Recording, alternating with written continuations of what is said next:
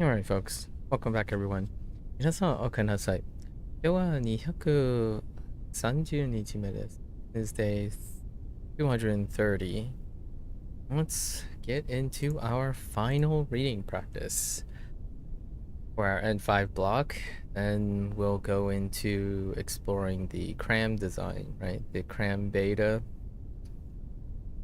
which was introduced 26 days ago to do some listening practice prior to our final thing this month, our practice exam.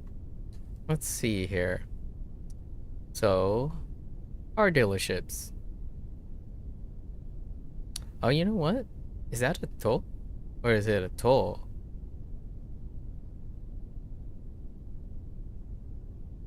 And then that's the yo? I guess, yeah. Toyota. Toyota.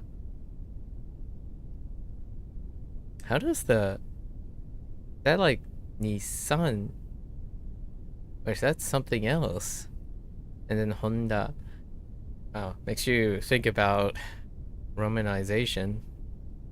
Alright, anyways. So they're clearly talking about cars in some way. What do we got? Oh, talking about buying a car. 車を買う。ね? Okay. Let's take a look. Or let's have a listen. 車を買う。ええ。車を買うつもりだけれども、どこか近くに車屋さんはありませんか？ B。はい、あります。車の会社は何にするのですか？選ぶ時のアドバイスをあげますよ。トヨタや日産やホンダの中で一番好きなのは？ A。日産の車はまだ乗ったことがないです。トヨタやホンダが好きなんです。B。ホンダの車にしませんか？かっこいいのはホンダの車です。A。いいですね。ホンダの車には乗ったことがあります。運転するのが下手で安全な車がいいです。B。ショップに行って見たり運転したりするといいですね。運転するまで決めない方がいいですね。A。かっこよくて小さい車にします。アドバイスをありがとう。この飴をあげます。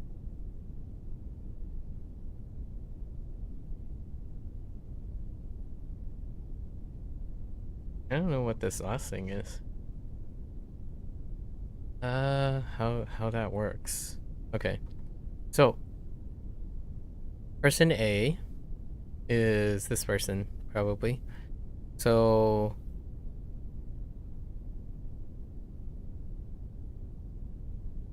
I plan on buying a car, right? But yeah.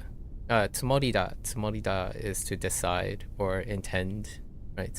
So, tsumorida, and then keredomo, very formal, but there aren't any car shops nearby. Are there any car shops nearby? I guess there aren't any car shops nearby.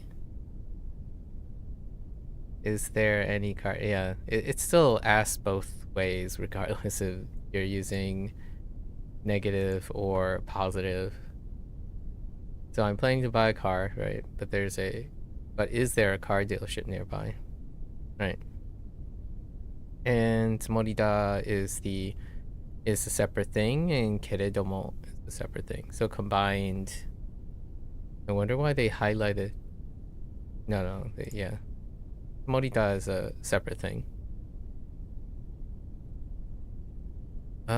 This requires a little bit of a step because it's technically in the negative, and the English is in the positive, right?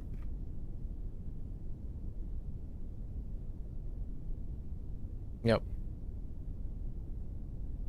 And the second person is like, yes, there are.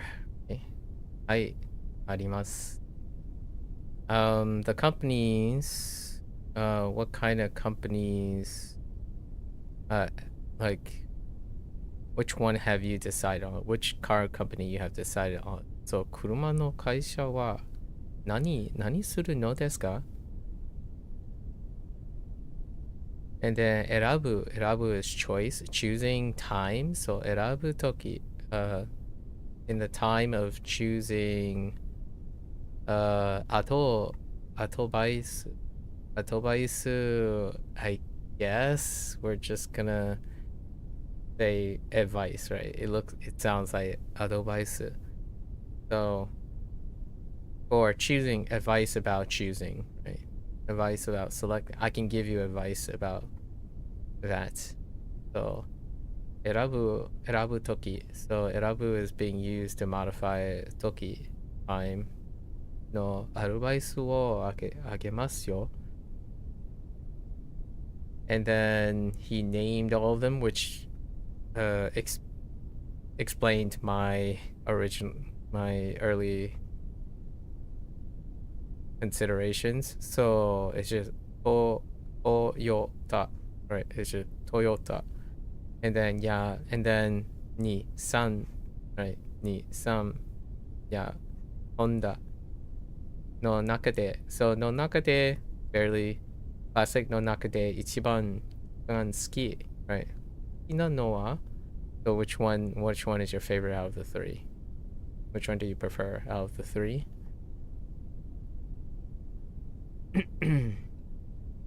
So yes, there is. What car brand did you choose? I can give you advice when choosing.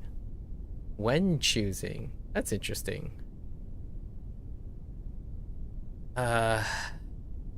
Okay, I mean, fair enough. When choosing feels more like it. I can give you advice about choosing. So that's kind of, I suppose the when is coming from the Tokino. When choosing. That's fair. Actually. That's fair.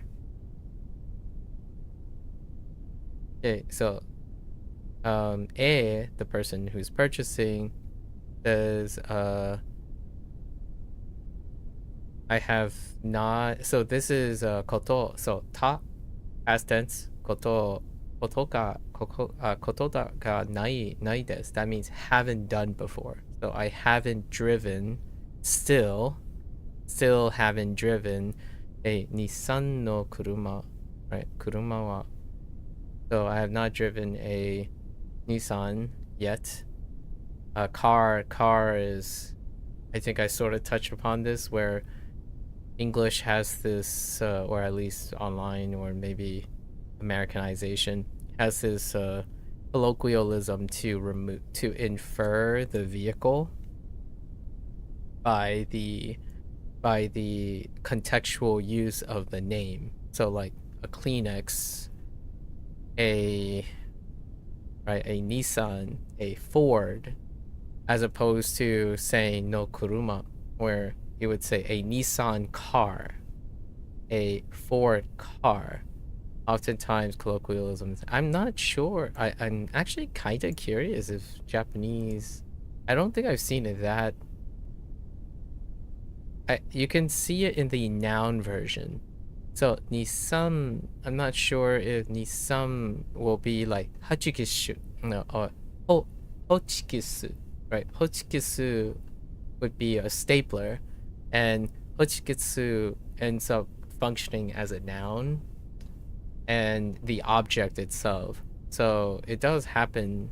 I'm not sure Nissan with Kuruma makes, or they prefer to like specify. Typically, when I'm speaking to someone who may or may not have a code swap, I would be more specific. So that's an interesting consideration. The reason why I say that is immediately out of my mouth, I said that I still haven't driven a Nissan. So that would cause me to drop kuruma in this. So if I were to say something else, probably say like Nissan wa mada notta koto ga nai desu, right? Because of my habit of dropping what's inferred. But you can do things like pen, hochikusu, right? Things that are like that. So it'll be interesting how if I'm gonna pay attention to this or not in the future. And then she said that Honda or Toyota ya Honda ga so they like Toyota and Honda, or Toyota and Honda. I have to like articulate a lot more now because I'm getting a lot of the pronunciations, the different regional pronunciations different. What was this? Nissan, right? Nissan. Or even British is different, right? Nissan, and I heard Nissan before. And then Toyota, and Honda is fine.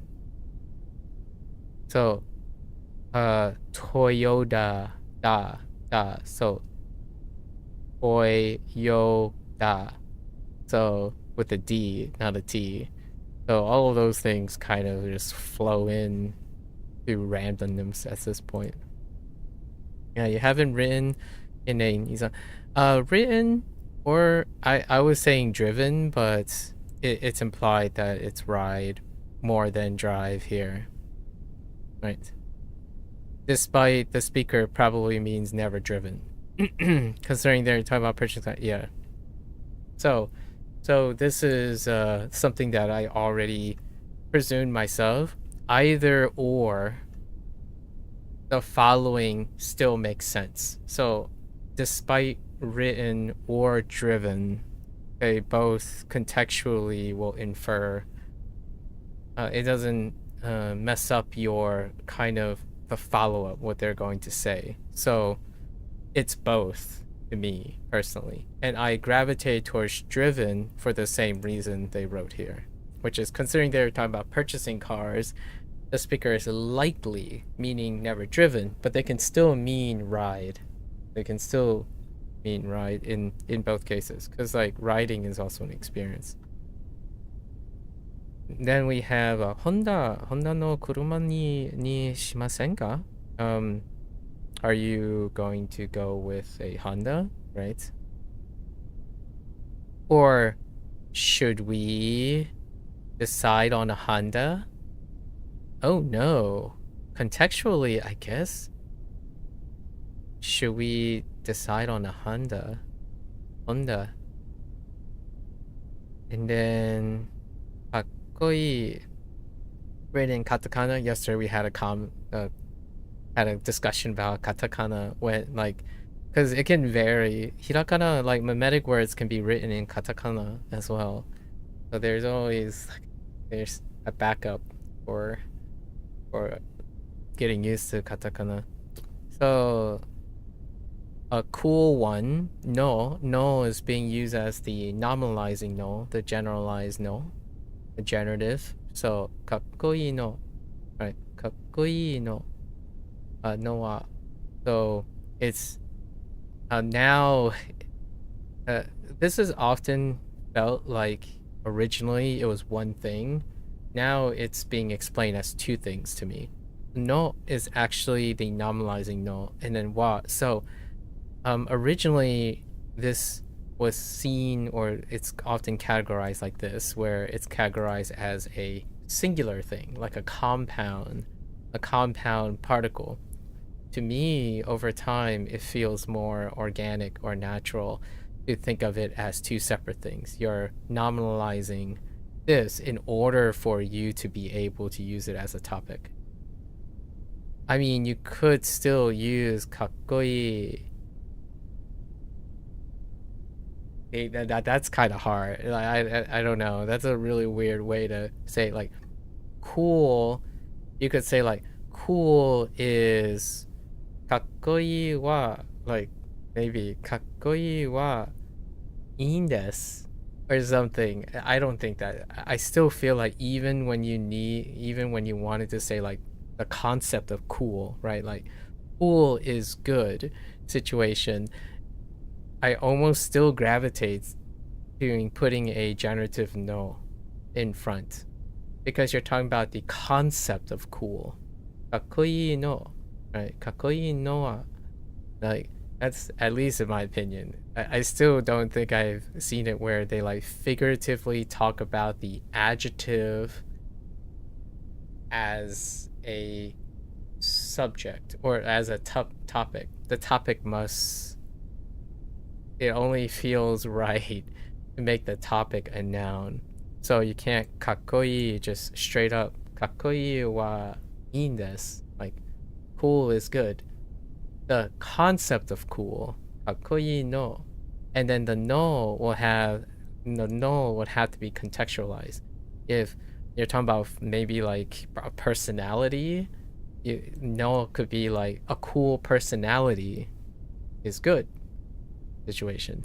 Anyways, it's kind of nice to have that feeling, developing that feeling like, wait, I need a normalizer here or else it won't mix, like it will feel weird. It will feel weird to say just cool, the topic of cool, the adjective cool. That doesn't make any sense. Anyways, that's some of the stuff that I'm thinking of nowadays. And then we have Honda no kuruma desu. Ne? Right? So, the one with stylish cars is Honda.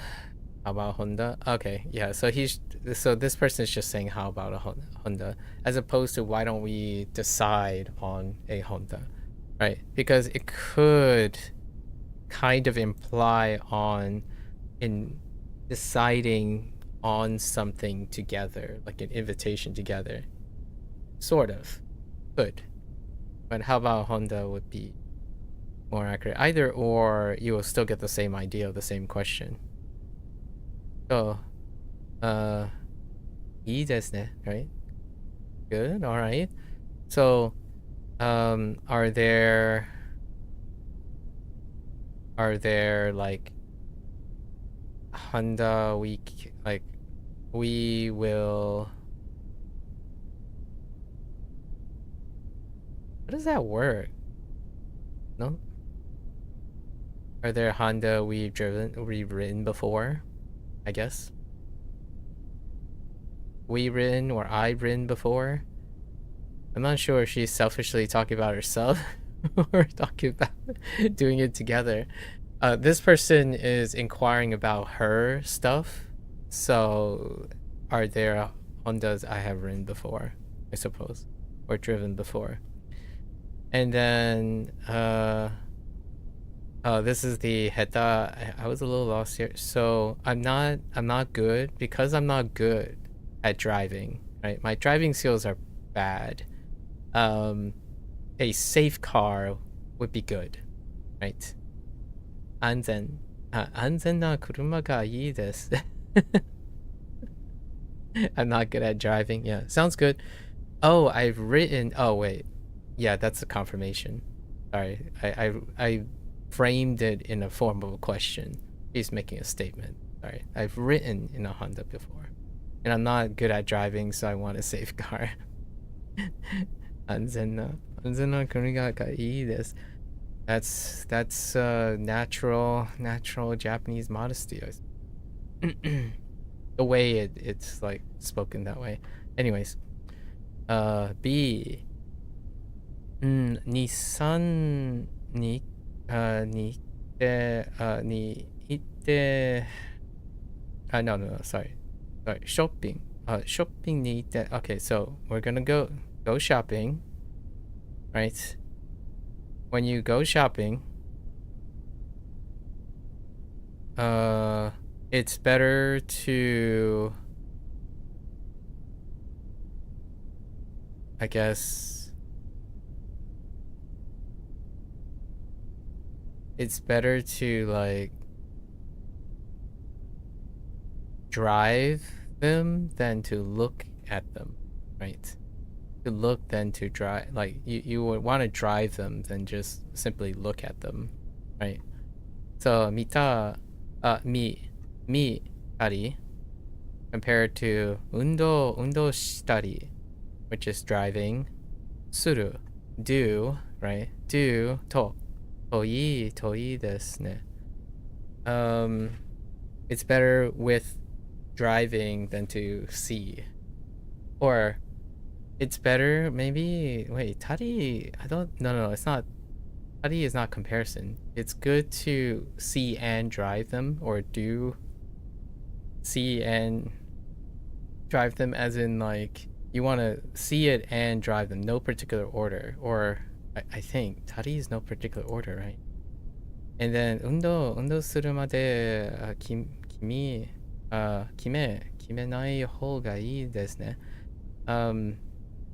It is better to not decide until you drive it. Right. Oh, it's a showroom. Oh, shofu. Shopu. Oh, it's not short for shopping. Okay. Oh, that explains. Oh, no, wait, that doesn't explain the ni. So, shopu. Stands for showroom, not for short for shopping. Interesting. So when you visit the showroom, right, it's a good idea to look around or do things such as look around and test drive. Test drive is understood here. I don't know where the even is coming from. Maybe it's the how the suruto ii desu ne, or that's and yeah. Tari gives you and stuff, so it's non-exhaustive. So you can do things like you should do things like look around, test drive, and then so on, right? Suruto here is just I'm not sure.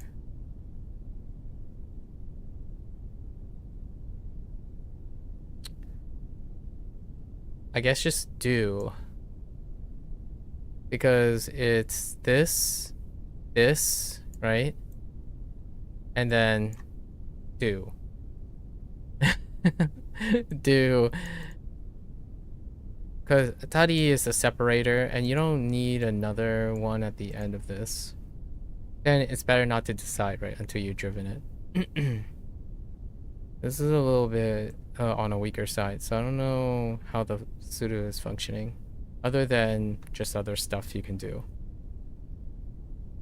Okay, and then we got, and then now we swap from kakkoi in katakana to kakkoyokute, and kakkoi is the functional part of the adjective, and it functions like yoi.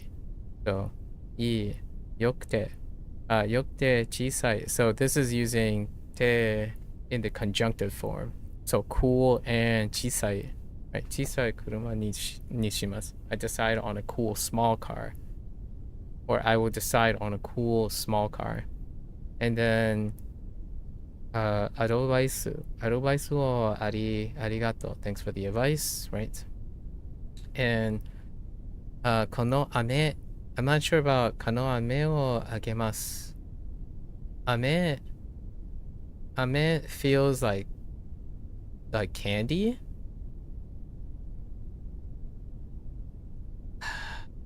I don't know where this was going. I didn't think it was gonna mean candy because it kind of feels weird.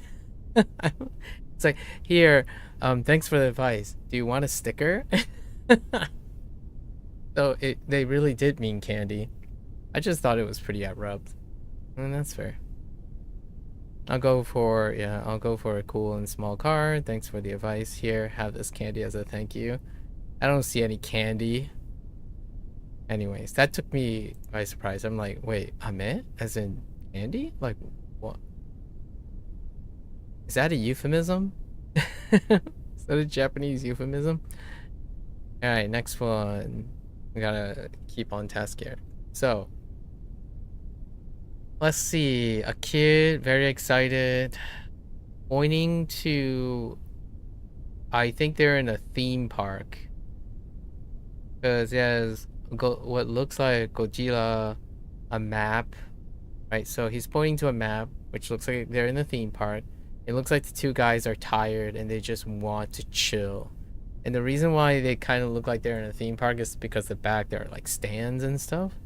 So they're either in like a theme park or a fair or something like that. And the kid's just way too energetic. Let's see, what do we got? Kotomo to Dobutsuen. Oh, a zoo. And what the heck is this? What? How is this in a zoo? It's probably just decorative. So, fair enough. Alright. Let's see. What do we... Oh, we don't have any audio, so we're gonna read this. So we got the father, Chichi. Chichi... 夏休みにどこか行く? Probably talking to someone younger. I'm gonna guess the son.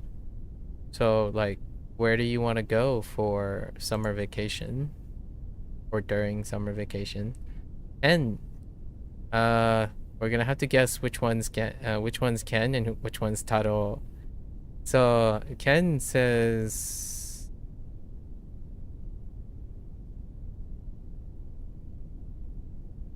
What in the world is... He...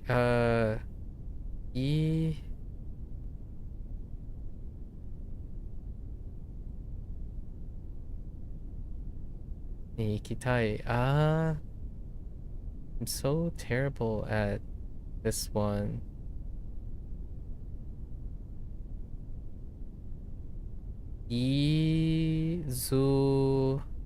Disney? Oh, Disneyland. Disneyland. I want to go to Disneyland. Okay. Disneyland. Interesting. In Disneyland, Lando ni ikitai. Ne? Okay, so I'm guessing Ken is the kid. Alright. Taro.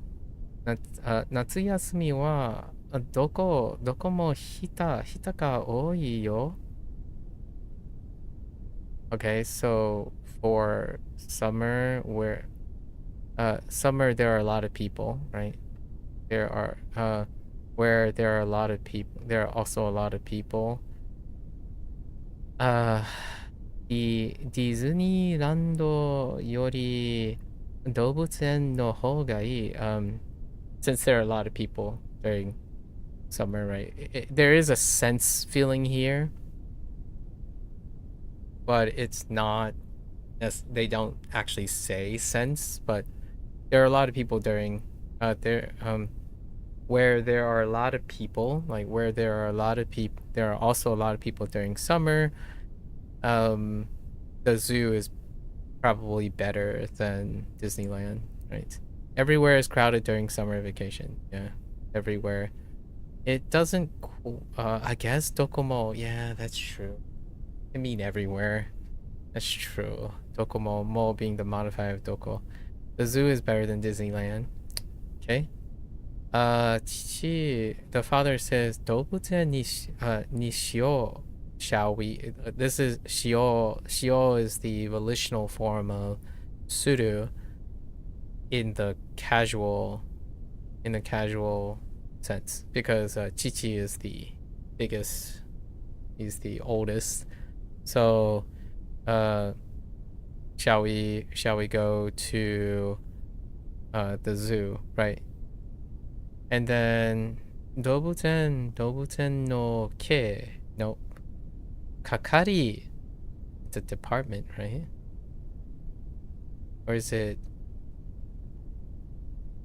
what, the kakari? No, department doesn't have the left side. Relations? Kakari no hito, hito ga, no, iriguchi. 入り口で座ったステッカー、ステッカーをくれるって。I'm guessing finding people who are in charge. We gotta find the entrance, right? The people at the entrance to like ask how much it's going to be for a sticker or a ticket, right? Give stickers at the entrance of the zoo. I heard they give. Oh, it's just straight up just give stickers at the entrance of the zoo. All right, that's fair. And they is the kakari no. So this is kakari is relations. So people who are related to the zoo. So they, as in the people who work at the zoo, right? People who are at the zoo, or maybe it's people. Hold up. I do. Kakari is a read that I am getting wrecked. So duty, yeah, people in charge. Or connection or linking, right? Linking. Okay, so that's still fine. Kakari though, man, that read is not in my back pocket. Yeah, that kanji helps, but that read, Kakari. And then, what is this? 動物園に来てから。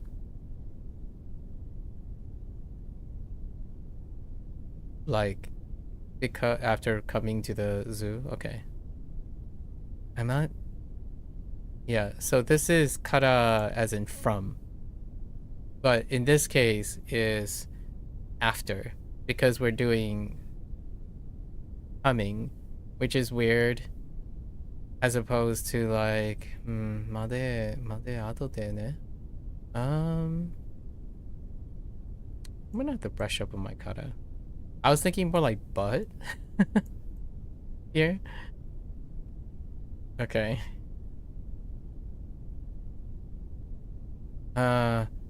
So this is a narration. Double quotes or like double carrots. It's a narration as in, okay, they arrived at the zoo now. So they're at the zoo, right? From the moment they arrived at the zoo. So technically after coming to the zoo, right? So now they have arrived at the zoo. And then Ken said, lion. Oh, is that a lion? No, that is. Lion ya kirin o mitai. I want to see the lion and the giraffe. Or a lion and a giraffe. Typically I refer to them as the lion or the giraffe because they might have that specific thing, or lions and giraffes.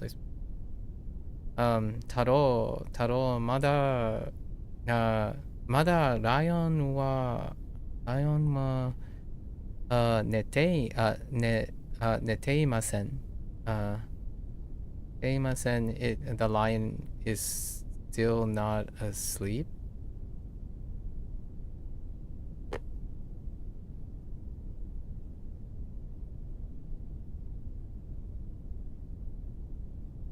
Okay, that's fine. So like they can see the lion because the lion's still right. This is saying the lion is still asleep as opposed to saying the lion is awake. So that's where I was like, I guess like you could say the lion is still awake as opposed to the lion isn't sleeping yet. Chichi sono ni shiro kuma. Oh, polar bear. Shirokuma ga iru yo. There's also a polar bear over there, right? Or there somewhere. And then 同じところを行ったりしている.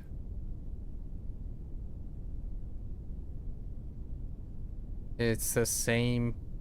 So it's the same place, come and go. Like it's wandering around. Yeah. Oh, onaji. Yeah, yeah.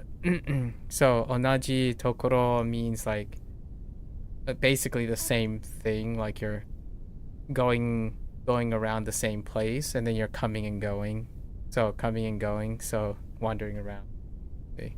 Great way to simplify that. I wonder if it's a stock phrase. 行った、行ったり行ったり来たり、right?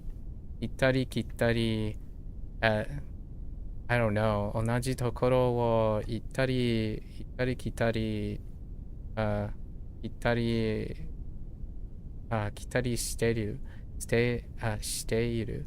I'm not sure if that's a stock phrase, but wandering around is a nice way to summarize that. ハロー says, Saru, monkeys. Saru o mini ikitai. I want to go see the monkey. So to go, want to go to do something, see the monkey. That is a little bit different. It's a swap up in the way the structure is. Then saru wa ki. Oh, this is like on the tree. So how does that work? I guess it's kinobori. Yep. So they're climbing. Kinobori o suru no ga jouzu da yo. They're good at climbing trees. Right. Monkeys are good at climbing trees. And Ken says, 今から from now, right now. 今から行くつもりだけれども what the panda? Okay. Pandaを見てから行こう. So,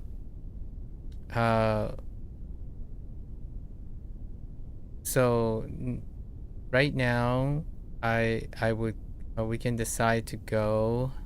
Right now, we can decide to go, but we should from there see the panda, right? Or let's see the panda, then go. Yeah. From this plan. So we plan on going to see them now, but let's see the panda first, right? Or before that, see them first. But let's see the pandas. And then Taro says, Panda mo kawaii ne. The pandas are cute too. Then the father is like, Panda no kodomo wa mada ki nobori ga eta da. Baby pandas, basically. Baby pandas aren't very good. They're still bad at climbing trees, right? Although I wouldn't say adults are very good either. I'm not.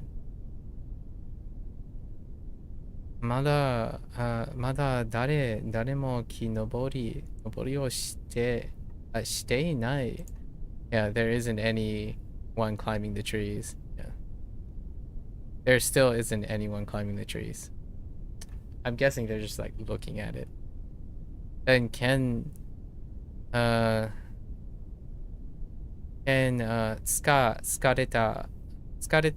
is for being tired. Skareta kara, so what from like we're pretty tired, so from being tired, what is that? Benchy. Oh, benchy. Sitting on the bench.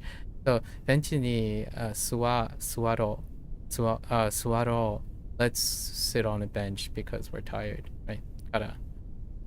From and because they still mean the same thing to me now because they're both under kara. So like we should sit on the bench from the reason of being tired. So because we're tired. Then mada genki na no wa oh, they're brothers. I see. Ototo da kedo Dakeda yo. Oh no, wait. Whose brother?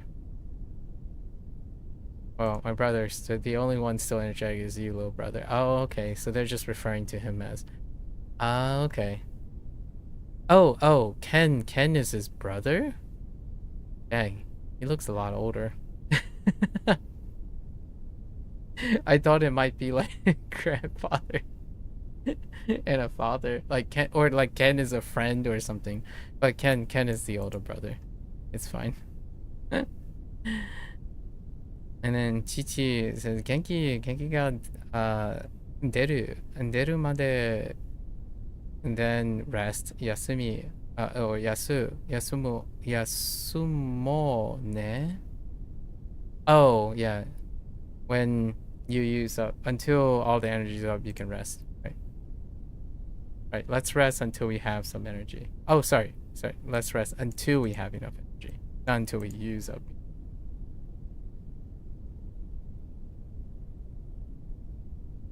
So my guess is this is the father, this is Ken, and this. Oh no, this is Taro. This is Ken. Or this is Ken. This is Taro. Yes. Hey. Alright. That's okay. What's our next one? Hospital. Possible headache. Did have a passage like this before. 病院. Right, 病院. Hospital. Okay. 病院。頭が痛いので病院へ行きます。近くの病院にするつもりです。病院に来たけれども痛くなくなりました。私は説明をするのが下手です。紙に書いて説明するつもりです。頭痛の薬をもらいました。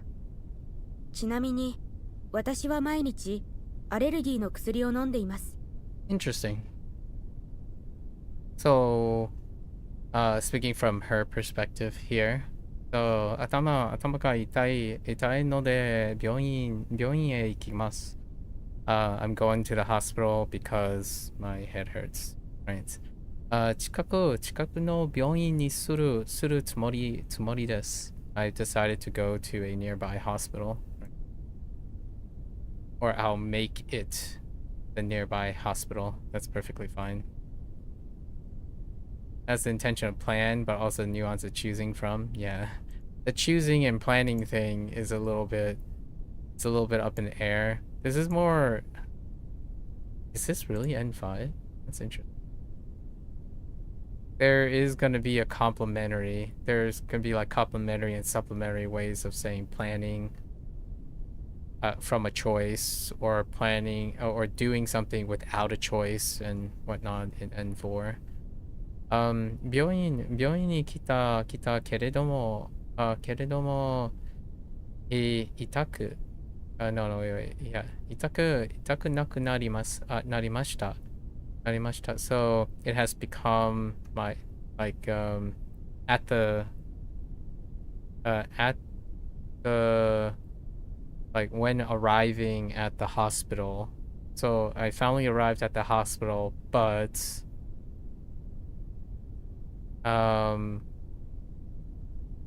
the headache stopped. It stopped becoming painful. But the pain has gone away. Yeah.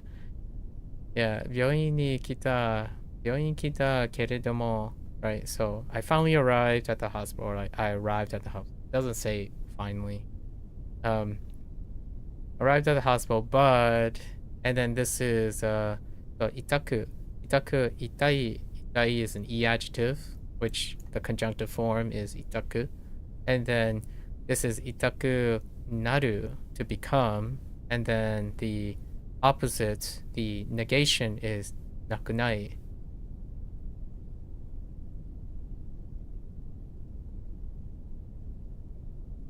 No, it's not. Itaku and then the negative form is itakunai, and then the adverbial is itakunaku, naku, and then it's naru, and then past tense of naru is narimashita.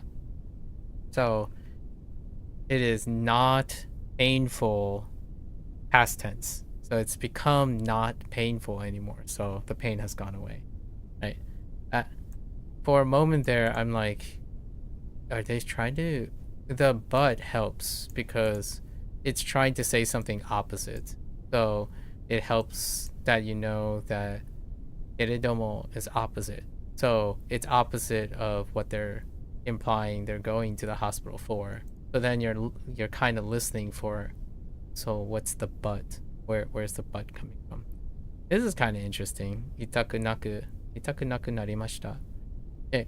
Then 私は、this is 説明をするのが、そうのが下手、right? 下手です。So this is to explain.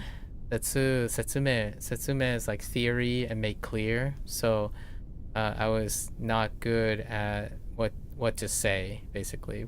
How to explain this one. The act of explaining. So I was bad at explaining. No is a normalization of 説明をする to explain.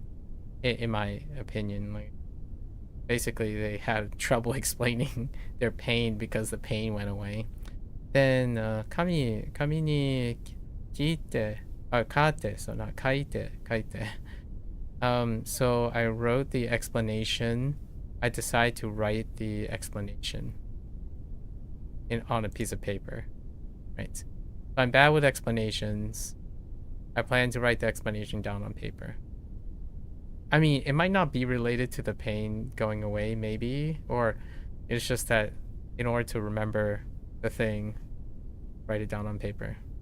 Let's see. 紙に書いて。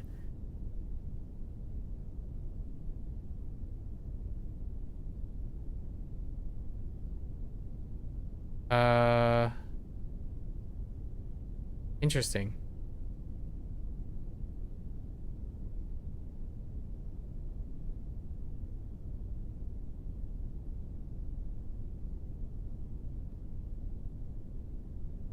The problem I'm having here is it this or this?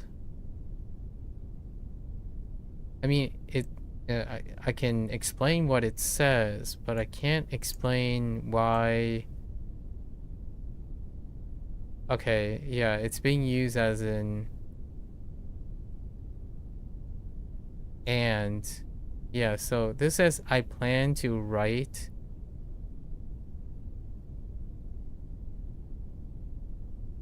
the explanation down on paper.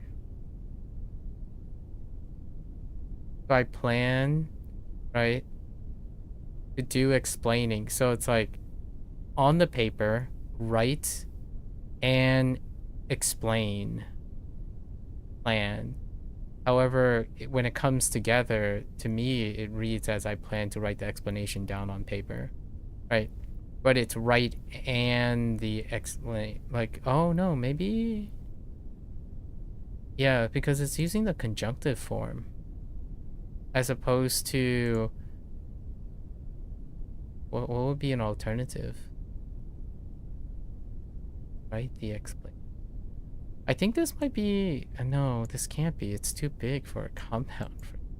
That's interesting. This structure is harder to explain if you're looking at the grammar point. So I'm trying to break up the grammar point. This is using kaku, and then using the te form of kaku. So it would be to write and explain on paper. So I've decided to write and explain on paper. When you combine it interpretively in English, I plan to write the explanation down on paper it's okay. I still think this is saying I plan to write and explain on paper. because the down would suggest that something else. I'm not the biggest fan on English phrases that ends in a like a verb phrase that ends on a preposition, because it often puts another preposition next to another preposition. So like, I plan to write the explanation down, write down, and then on paper. So I don't know. I think saying I plan to write and explain on paper is perfectly fine. Write and explain. No prepositions, right? Not write down or explain about. Write and explain on paper. So then, you can combine them. What is that? Zutsu. Interesting. Zutsu. So head pain no usuri, right? Headache medicine, head pain medicine. And they receive moraimashita in the past tense. Morau in the past tense. And then chinamini is by the way, right? We learned that, by the way. I have allergies every day, basically. Or I take allergy medicine every day. So, and then this is a special point. Nondeimasu. Nondeimasu is being used here because it's a routine. It's a habitual use. And it's given off by mainichi. Nonde is an active, like nomu is an active thing. So you want to use, it's not one of the exceptions. Existence is one of the exceptions of still having like a habitual thing or a state when it's said every day. However, you have to use eiru for mainichi because it's a habit. It's a state that you're consistently doing. So this would be has been doing with repetition, right? So that's kind of one of the special ones. And it was very much emphasized in the topic section. So kind of nice to see that. So I receive headache medicine. By the way, I take allergy medication every day. Cool. Oh, goodness. Okay. That lack of spacing. All right. Let's see here. So, why is he so shocked that someone is mopping and cleaning? What's happening here? What is this reaction? All right. 学校の掃除の時間ですね。Cleaning the classroom, the time when we clean the classroom, or school cleaning time, yeah. Okay. Alright. 学校の掃除の時間。僕は日本の学校に通ったことがあります。Okay. 日本の学校では毎日生徒が掃除をしています。Sure. 学生たちは掃除をするのが上手です。Mm-hmm. たまに掃除をするのが下手な生徒もいますが、他の生徒がその生徒を助けます。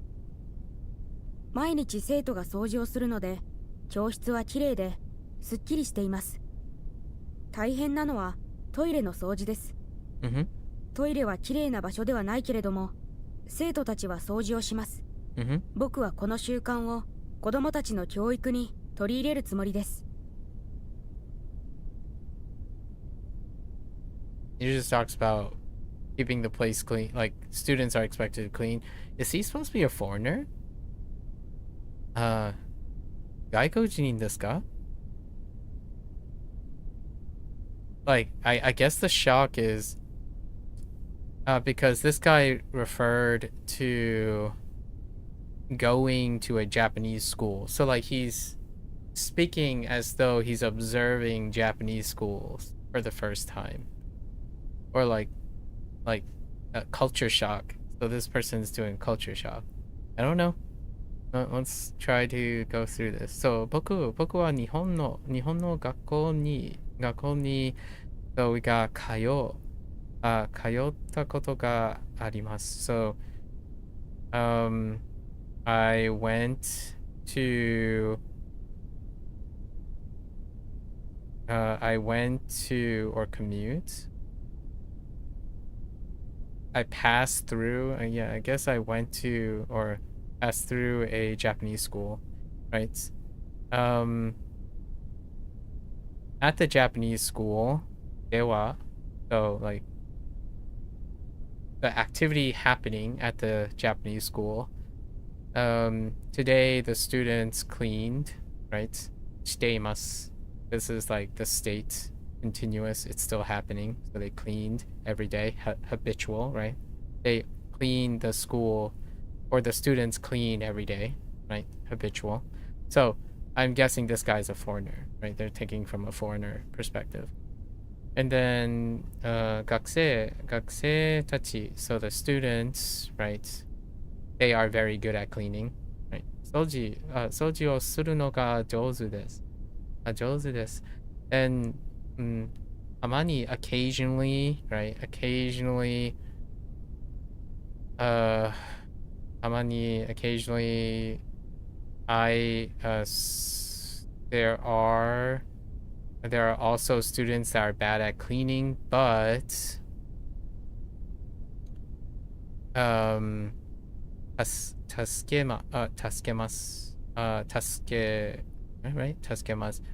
the other students, those students help, right? The other students. So the other students help those students that are bad at cleaning, right?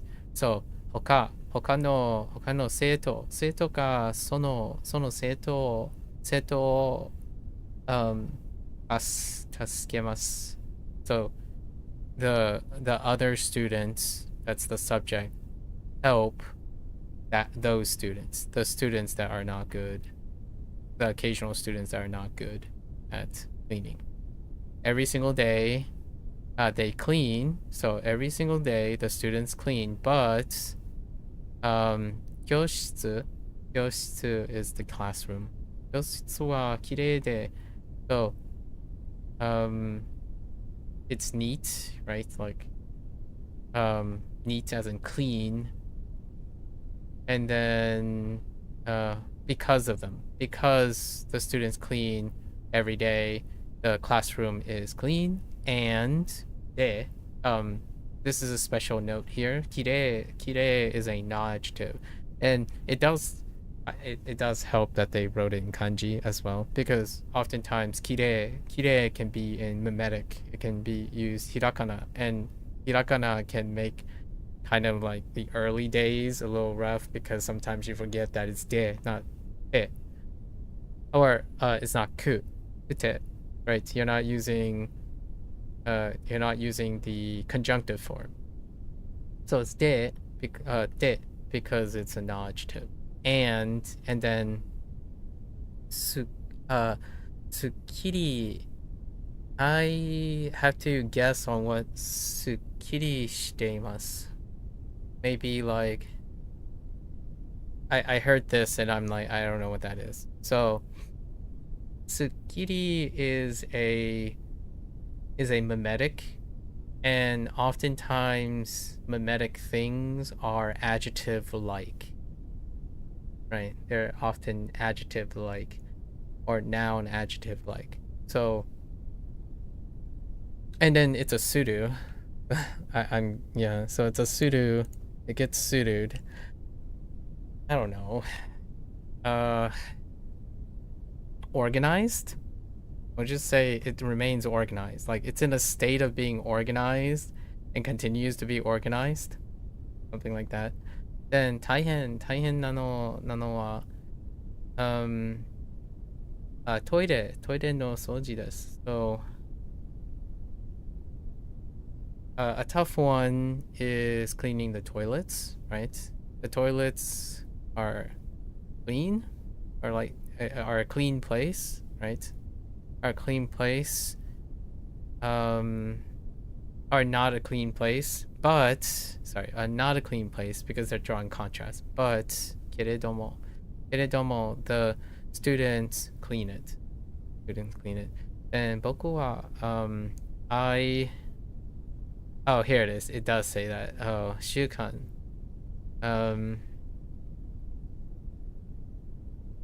How does this work?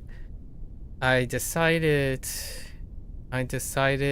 to apply to kyoiku to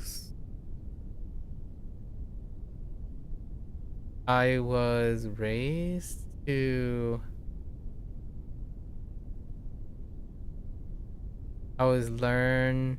I intend to adopt a child and raise them, or oh no, I intend to dot this practice. Oh, it's practice. Oh no, this is practice.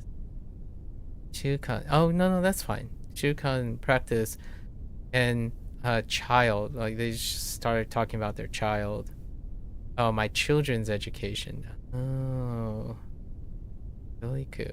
I thought this was raising my children's like upbringing. But it does make sense where there's the teaching and raising at the same time. So that would be an education. Interesting.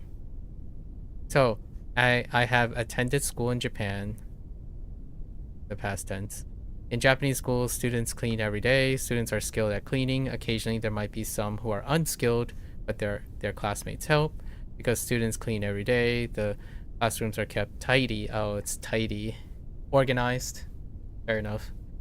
The only thing I could think of is neat and organized being together. So, sukkiri suru is tidy. Close enough. And the most challenging part is cleaning the toilets, right? Taihen no, the tough part. Cleaning toilets is tough, but while toilets may not be the most clean place, oh, that's a way to soften it. Because of using, oh, but it's nai though. It could have been more formal, even more formal, but oh no, wait. No, you can't. Sorry, not in the middle of a sentence. You can't actually like use tene go or like the mas form in the middle. Typically it's awkward to do it in the middle. It's always at the end. So because it's shimasu, this is more polite, and then keredomo is even more polite. So I can kind of see while toilets may not be the most clean places. So that's where the may is coming from. It's an important thing that I have to read in the context of the whole sentence as opposed to the clause. Must form is at the end of a sentence. So you have like a long conjunctive conditional sentence.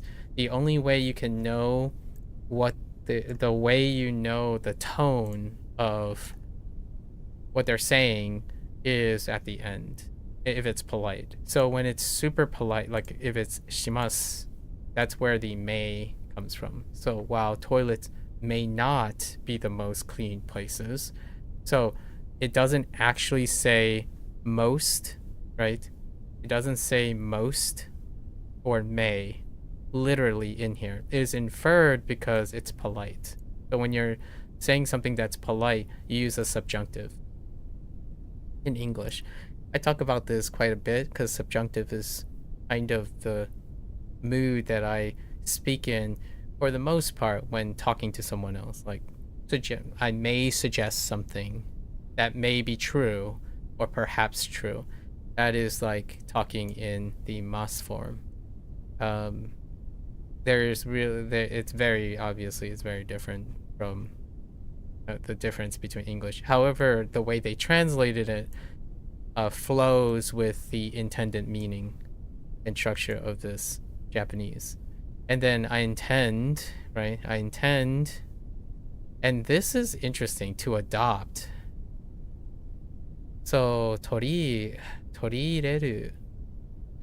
like torireru, like I would say this is decide to take up and bring in, like take up and bring in the education, or bring the children's education, or bring which one actually?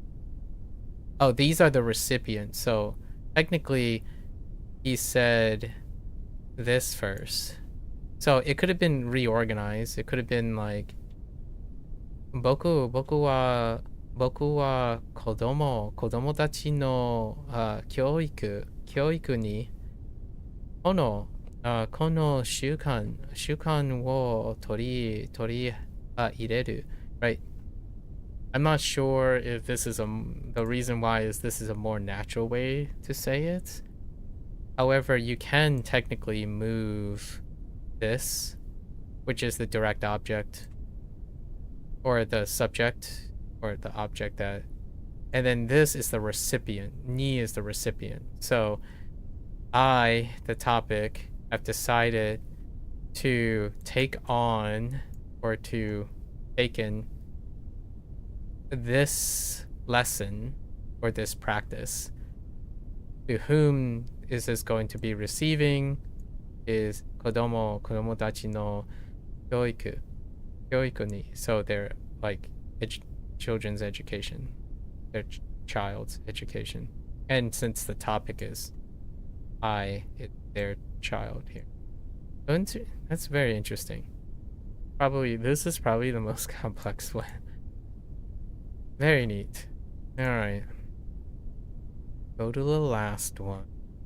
This is our last and final one. So we have 2 flute players. Maybe senpai handing something to kohai for help. That's an interesting way to illustrate blushing. Kind of. Yeah, it's a kind of interesting way to do it. Okay, so what do we have? I do not know what that first thing is. Oh no, wait, maybe. Chi? Oh no, what is the second thing? Oh, performance. It's a... So... music performance group. No... Yeah, senpai to kohai. Yeah. So what is that? Suiso. Oh, okay. Suiso gakubu. Like a concert band. Okay. Like music group. So this is music group and this is performance. These two lead up to performance. Sui. How does sui work? So, whoops. Yeah, suiso playing. Oh, okay. It means, oh, blowing. That's right. Blowing instrument. Wind. Yeah. Sui for, what is sui? Chu? Yeah, chu zhou, right? So suiso. And then the second part is self-explanatory, gaku, music, and then bu is a group, a unit. Okay, let's see. 吹奏楽部の先輩と後輩。後輩。先輩、フルートを吹くのが上手ですね。プライベートレッスンを受けたことがありますか？ Whoa. 先輩。うん、あるよ。あなたは演奏するのが下手じゃないけれども、あなたも受けた方がいいね。私はレッスンで先生からいいアドバイスをもらったよ。あ、そのアドバイスをあなたにもあげる。後輩。ありがとうございます。毎日練習しているのですが、もっと上達しなくてはなりません。先輩。あと、この練習用テキストはその先生がくれたの。これも読んだ方がいいよ。難しいのはテキストの10ページから。後輩。ありがとうございます。毎日そのテキストで練習をするつもりです。綺麗で伸びやかな音を出したいです。伸びやか? Oh, wait. Interesting. 伸びやか音? No, auto. Okay. Alright. So, Kohai, the junior. Senpai. Self-explain. Senpai. Flute. That's the flute. You're very good at playing the flute, right? Fuku is, it's gonna be translated to play, not you blow. You are good at blowing the flute, right? It's kind of like hiku. When you're pulling a string, you're like guitar, fuku or hiku, right? You're pulling the string, but it still ends up being play. You play the flutes. It's contextual why you would use that. However, I kind of like to specify the activity while still generalizing the meaning, right? So you're very good at playing the flute, right? Like ne, emphatic. Then I puraivo less private,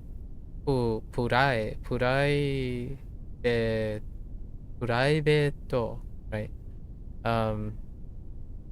Private lesson will, like, do you take private lessons? Do you accept private lessons, right? つけたことがありますか? So why past tense in koto?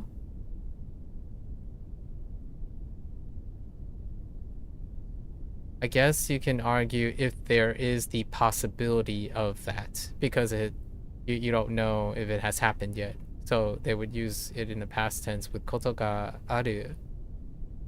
Right. Oh, have you taken private? Oh, no, that makes sense, actually. That makes sense even more.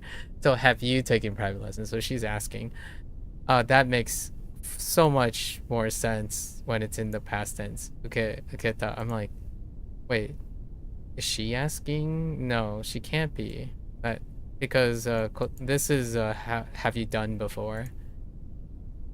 After reading that, all right, so that makes sense. And then, oh, that explains that flows better in the next sentence. So the senpai says, yeah, there are, like, I have aruyo. I have taken private lessons. And then he said, you don't get good. However, you don't get good. You don't just get or you're not bad. You're not bad at performing. This is enso. Enso n is performing. So you're not bad at performing, but you can, like, it's better to, like, you should also take some lessons, right? It's better if you also take some lessons. And for me, lesson de sensei kara, so he got he received, right? Moratta yo. He's speaking in the past tense in, again, the casual form, because he's the senpai. They took private lessons. They received private lessons from a good sensei, or a private sensei, a private teacher, right? Then he's like, oh, wait, I can give you something, right? I can give you advice, right? I can give you that advice, like pass on the advice that he also had. I can also give you that advice. Nimo. So this is anata ni, which now, again, Nemo can be viewed as one thing, which I no longer do, like Noah and stuff. Compound, you have to know that anata ni is the recipient. Ageru needs the recipient, or you would want the recipient. So anata ni, and then mo is the also. So they're two separate things. Oftentimes, whenever, in my opinion, when I was, like, earlier on, looking at particles, it's kind of tough without understanding the relationship between the two of them, and then they're separate parts. I think, to me, it's a lot it's a lot more natural transition if you understand and get very familiar with the separate particles before looking at it as one thing.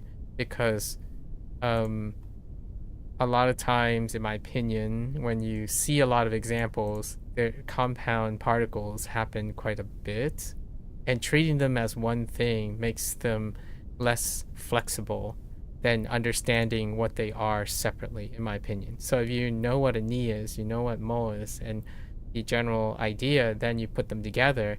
That means that when you hear ni mo, you can also hear ni and mo, in my opinion, personally. Like noa as well, dewa, even keredomo, like kere and domo, noga, right? Noga as well. Olga, hoga yi, demo yi, demo and yi. So like, at least that's what I've come to really appreciate. So if you stick with practicing your foundations over and over again, it becomes very natural to read and listen to. At least that's what I come to appreciate over time. So that's what he says. Yes, I have. Your musical performance isn't bad, right? So, enso no ga heta janai, right? Heta, enso suru no ga heta janai. But, keredomo, you should also take lessons, right? あなたも受けた方がいいね. Then I received good advice in my lessons from my instructor. They actually, not private, sorry. That's just lesson. It just says lesson. Lessons from my instructor. I was projecting that they are inferring their private instructor. And then also I'll give you that advice to you too. Then kohai, arigatou gozaimasu, right? Thank you very much. I will, I practice every day, but I must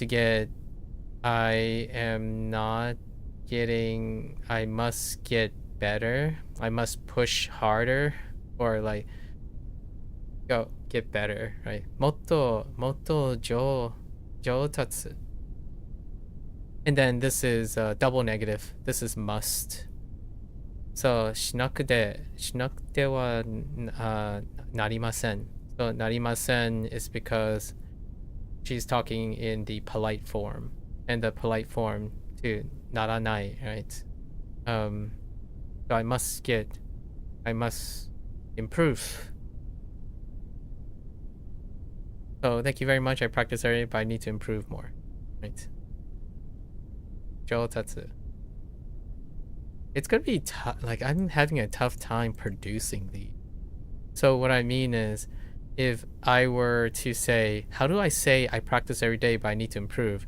I can't produce these. This is reading practice. I understand this is reading practice, so we're not producing anything.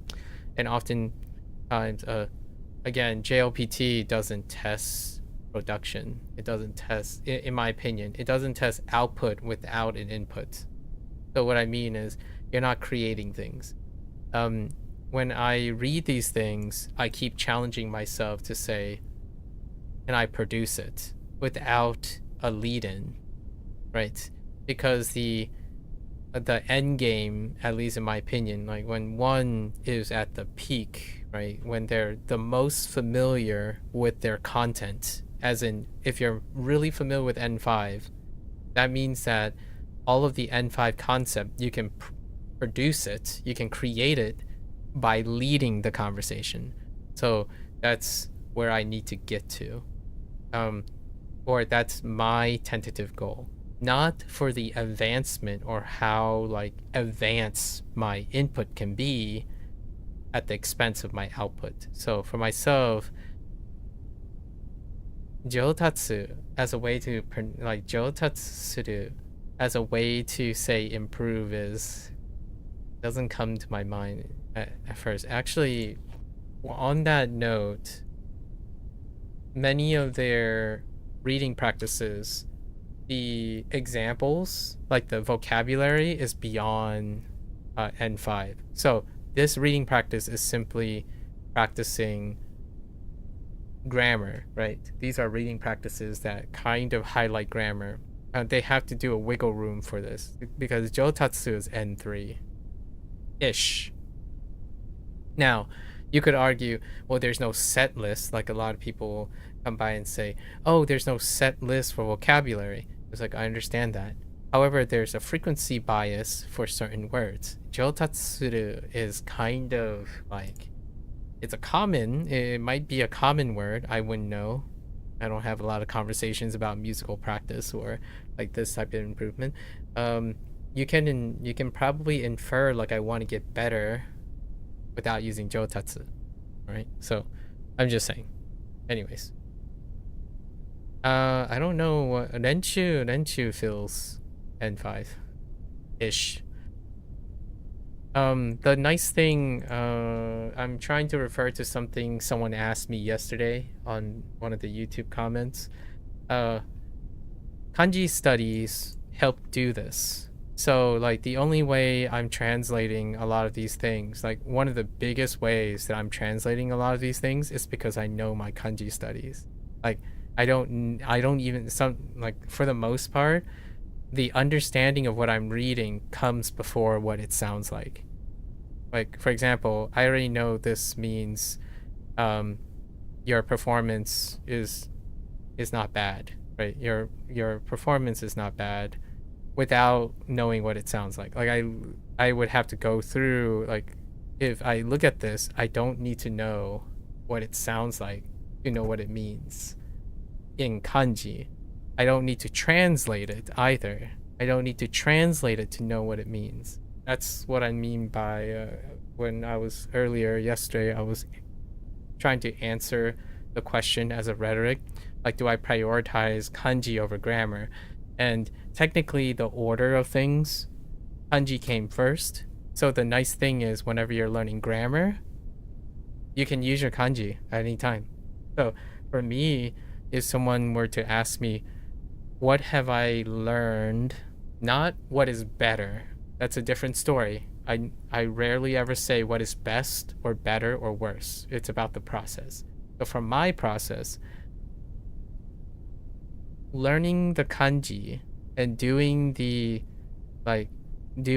your kanji studies, whether you go on to grammar or sentence structure or paragraphs or greater reading, the concept of a script and imparting and feeling their, like, intuiting their meaning is going to be there no matter what.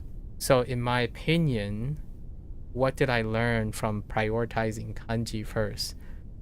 Everything you do after is an opportunity to use kanji. So for me, that's what I have done. If I invested in kanji, it would be used the whole time. Now, if someone asks, well, what if your life was different and you started with grammar? Then everything down the road, I would reflexively change into a grammar exercise. So like, if I started with Bunpro, for example, and I would learn grammar first, then some vocabulary. And later down the road, I would use wanikani instead, right?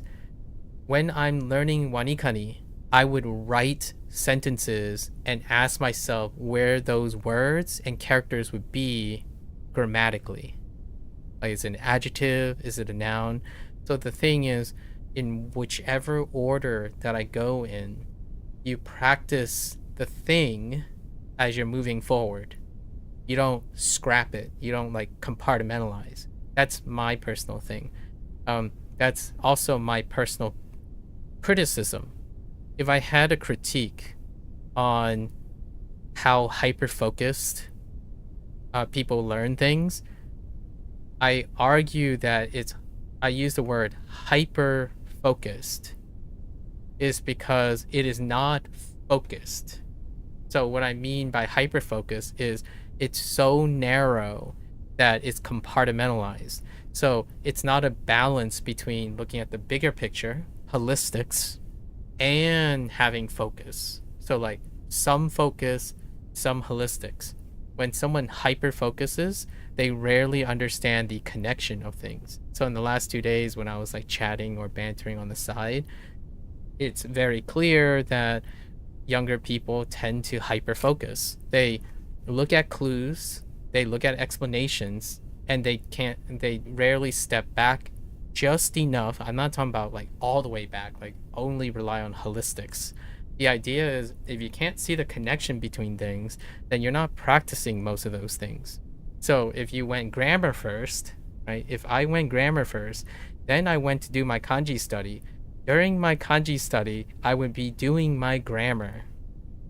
Like if I learned a character, right? A character, I would frame it with the word it's associated with and tell myself, well, what type of grammar would it be? Is it an adjective? Is it a noun? Where would I find it in the sentence? Because I already have grammar available to contextualize. So anytime I go on to do another activity, all the previous skills have to come along for the ride. They aren't compartmentalized. Like when you're listening, you're also speaking. Like when I listen to something, I'm speaking something. When I'm reading something, I'm writing something.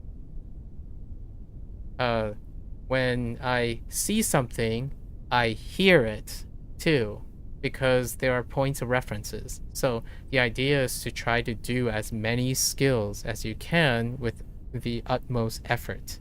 It makes everything, like, in my opinion, a lot more effortless later. So the stuff that I'm doing now, this stuff, in a matter of like 4 days, I can see myself doing this for the rest of like the next year or two. The idea is you don't give up on your due diligence. So to me, that's kind of a slight pet peeve whenever I hear people say, well, you stack your routine. You study words with this, you study sentences with this, you immerse, you sentence mine with this. And I'm like, you can learn words so that you can incorporate them into your sentence exercises, which then your sentence exercises can be incorporated into the way you mine your sentences. So that you don't practice only those things. You don't practice you avoid basically seeing the connections. Like, how do words relate to sentences, to relating to sentence mining, in which it requires word deduction to add to your Anki deck, which brings it back to your words, right? So without seeing the connection between them, then everything is going to feel disjointed. Obviously, you won't have a bridge. There's no bridge between them. And then the moment wanikani disappears, you're like, I can't think of a single vocabulary word when I'm reading sentences. It's like, well, yeah, you don't understand. You're not practicing how wanikani teaching characters and words connect or bridge with Bunpro's grammar, because you literally don't practice it. In fact, I would argue that most people would even forcefully separate them. So it makes it even more difficult, in my opinion, over time to connect them. So how do you get from listening and reading to speaking and writing? It's definitely not by avoiding it. Which, to me, that's one of my contentious points. Like, the hottest take I have in general over these 2.5 years is the idea that people keep on emphasizing that you only need input to suddenly magically know how to output things. Sufficiency is not the same as proficiency, right? It might be sufficient to encourage someone to produce something after a lot of output. Sufficiency, like, it's maybe the bare minimum. Like, you would have to do a lot of it, but the bare minimum to encourage output. It is through the act, the whole 9 yards, in order to create proficiency. So sufficiency is not the same as proficiency, and it seems to have been blurred over the over the I don't know how many years this has been happening. Like, it's almost obtained a cult-like status where someone thinks that practice can be substituted with non-practice or non-practice state. Like, somehow if you listen to a lot of fancy speeches, you will magically become a very strong speaker, in my opinion. Like what my impression that I get, in my opinion, 80% of the time it's the practice that eventually leads to the application of what you've absorbed. So keep on collecting your knowledge. Without a firm application of it, it not only does not get retained, the execution of it would not produce the reward of your alleged effort, right? Output, yes, output is not efficient, right? A lot of times there's this misnomer of output is not efficient. Yes, it's not as efficient as input. It's never going to be, because output requires, in my opinion, a disproportionate amount of your time to execute consistently, right? If you ask yourself, how often are you learning versus how often are you practicing, aka studying? Studying is the act of learning and practicing. If you look at SRS, the answer is pretty clear. You spend the vast majority of time practicing, not learning, right? Learning occurs when the novel concept is first encoded, and you hope to retain that through practice. The most generic, basic, lowest level of easily efficient active acquisition is memorization, right? That is the quickest way. So oftentimes SRS emphasizes just memorizing, and that's fair. Putting into practice is a lifelong thing. So, at least in my opinion, that's what I'm coming at here. The reason why this stuff becomes effortless is through diligence and practice and integration. Constantly doing more, making it harder. So, what was hard becomes easier, then you aim for more. So, how do you think in multiple languages? If you want, practice, not learning. You could know so much about 3 languages, and yet they can be purely compartmentalized if you do not practice them. That doesn't mean you have to. You don't need to want to do that, right? Some people are perfectly happy with taking their time and only speaking in one language at a time and expecting that everyone always speaks one language, right? Whichever language it is. Like if you go to Japan, you expect to speak Japanese, right? That's where you go to Japan for. For me, I go to Japan, I expect when I'm seen as a foreigner, I can use English or Japanese. However, I can attempt to use Japanese, and if they use English, I'll use English, right? I could even use English to explain my Japanese. I don't usually, that this type of dialogue doesn't come up. Most people would go there, it's like, oh, you know, I wanted to speak Japanese, but they keep speaking to me in English. I'm like, oh, okay. So have you tried speaking English and explaining why you want to speak Japanese? Like, right? Hello there, Chibi. Ohayo. Okay, we're getting to the end of our Japanese session today. How are you doing, Chibi?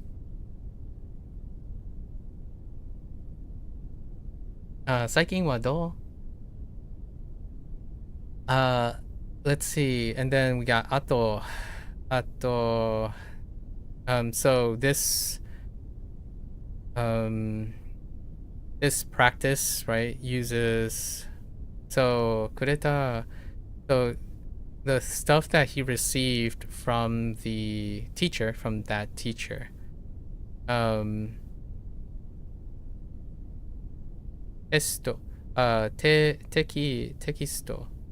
I'm guessing we're just gonna go with technique, like this practice technique that he received from the teacher, or like this like notebook thing, this instruction stuff. It's good.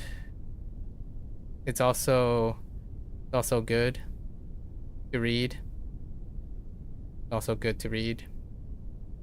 Then while it's hard, it is a hard one, and you should read from page 10, right? From page 10. It's difficult from page 10. You had oh no, you came too late. Yeah, you had a overnight shift the day before, so your sleep schedule is all messed up. Well, I hope you can get right back on that sleep schedule, maybe. What time is it for you there right now? So also, I received this practice text. Yeah, text. It's interesting that they tekisto from their instruction. You should also read this too. Right. It's difficult from page 10.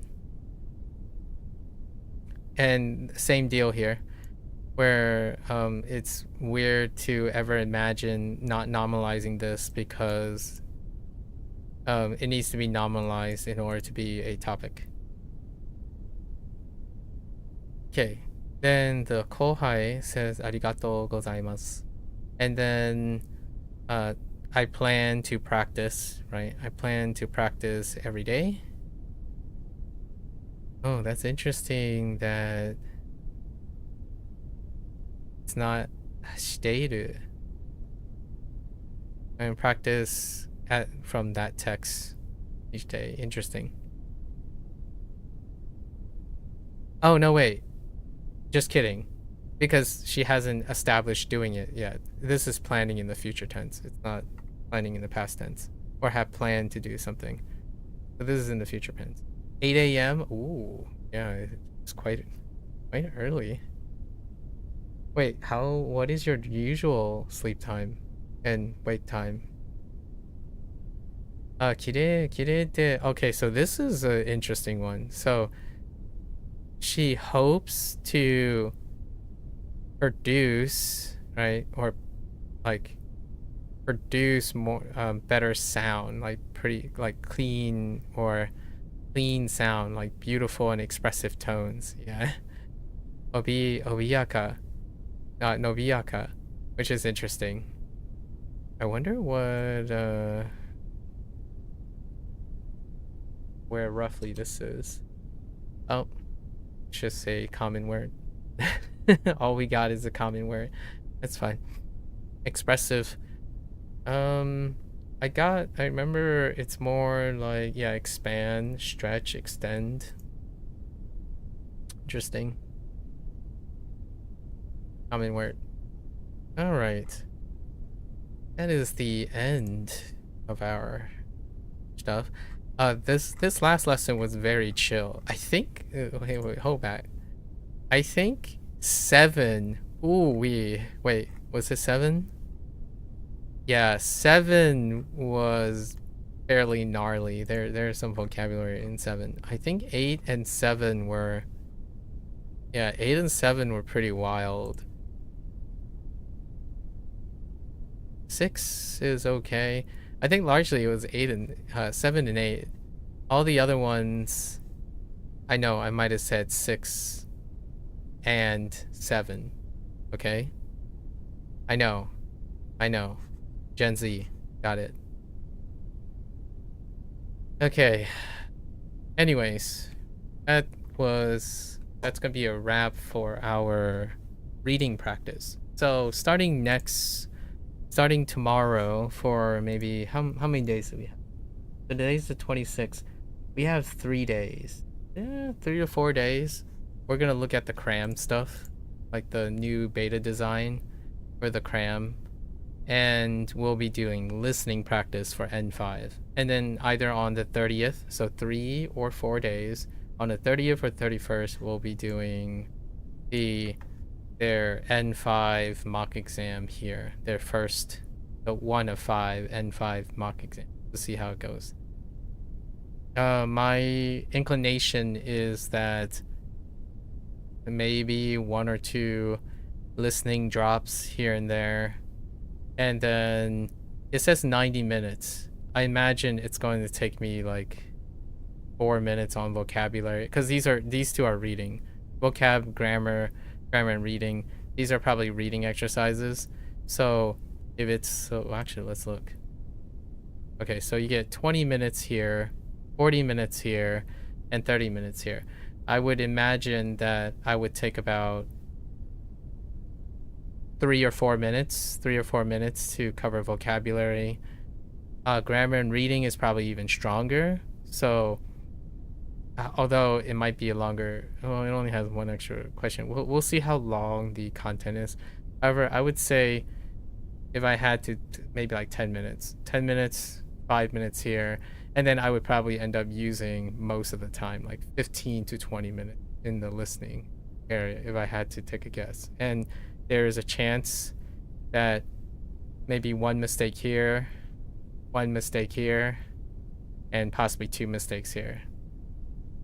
Knowing my years of how diligent I am. Usually I rarely ever assume that I would get all of the things because that's an upper limit issue. Do you ever practice your Japanese with an actual conversation? Why would I need to do that? Yes, or sort of. Yeah, sort of. Probably the first question you would ask, I would ask myself is why? Why would I do that? But yeah, we can have actual Japanese conversations. But when you're talking about actual Japanese conversations, you're talking about people who are talking to each other. It does reinforce what you learn. Lots of things reinforce what you learn. That doesn't explain the motivation to do so. Also, do you ever have Japanese with actual conversation? And we're not talking about like this. This is texting and speaking.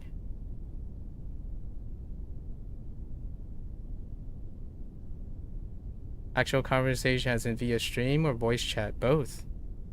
When you ask me actual conversations, I'm probably referring to the actual conversations with speech. So do you actually speak? So like I actually have actual conversations. They don't necessarily have to be speech, but I would refer to them as speech. So if you have speech, and also I am the streamer, not the texter. So whether I'm reading something, I speak Japanese. Like I read and speak Japanese online. The other person does not most of the time. So the answer is still yes. Your problem is to form sentences. Sentences can be one word. So what type of sentences are you referring to? You can form a sentence in one word. As in a string of sentences. Well, you can have a string of sentences too. Not just a word. You mean a string of words? I'm not... Like a sentence is a string of words. Do you mean like... Oh, okay. So like you want to lead a conversation. Both actually. Okay. So you want to lead a conversation. Is that what you mean? I don't typically lead conversations. That's where we would be most of the time. Like that's my use case. So my use case is not having a conversation. Is explaining things. Explaining things is the use case for me. So what I'm practicing is to explain things. And one day, maybe I would be able to explain it in Japanese. Just to have a chatty chat casually, not to lead. Okay. I would call that answer and response.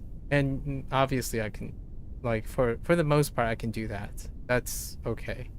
Like, if we go to, well, we did that in whenever it's presented. Occasionally, like, it would be at a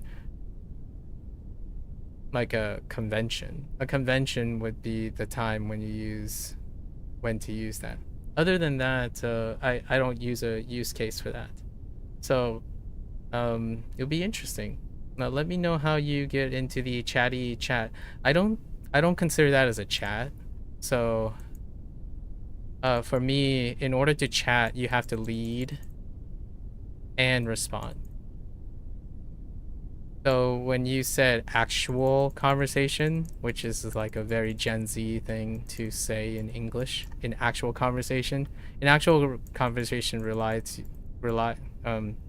what I qualify as an actual is you need to lead, and I haven't done that. So when you ask me, did I ever practice my Japanese with an actual conversation? The answer is no. A resounding no. Because to have a conversation, you must lead in actual conversation. When I'm asking you a question and then you're responding to it, like right now where I'm saying most of the things, that's not an actual conversation. It's answer response. So you didn't form the ideas, you didn't create the ideas, and you didn't lead the ideas. So oftentimes conversation, for me, actual conversations require a baton toss. So you're exchanging batons. So if I say something, I give the baton to you, and you incorporate what I said and introduce something new that wasn't dependent on what I said. You would like lead the conversation elsewhere. Then you would hand me the baton, and I would lead the conversation elsewhere. So that would be the actual conversation for me personally. And that I haven't done. I can't actually do that. That means that I can't construct, which is what you're referring to. I can't construct sentences or like paragraphs or a concept without someone else.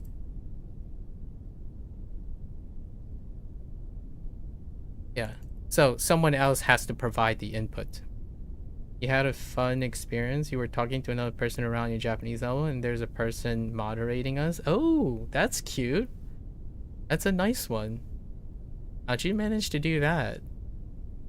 That sounds like a really excellent place. I don't look for this, so that's really neat that you have an opportunity to do that. For myself, it would be like how the closest thing I could say is one day you got corrected a lot, and did you learn something from the correction? The use case that I have is I would read dialogue and I would explain it in Japanese and English in the future. Learned some, forgot some. Okay. Well, that sounds like a wonderful way if you're making friends along the way as well, you know. Like for myself, the answer is no, and it's probably not going to increase anytime soon, largely because my use case is I read dialogue, and if I need to explain it in Japanese in the future, I will explain it in Japanese. And then if I need to explain it in English, it would be a mix of English and Japanese. So like I would use the Japanese that I know, that I can actively produce in the explanation of this, and then I would use English to substitute for the rest. And then in the future, I can choose to explain certain parts in English and certain parts in Japanese. And I'm not in the, like, if I go to Japan, for example, regardless of how I do it, I would be able to speak enough Japanese to have a conversation with someone. However, my use case in the rest of my life is to be able to, like, if I read this, right, this is what I'm doing already, and I'm going to do it in the future in Japanese, like, you know, 車を買う right? 買うつもりだけど right? つもりだけど I actually つもりだけれども right? And I could say something like, well, you could say it differently, and then try to produce it. Like what is another way to say this sentiment in Japanese? then I would try to produce how to say a different way in Japanese, which right now I don't actually have a different way to produce it in Japanese. And then what happens is then I would use the rest in English. So in the future, when I'm saying, well, you could say this in English. So what is a way to express that in Japanese as opposed to expressing it this way? So that's kind of the conversations I will have. Going to Japan is a brand new way of learning. The progress was tremendous in Japan. That's fair. I mean, it's a new way of learning for sure, sort of.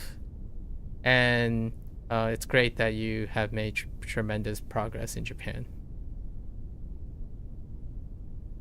I'm saying this very specifically because the English would imply that it is entirely different.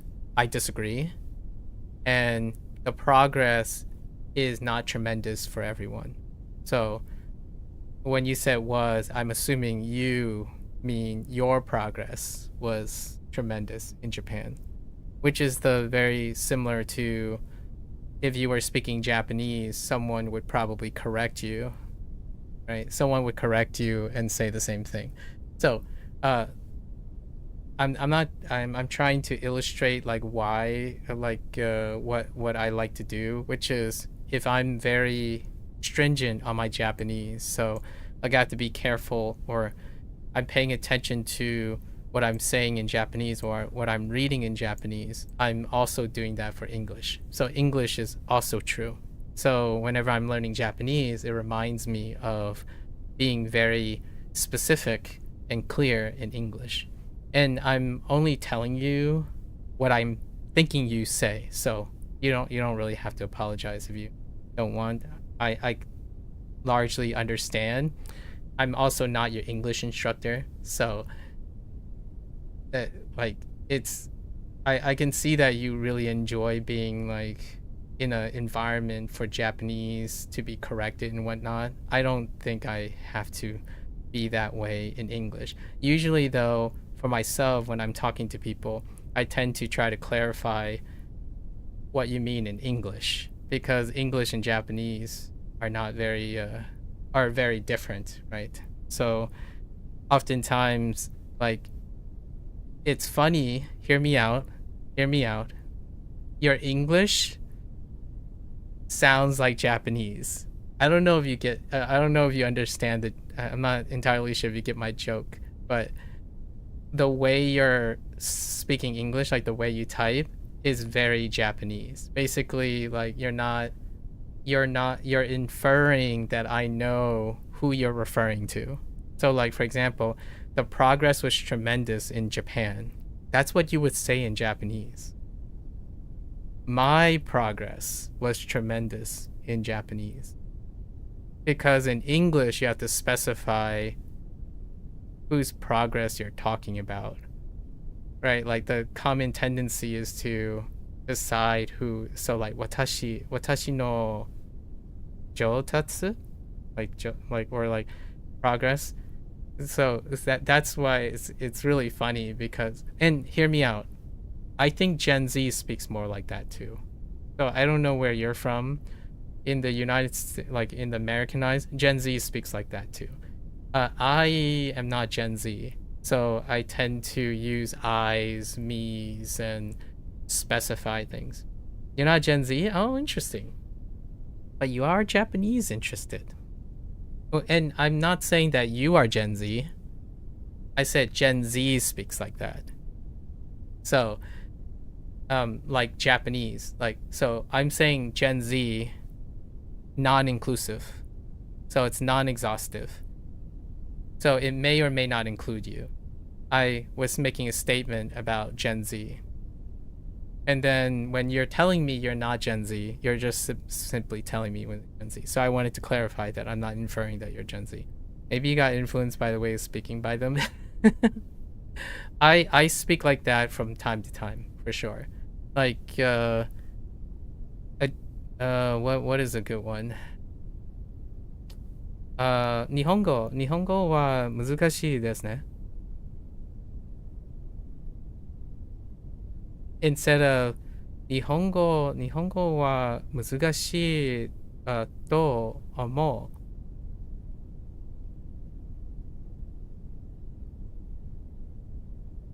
or と思います。Where like I think Japanese is difficult as opposed to saying Japanese is difficult.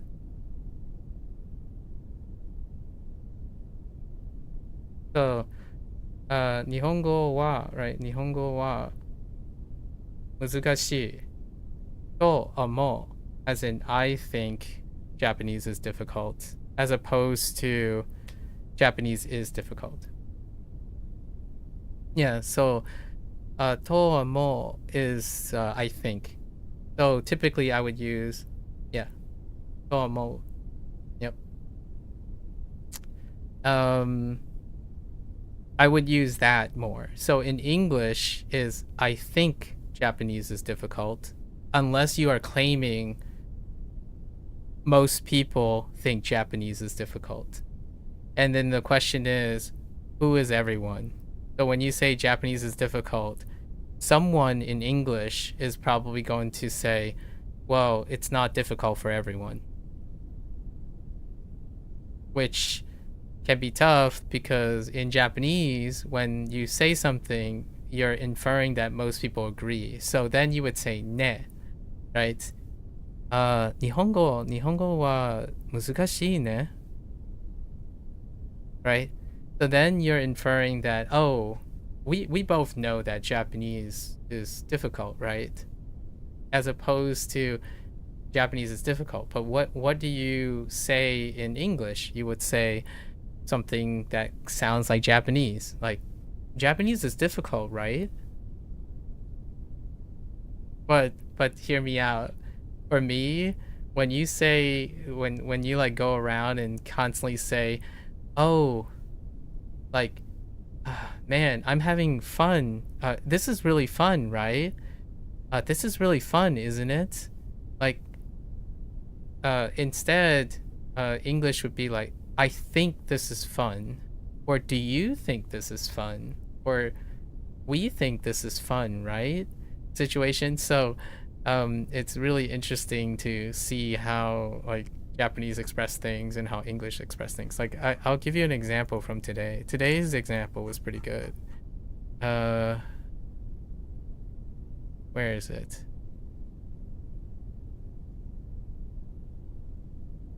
Hold.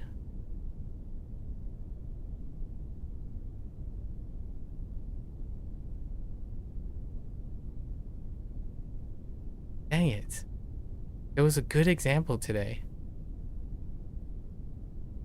The example was I know what it is. It was when shimasu was used. Something about may want to do something. Was it the last one?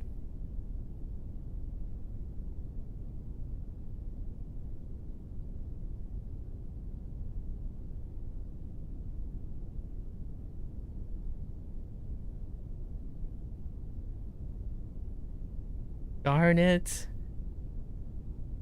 So it has something to do with the subjunctive.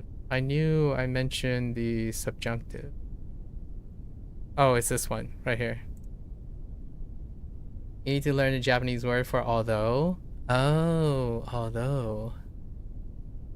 You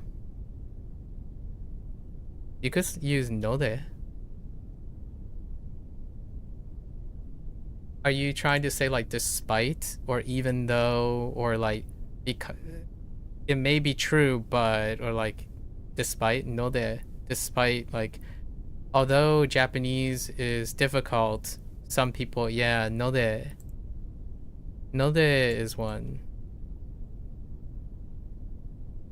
Yeah, so 日本語は難しいので他の人は think like omonai.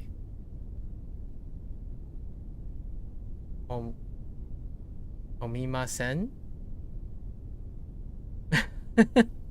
What I was trying to say is despite Japanese is difficult, some people, other people, hokano hito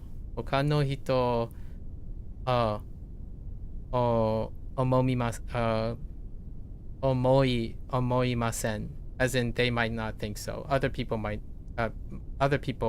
don't think so. 日本語は難しいので面白いです。Yeah, despite, even if like despite Japanese being difficult, it's interesting. Yeah, that's it. Yeah, you got it. Yeah, I would say that too. I would say that for sure. For like a stranger that I meet, like a Japanese person's like, yeah, Japanese is difficult. They would say something like, 日本語は難しいですね。Like, はい。日本語は難しいので面白いです。Right? Or like, despite it's difficult, you like 日本語を勉強しています。Or something like that, where I'll continue to study, like study Japanese situation. Despite it being difficult, I'll continue studying Japanese. And then you would use like しています to like continue studying Japanese. 勉強しています Pretty cool. So here's an example of what I really like about the interaction between English and Japanese. So this says toilet. So toilet はきれいなところではないけれども、then 生徒たちは掃除をします。So this is saying cleaning, right? And this is students cleaning, and this is but. So they say toilets are not a dirty place, or like not a clean place, like not a clean place. So this is clean place. So but the students clean, right? The students still clean, right? Still clean them basically. And the thing is, it doesn't actually, if you look at all the words, this is translate to while toilets may not be the most clean places, students still clean them, right? So if you look at this doesn't actually say still, right? The Japanese doesn't actually say still. The English is weird for you now? Yeah, so this is the English that I use. And the English you're probably thinking of is Gen Z English. So while toilets may not be the most clean places, students still clean them. That's what this is telling me in Japanese. So when I saw them translate, when I saw Bunpro translate it like this, that's what it's trying to capture the meaning of this. And the reason why you are thinking more like toilets may not be the cleanest of all places. Yeah, see, that's Gen Z.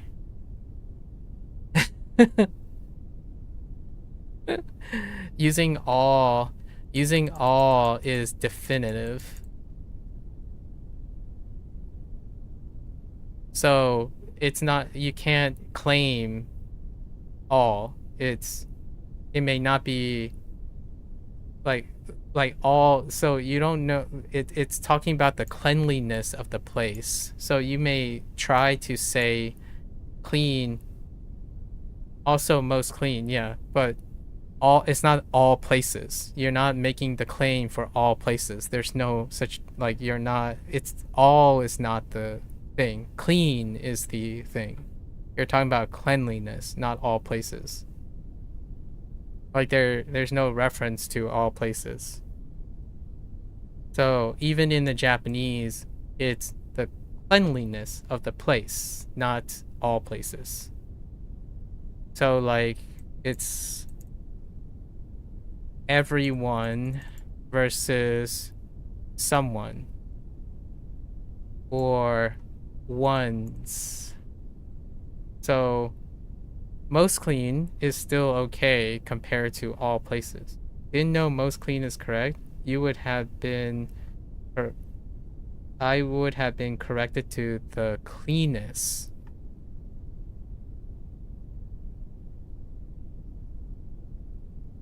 That's fair. That's actually fair. It may not be the cleanest place. So then you would have the, and you would remove cleanest, and then this would be a singular place, right? Now, why would that feel bad? It would mean it's one. So my argument is, if you argue that it is the cleanest place, you don't know that. It's too bold. Because it's one. And sorry, I would add more to this. I would say one of the most clean, or the cleanest, one of the cleanest places. So while toilets may not be one of the cleanest places, instead of saying the cleanest place, which that's also an option too. And this is important because that's what Japanese is trying. There's ways to interpret this, which is fun because what I'm trying to emphasize is, if you read this right, there's no indicator of while and no indicator of may, right? And there's no indicator of still. If you are translating this, if you were really translating this, like translating it in a way for word, right? This is toilet. This is a topic marker. This is clean. Places, right? And then this is describing what is there. And then this is not. And then this is but. So despite all of these things, we can interpret this in English multiple ways. And the thing I really liked about this was, because it's polite, shimasu, right? It's in the polite form. It's may.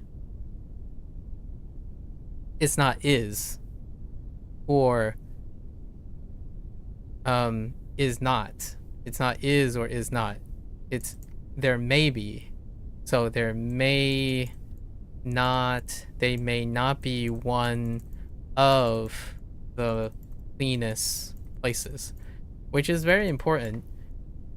Actually, you make a really good point about using most clean. I'm kind of curious how much of that use is most clean.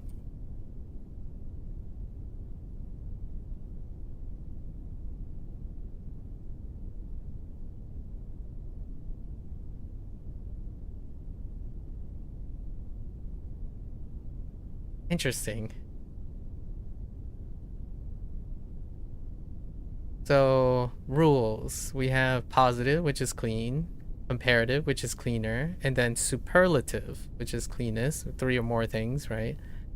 And this is the cleanest room in the house. Her car is cleaner than mine. That's so interesting. So this is actually, you make a really great point. You make a really good point. This is a grammatical error. This is why I love language. Like, so using cleanest would be fantastic, because, and then I would use one of, because they're trying to emphasize a choice of many as opposed to one singular one. So the maybe is linked to the toilets, not the students. The maybe is linked to. That's a good question. Is it also linked to the students?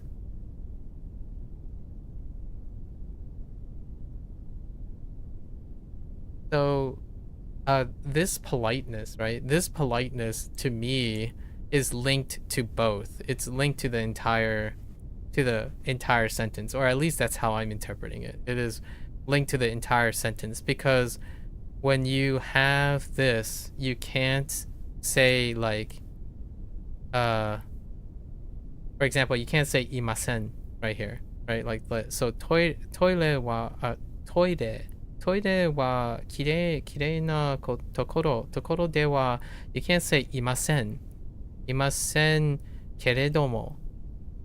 Usually you have to use the plain form when you're in the middle of a sentence, and the mas form comes at the end. So the idea is, in my opinion, right, what I understand about Japanese so far, which can be incorrect, the mas form indicates that the rest of the sentence is polite.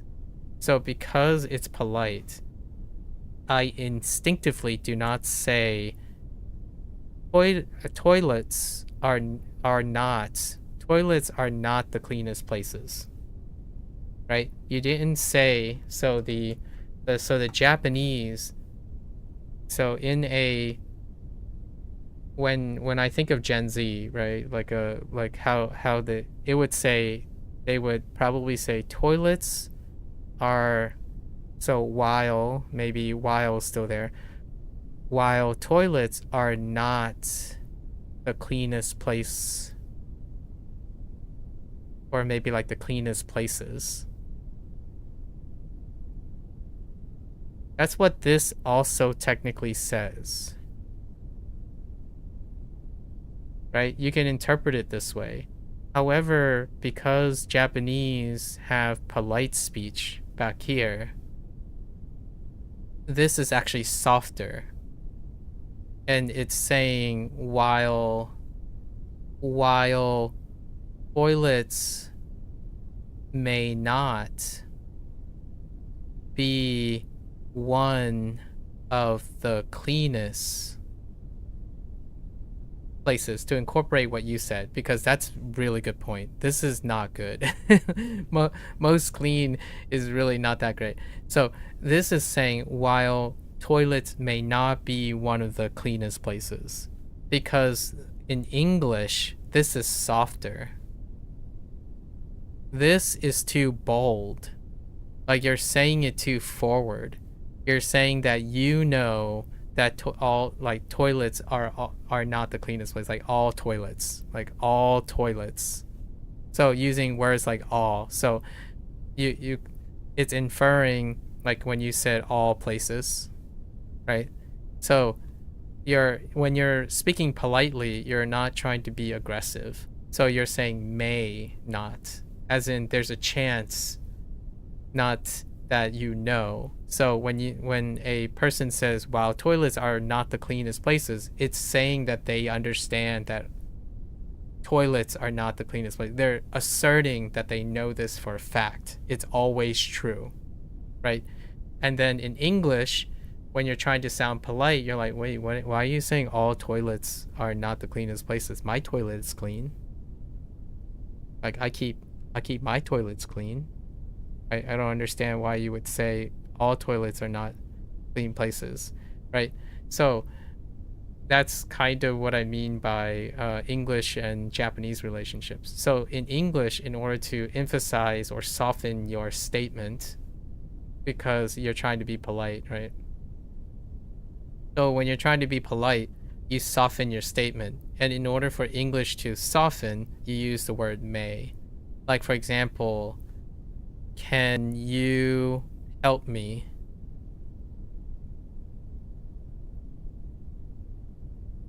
Right? May. Now this is a bad example. Hang on. It's more like, can I get your help? Or help me please, right? Help me please. Can you help me please? May I get your help? So, can I get your help versus may I get your help? Or may I help you versus can I help you? So this would be must form. Can I help you would be casual form. Even though like English doesn't have must form or casual form. When you go up to a stranger and say, may I help you? It's not the same as can I help you? When you say can I help you, you are inferring a bit more the casual form. It's a lot more forward. You're forward. And this is polite. You're softened.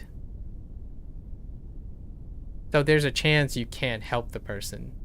It's not suggesting harder than can. Can is saying a lot of times that you could help them. You're just asking for permission to help them. May is like there's a chance you could help them, but there's a chance you can't help them either, as well as asking for their permission. Your brain is going good.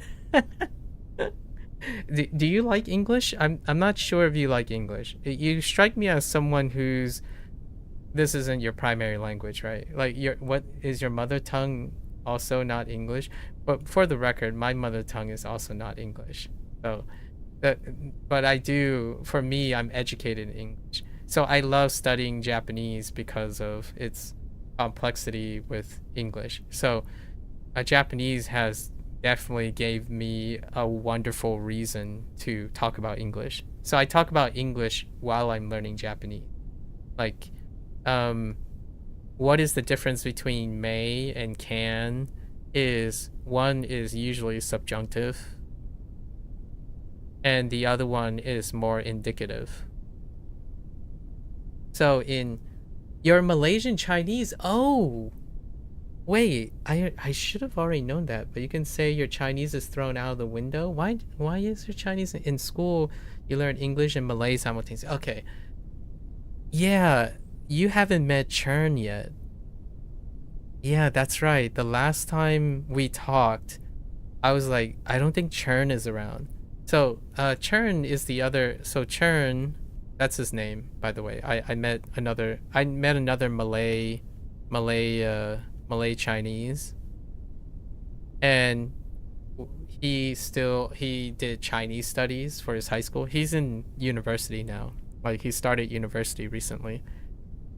Yeah, so yeah, Malaysian Chinese, yes. So interesting that you corrected me on that. That's an English thing, but we'll talk about that another time. So he's I would say he gave me the impression he identifies as Malaysian. However, he does have Chinese heritage as well. So Chinese and Malaysian, right? And your correction when you put Malaysian asterisks, that is not quite colloquial. So yes, Malaysian as in the nationality Malaysian. That's like kind of using Chinese as a language and a designator of people. So that would be topo, like it is, you know what I was saying, so it's more like overcorrecting. I was referring to the language Malay, but he showed me a bunch of Malaysian things and then he talked in Cantonese and also Mandarin. So it's interesting that you are also Malaysian Chinese, I suppose. And do you primarily, you said you speak in English and Malay simultaneously? Your Cantonese is worse than your Mandarin. Yeah, I got like I got the impression that Chinese, like Mandarin, for example, Mandarin is secondary. We talk to each other about this because I was studying Mandarin on the side, right? Like Mandarin in terms of the traditional Chinese script. And I talked about Fujianese. My mother tongue is actually Fujianese, or some people refer to it as Fujian. This is where you overcorrect it by saying Malay and then Malaysian. That's an English thing. So sometimes Malaysian and Malay can be referring to the people or the language. This is the same thing with Fujianese and Fujian. So Fujian and Fujianese are both language and people, depending on who uses it. So I usually use the term Fujianese to refer to both the language and people. However, others use Fujian to refer to both the language and the people as well. And then sometimes people would use Fujianese to refer to the language and Fujian to refer to the people. So my parents are Fujianeng. We Gachuo. Fujian, you think your grandparents are from there? Do they speak still? 你听对过福州因为你Sorry, I only got Mandarin. 你的爷爷可以说的福州话吗? Before they migrate to Malaysia. Oh, okay. Did they speak Fujian? That's the mother tongue. So like the problem with my Fujianese is the mother tongue is basically like what you're saying, where you might as well throw Chinese out. Fujianese is only learned orally, so I can only say casual stuff, not over here they call Fujianese Hokkien. Yep. Hokkien is the other one. So Hokkien mean Fujian, and I say Fujianese. All of these refer to the same area, but they are also different. So we're not gonna go into that. But like Hokkien, Ming are in the Fujian area, which is also the people, which is also the language. So, and the reason why I say this is I asked Chern when I first met him, can he understand me, like Fujianese? And he can't. And then when he showed me what Hokkien is, it's Malaysian / Malay Hokkien. So that means there was a dialectic shift, which that means that because of the dialectic shift, we can't understand each other, which kind of sucks and kind of cool at the same time. So when someone says like they have a Ming heritage, it's also from the Hokkien thing. And both of these are in the Fujian area, and Fujianese exist. Now the thing is, these two, whenever I encounter someone outside, we don't encounter Chinese people too often, like mainland Chinese people too often because of the internet. The internet, you don't interact with them. So most of the time when I meet another Malaysian Chinese, for example, or Taiwanese, or like some multicultural variant of Chinese, right? Anytime Hokkien, Ming, and Fujian and Fujianese comes up, it's a different dialect. So I can't like I always test it with someone like ni bai ni me tiang de jungwan like jungwan wari. Yeah, jungwan xiangyin ni bai ni me tiang de ni ho, right? Ni ho ni siro moi ni papa or mommy he's not knowing. Okay, all right, okay. So that's what I mean. So despite Hokkien, right? Hokkien is the origin. Hokkien and Ming is the origin of the same area. So we're still all referring to the same exact area. All the people that I've met have a different dialect. Like they're just different, but they all are under the same name. So it's really wild. Like how like for example, 我不知道你说的什么，我没有爱你公司呢。Yeah, and even in different dialects in Hokkien, yeah, in Malaysia there's different dialects of Hokkien. So in like the Fujian area, right? As far as I understand, I don't know any Chinese people, so like mainland Chinese people to really confirm this. So this is my Americanized take on it. Like in the Fujian area, there's multiple dialects of Ming and Hokkien. And the one dialect that is very prominent in the East Coast. So I'm in the East Coast of the United States. So we're in the Northeast of the United States. The one dialect that is very common is now referred to as Fujianese to me. So in the area, everyone can understand each other off of this Hokkien Ming dialect. So the dialect that I speak identifies those people. So when you go to a restaurant and you're like, 你好, 因为所以 no 面佢敲碗 so on 敲碗, right? And I'm ordering fried rice and no mean lo mein, right? Right? La mian, right? And the moment you order that, or when you order like, oh, may I have one order of lo mein, and like, may I have some chicken fried rice, right? And then you hear the person talk, and they're like, 所以 面佢嘅敲碗, okay?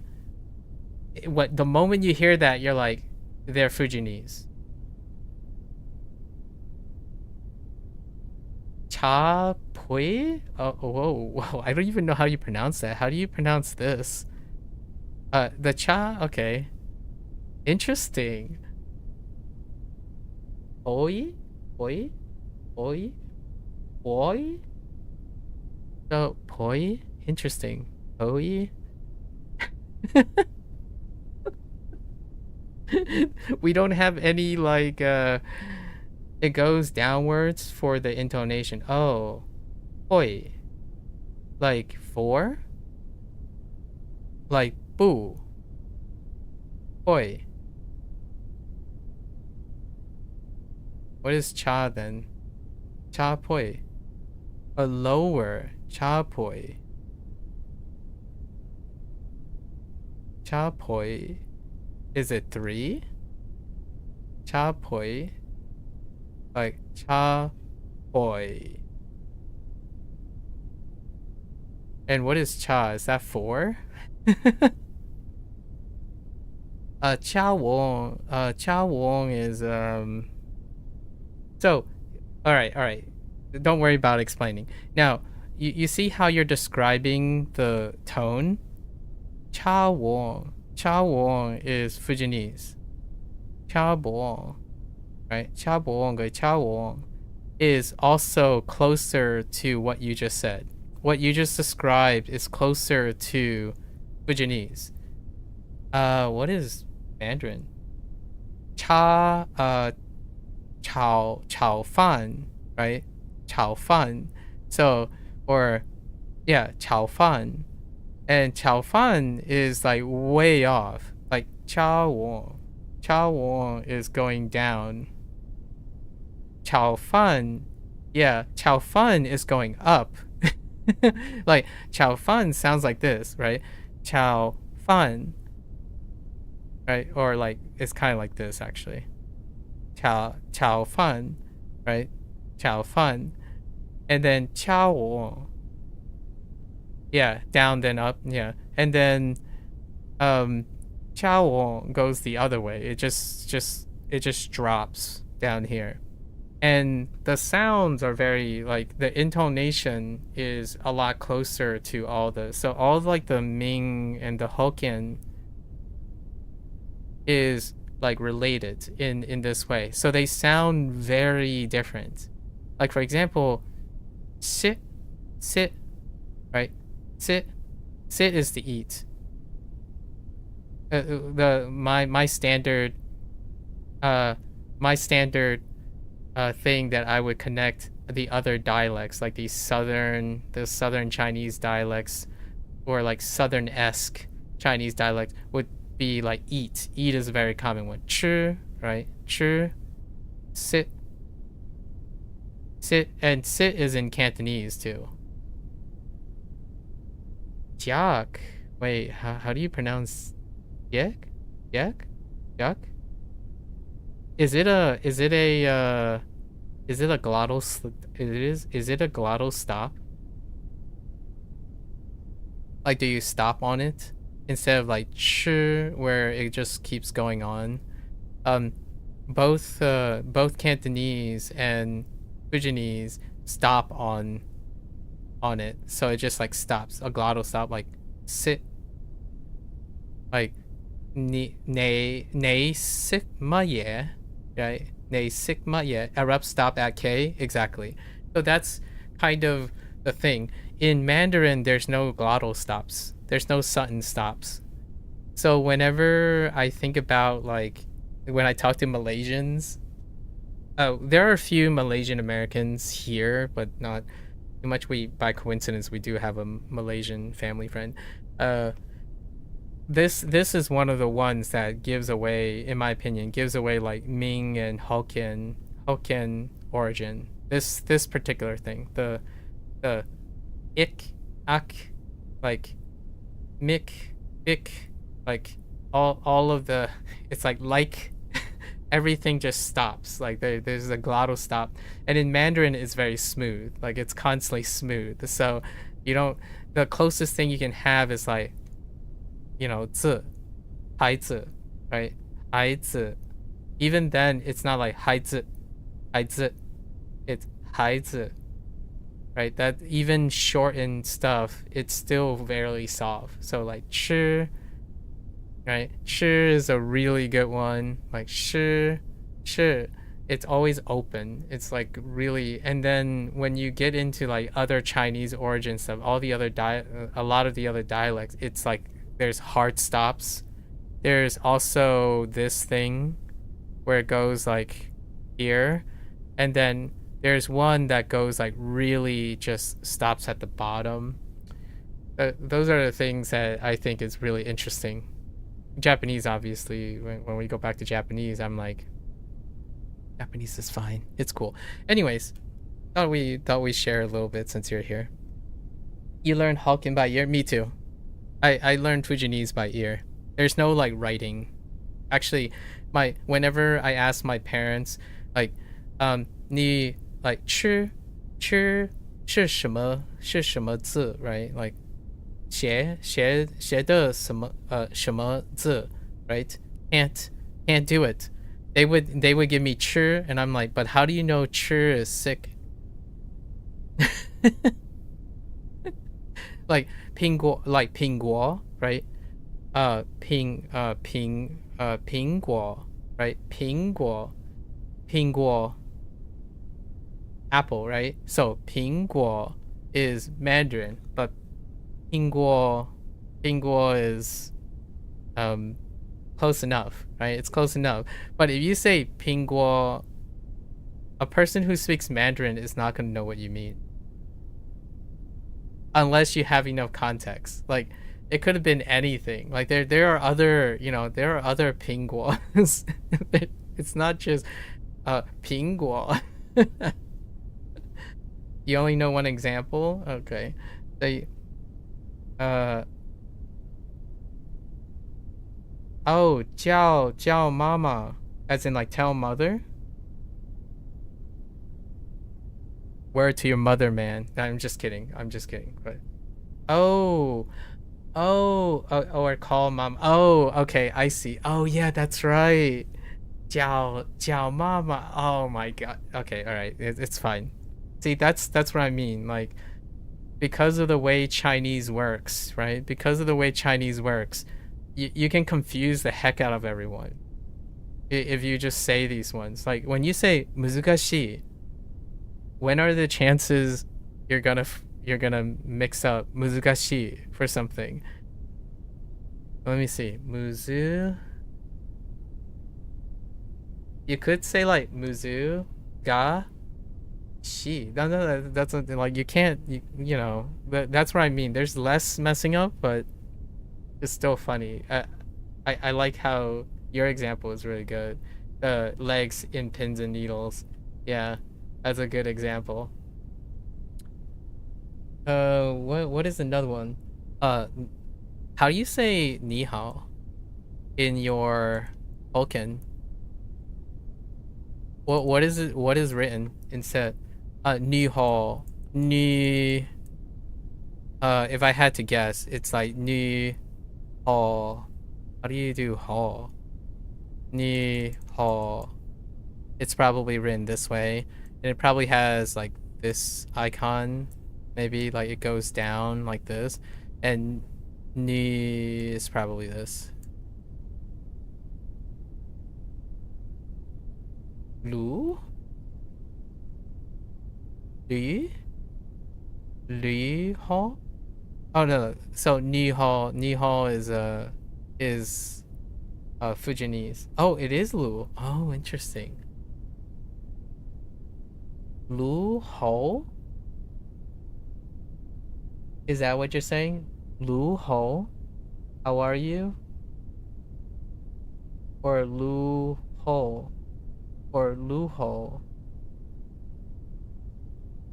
Interesting. Ni hao ma equals Lu ho bo. Interesting. Wait.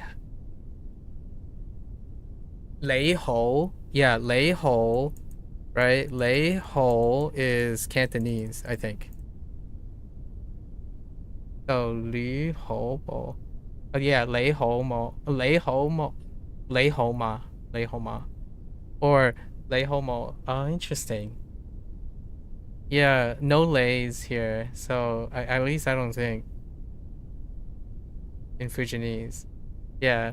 The one that I can remember is lei ho ma, right, for the Cantonese one. And then we got ni hao for Mandarin. It's so, and then ni hao would be the Fujianese, the one that I'm referring to. And then you have both. You have the lei and then a pivot to lu. Interesting. Are you not interested in like learning your do you still speak it? You said earlier you might as well throw out the Chinese. Are you still curious about it? I am personally still curious, but I don't have any more living relatives. Like my parents are the only existing, and my like extended family are the only existing. Actually, most of my extended family have moved from like to a Mandarin dominant or a somewhat Mandarin dominant English dominant language now. You just learn Mandarin by ear. Oh, okay. You're not bothering to learn the Hanzi, but you can repurpose it. in Japanese, right? Like 日本 日本学校 right? 学校通日本 again 学校每天每日相什么相同相同 what is that 少于 daily Chinese use is the simplified Hanzi W, but you're outside of mainland. The traditional Hanzi is the one, yeah, but you're outside of China. You can use traditional. I learned traditional, by the way. I didn't learn simplified.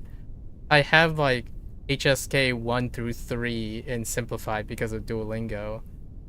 Like around HS. Malaysia uses simplified. Oh, I see. We can learn both.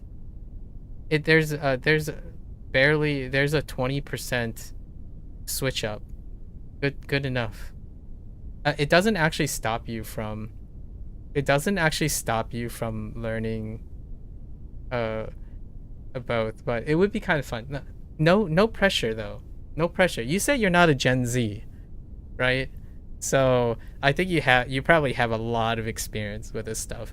So it would be kind of fun to talk to another person. No pressure, but it would be really fun to talk to another person who like has a Chinese, Malaysian, and like Japanese interests all wrapped up. The closest thing I have gotten in my experience with Chinese is Malaysian.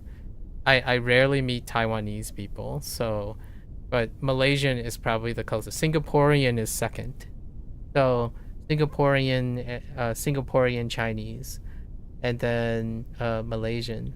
It's so interesting me. And then of course Cantonese, right? Like or Hong Kong people who live in Hong Kong. That would be the other big group. It's always very fascinating to hear how they navigate Japanese because not everyone is interested in Japanese outside of Singaporean Chinese language would be the most similar to Malaysian Chinese. I see.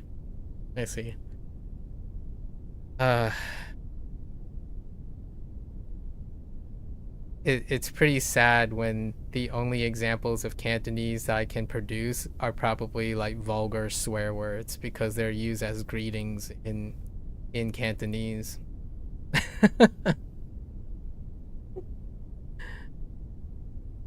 你知道我讲乜嘢咩？ like you know what I'm talking about, right? Right.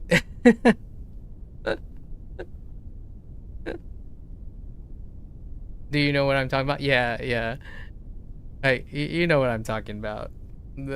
When it comes to like Cantonese or Cantonese related stuff represented, they're usually very vulgar phrases, and it can only be really yeah. They can only be said in the context of greeting people very friendly greetings, and I rarely use that type of greeting anyways. And like sometimes whenever I speak Chinese or like any form of Chinese, I would sound very stiff. Jimmy, yeah, basically Jimmy roast Malaysian Cantonese all the time. Yeah. Jimmy is a great example. I was actually kind of thinking of his stand-up. Like I'm literally thinking of his stand-up in my head. It's like, yeah, that's gonna come up, right? It's good. I'm glad we established this. Now I have to keep in mind that you're Malaysian Chinese because you should learn some Hanzi. Come on. Oh well, you don't have to learn Chinese, right? You don't have to learn the simplified script or at all, or in class or anything, like anywhere. You can write your name in Hanzi.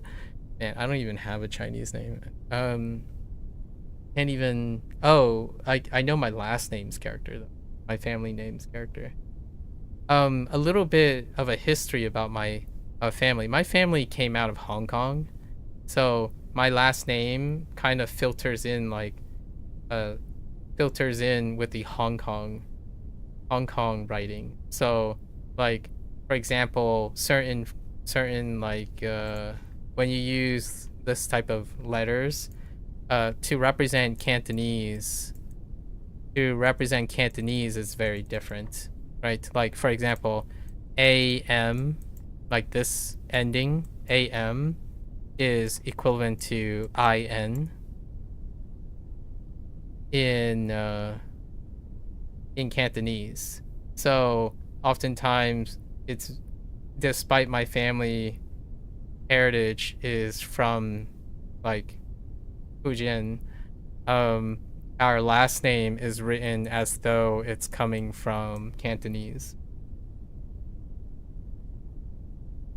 kind of situation. Like, it uses stuff like this, where this AM is how Cantonese romanizes this sound. So many interesting English things. Like, how do you get from this sounding like this? Wait, Ling is your family name? We might be related.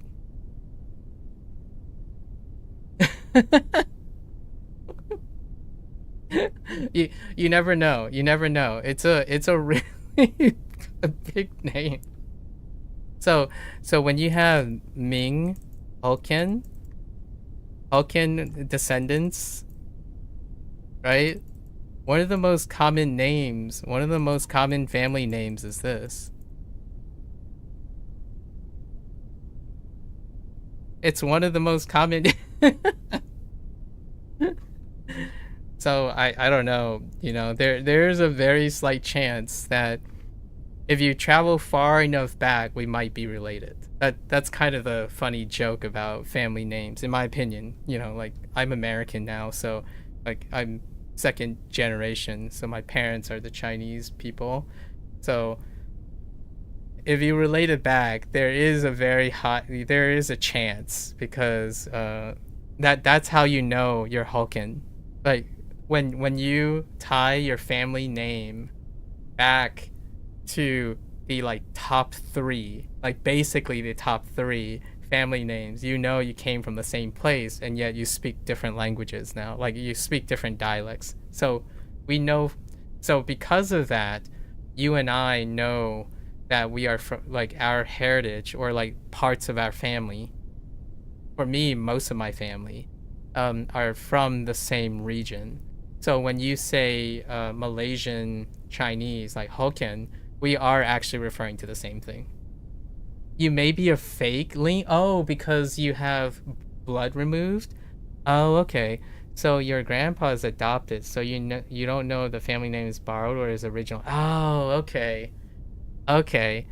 So obviously I'm joking about the blood relative things, because, like, oh, by the way, my background is in genetics, and that's too far removed to be like any noticeable relations. But the heritage, the name of your heritage, that name means that at some point,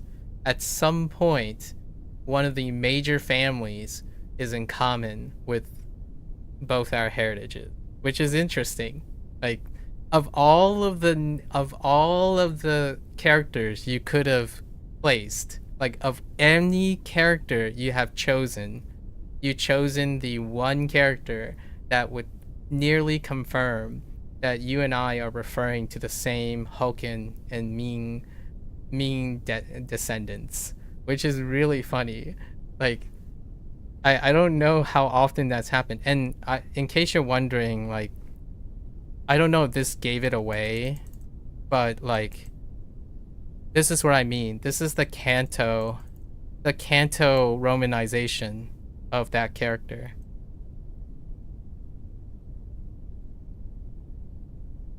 Oh, it's also very common in Malaysia. I'm not surprised. This is like Kim. You know what I mean? Like in Korea, this is like Kim. Like even outside of it, Kim and like when. Like how do you know where you're from? Well, is it a Lin, or is it a Kim, or is it a Win?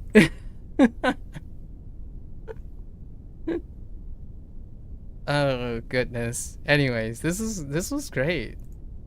Who would have thought you would come to look at Japanese and we just ended up talking about Chinese stuff? It's worth it. Alright, well, this is worth it. It's still crazy. You could have chosen any character though. Like there are actually maybe there aren't. Do you know any other Lins with a different character? Like, are there other character Lins? Because maybe this is the only one.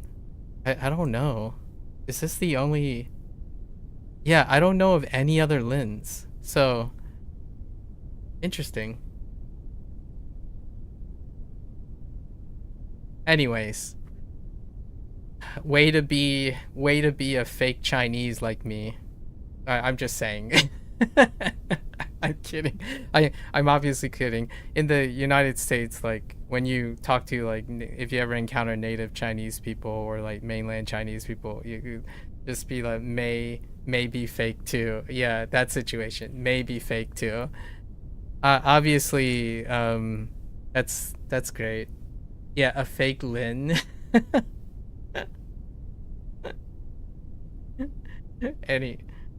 All right, well, I really appreciate your humor.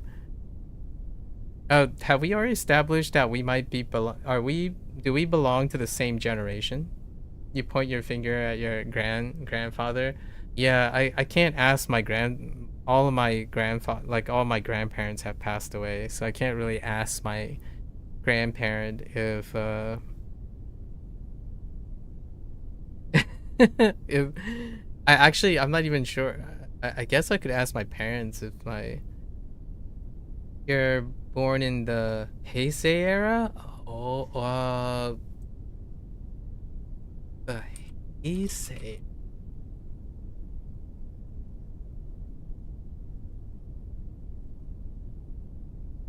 Oh, that's a good way to say it. Oh, interesting. So what era am I born in?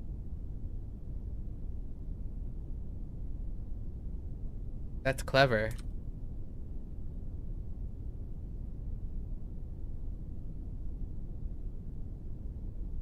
I guess Showa. I guess I'd be born in the Showa period.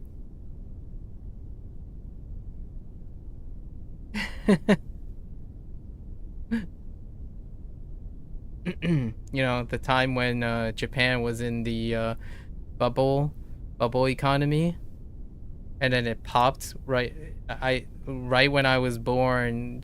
Japan's economic bubble popped. Not long after.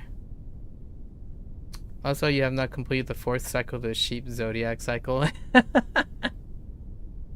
Oh, good one. I see what you did there. Not yet, huh? Japanese plus Chinese? Yeah, I know, right? Yeah, let's just say I have one of the luckiest zodiac signs. Right? Would be customarily and even westernized.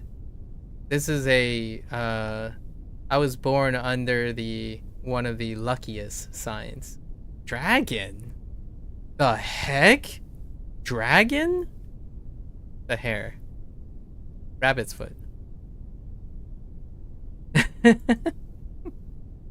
Rabbit's foot.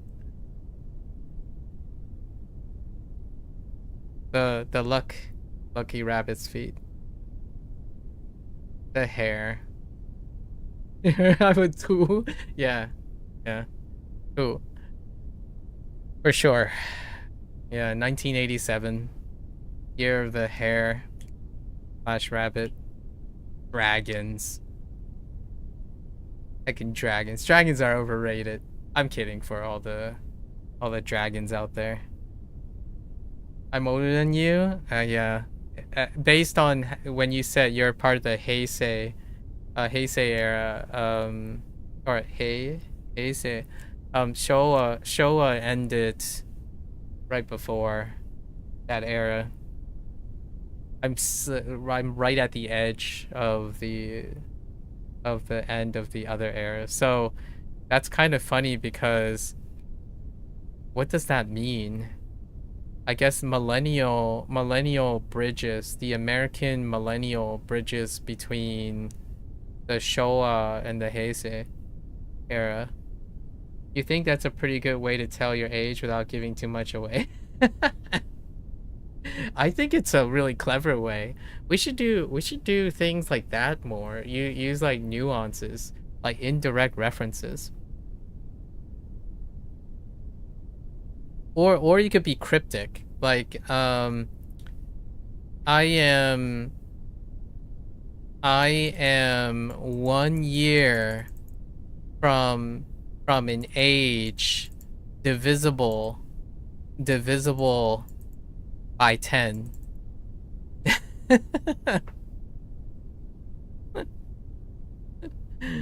I am 1 year away, right? My age, 1 year in age away from divisible by 10. So then you would have to guess if I'm 20, 30, or 40 and subtract 1. Yeah.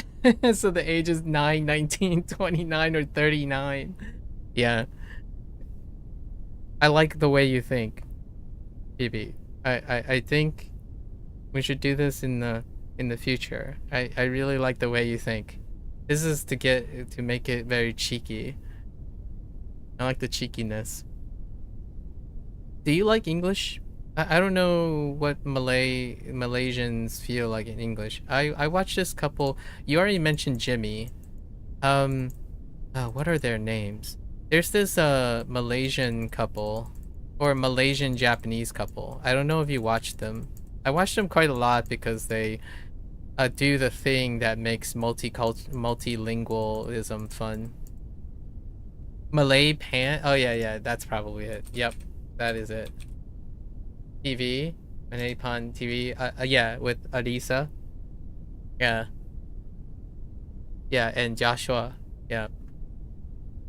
So cute. They are heckin'. Hear me out. Are they a national treasure?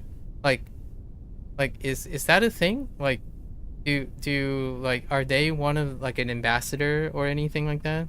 Like oftentimes things like that. What's a national treasure? Oh, just like someone that is very known to represent, like, you know how people claim to like have representations. You don't think so? Okay, so they haven't done like any ambassador work, because there's like, for example, what was his name?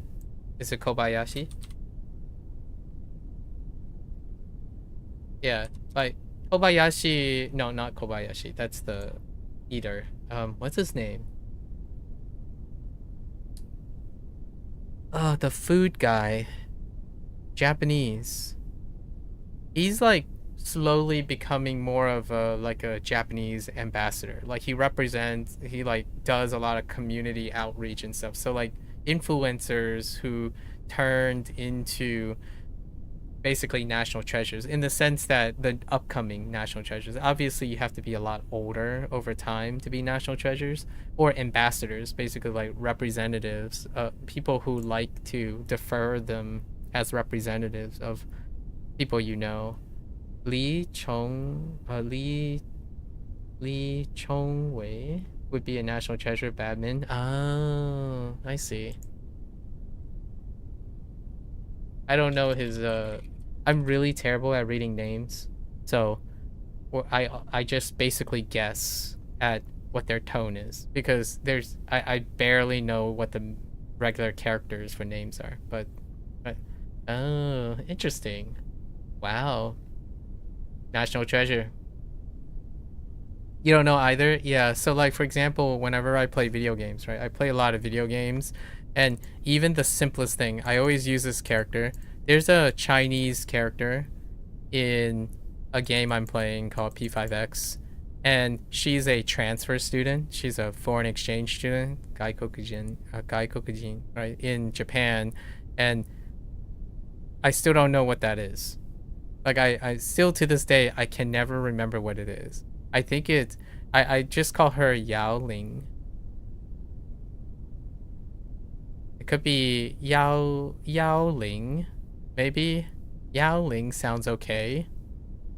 So whenever you type, just for the record, when you write Li Chong Wei, that's what I think sounds okay in my ears, but I probably have completely botched his name.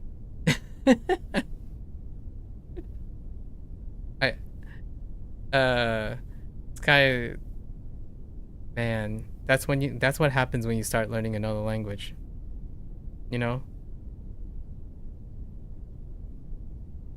Wow, dang, he's a baller, Babin baller. I'll have to learn a little bit more about Malaysian peeps. This isn't found in the Hanzi character. This? Really?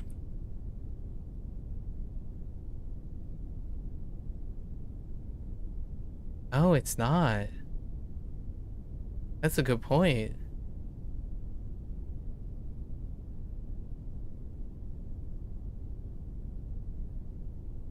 Let me see if my reference here. Yeah, I don't recognize it. Yeah, I don't recognize it at all. Interesting. It looks like a what do you look like though?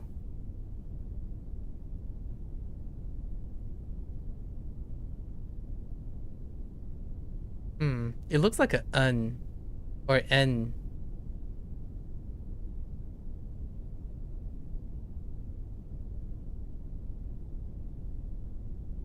Oh, because Japanese, that's why it looks like an N. What is the closest thing to? Let me see. Interesting.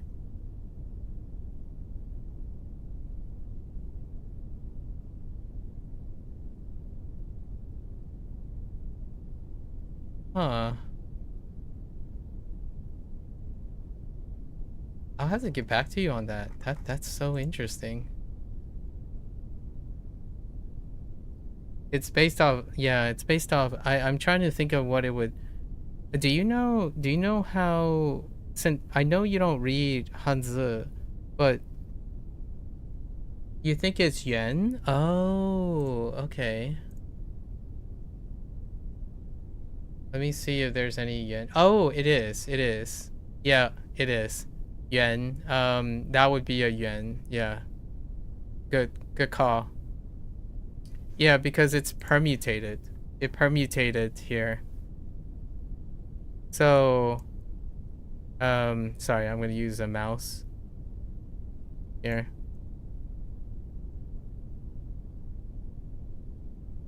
Yeah, so the top part, this is a permutation on the top part.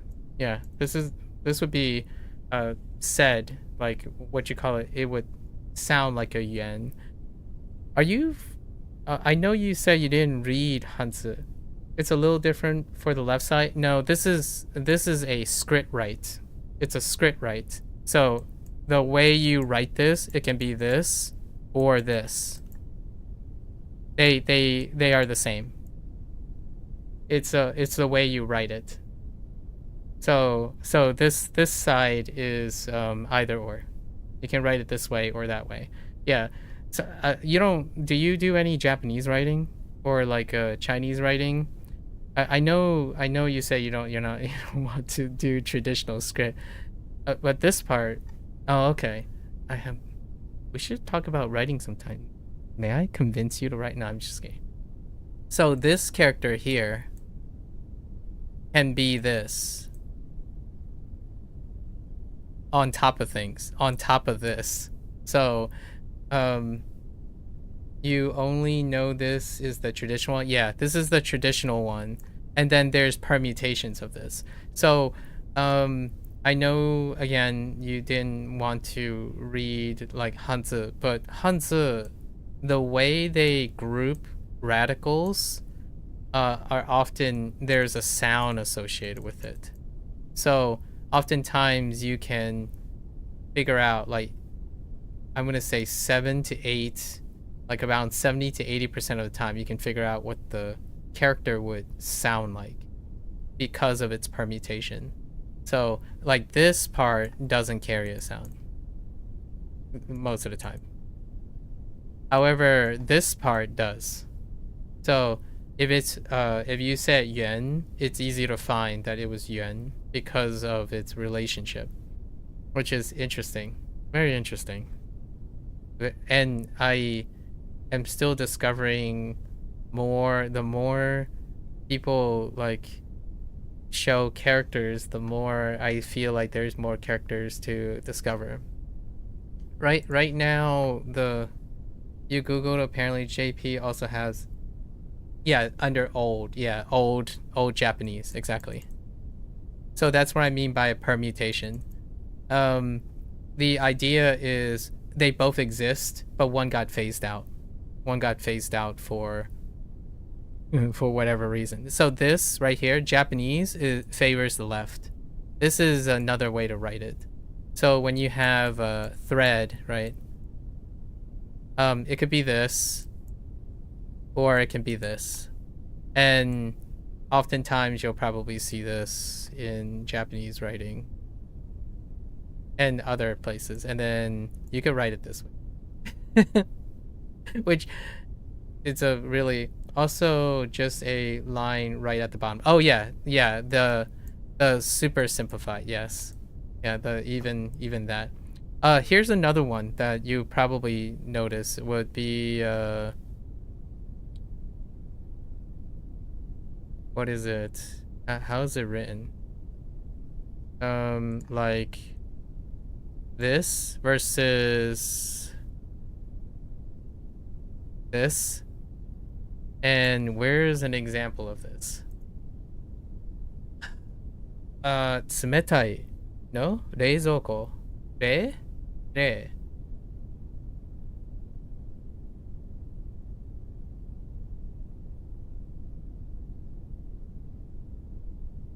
It's re that changes. Okay. Oh no, yes. Yes. So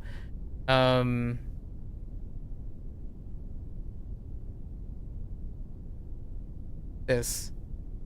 Right, this right here is the same as this. I think it's this. Yeah, I think it's this. These two got changed. Like they kind of actually, sometimes if you find some Japanese, like some really old Japanese, you probably see this over this. And then re has this. So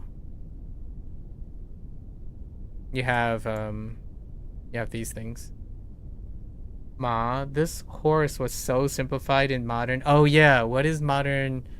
Oh no, what is ma in modern, in simplified Chinese? I can't even write simplified Chinese at the moment.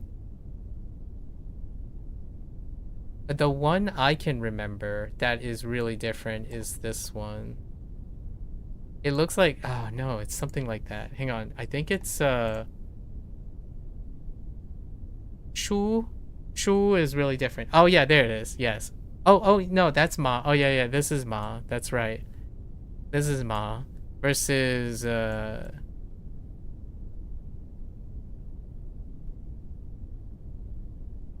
yeah. What about Shu? And it's even the opposite direction.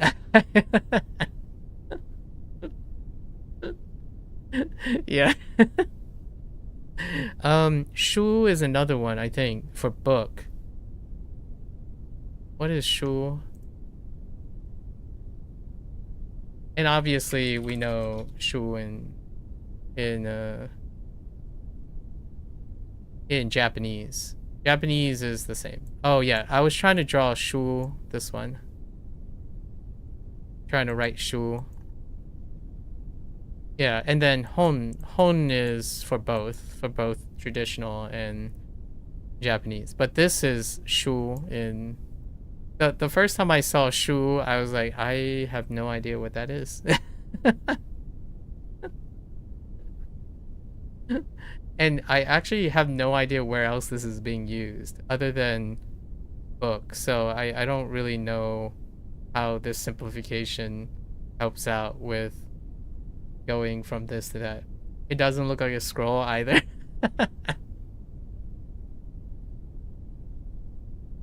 What is another one? To compare like Chinese, like traditional Chinese with traditional Chinese and Japanese with simplified. I think oh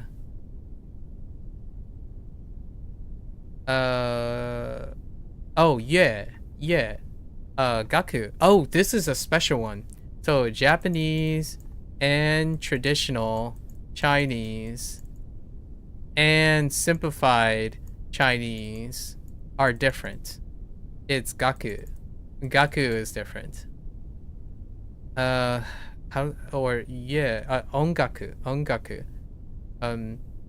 Yeah is, I think, yeah, looks like this. And then ongaku. So ongaku, how is it different? I already forgot because I get them mixed up. Oh no, wait. Is Japanese different? I don't know if Japanese is different. It's white. Yeah. And then yes. Oh, what was Japanese character? Gaku. Oh, that's right. They simplified the sides.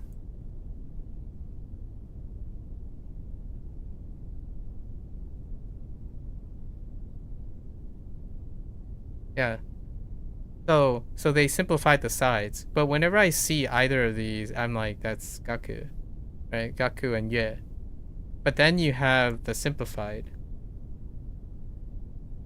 Tanoshi is related. Yeah.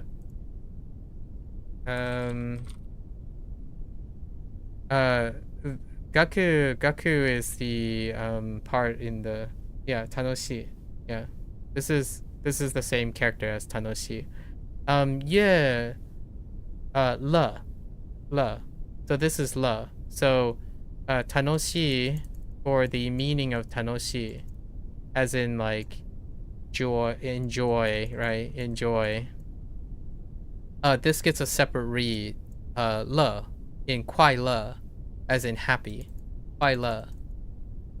However, it's ye when it's in music.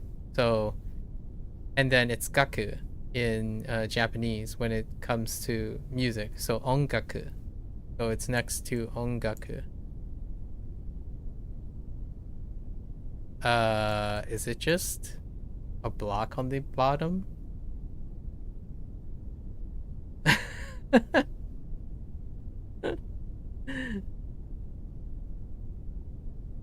I think I screwed up ongaku. Oh no, it is. Yeah, it is. It's just sun on the bottom. Yeah, ongaku. So ongaku.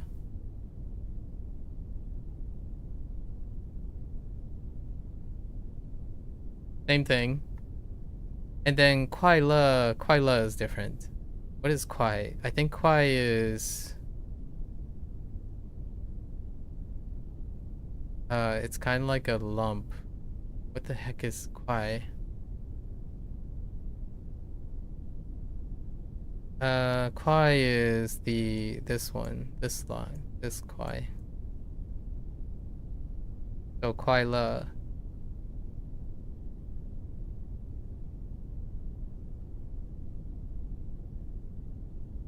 The only kwai is faster.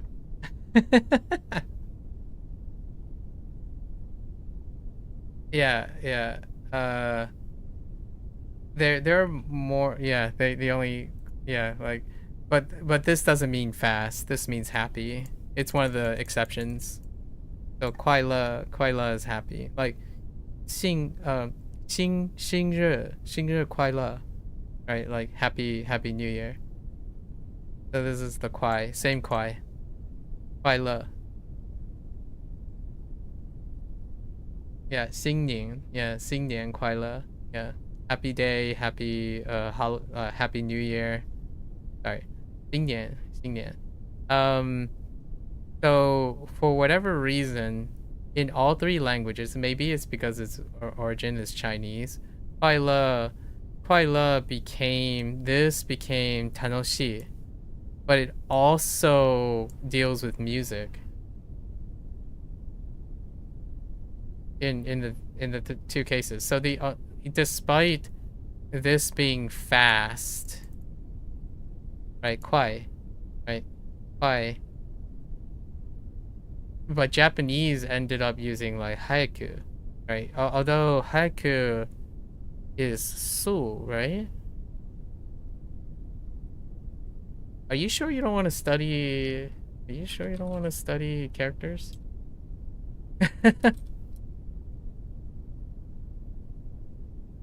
Do they use su for fast? Oh, they do. They do use su for fast because it's for rapid. It depends on the different haikus. There's two haiku. Haiku for early uses a different character, which is zao.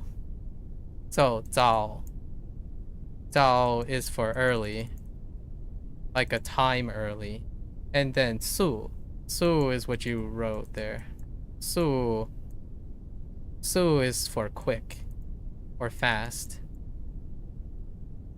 So haiku and haiku, yeah, both of these are haiku. Yep. So this is for early, zao. And then this is for su. I think. Hold up.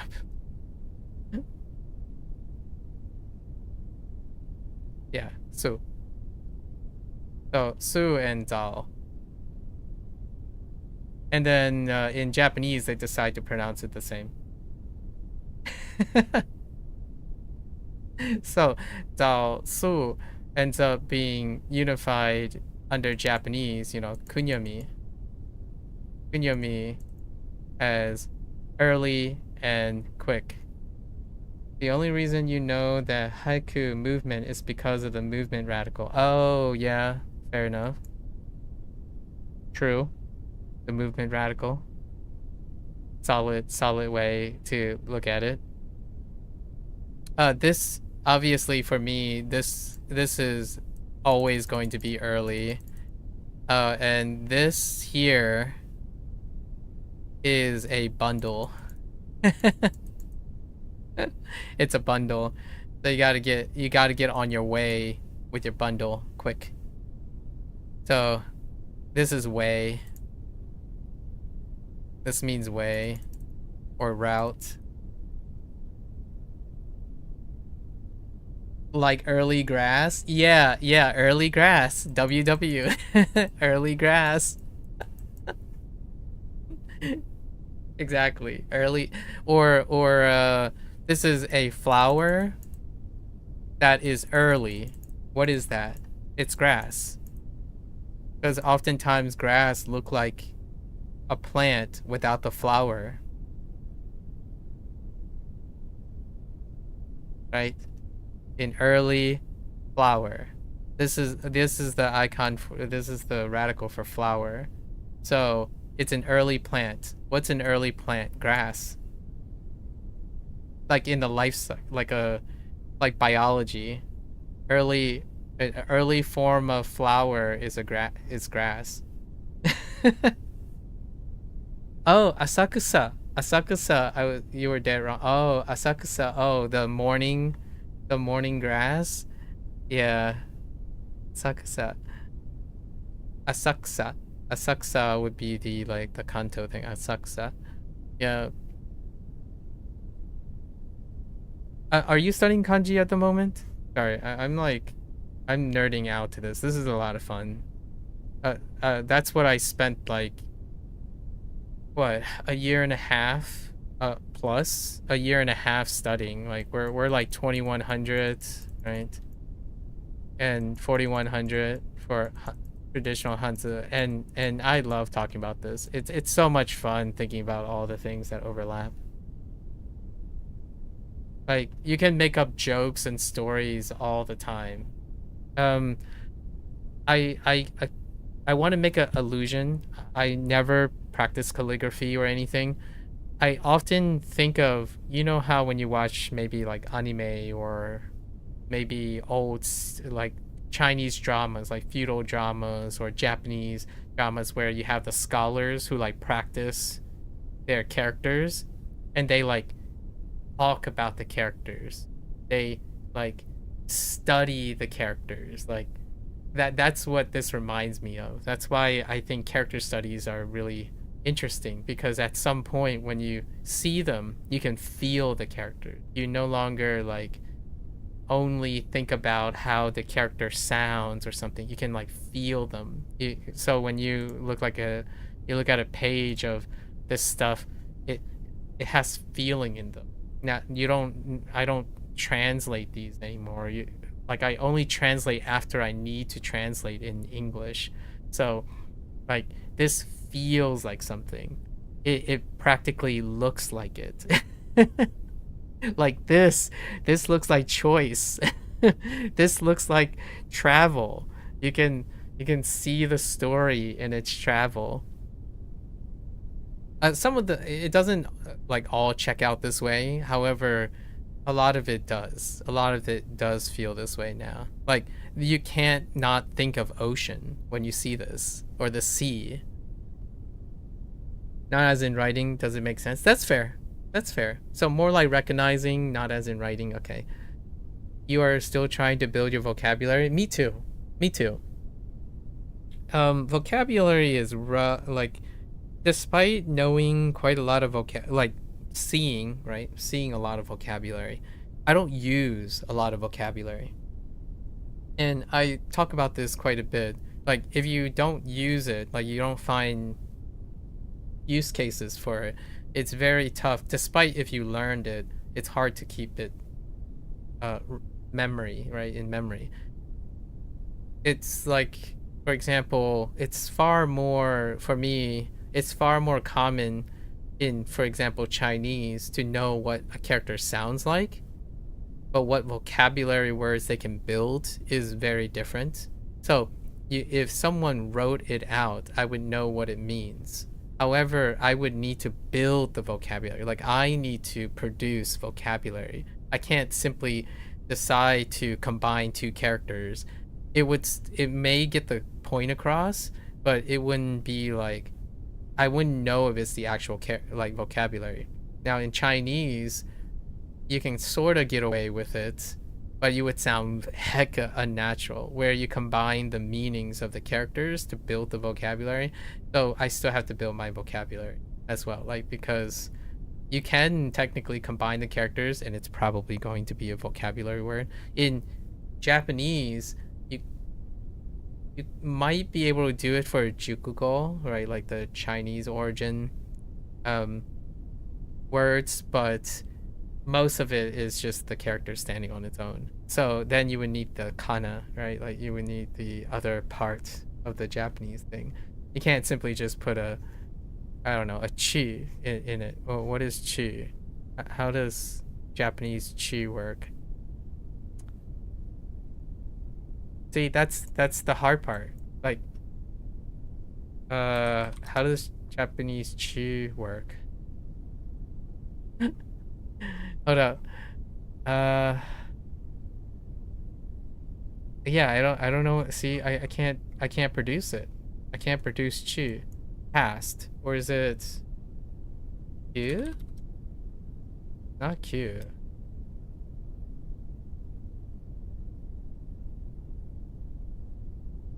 So, like you were speaking to a Japanese couple days ago. You were speaking Japanese a couple days ago. Sorry, a couple days ago. You didn't know the word for shiny or dazzling. Oh, mezurashi or mezugashi or something like that.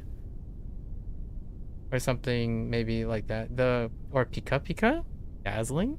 The person was saying his eyes hurt because of the sunlight reflection. Oh. So you said, Taiyo no hikari wa tsuyoi. And he said, it's, mabushi. Okay, mabushi. All right. Mezurashi, or, hang on. Hang on. The closest thing I had was, mesmerizing. When you said dazzling, I thought of mesmerizing, but that's not. Mabushi. Yeah, mabushi for dazzling, like in a bad way. I was thinking like gira gira or pika pika. That's the thing you said made sense though. Like what I mean is, despite them saying mabushi, the taiyo no hikari wa tsuyoi, strong sunlight is okay. Oh yeah, there's kira kira as well. Yeah. So, there are old ones, but I guess you're strong light from the sun. Exactly, right? Strong light, or you're saying sunlight strong. Sunlight is strong. Desu ka?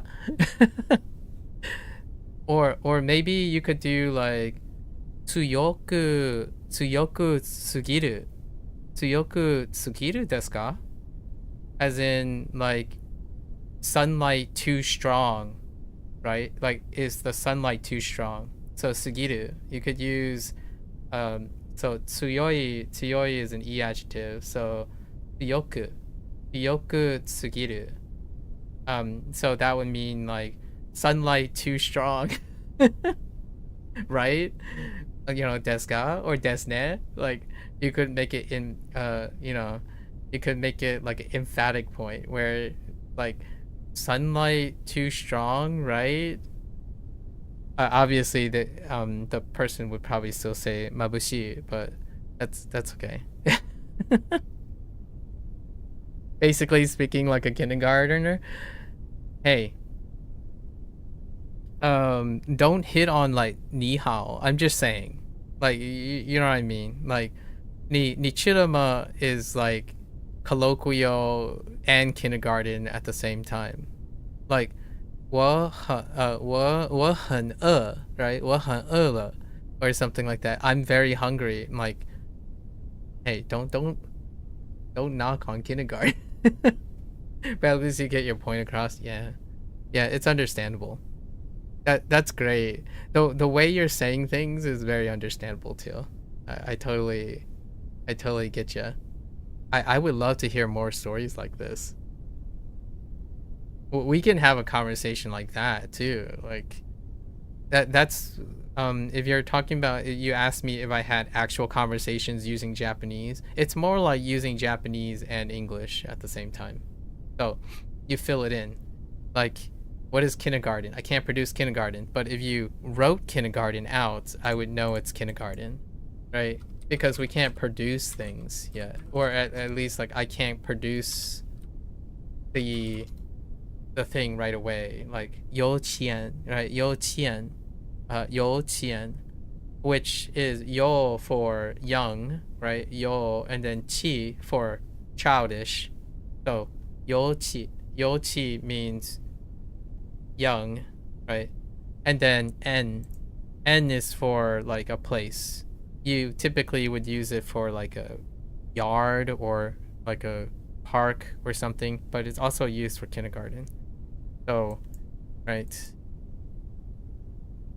So this is young. This is one of the young characters, and then this is the other young character.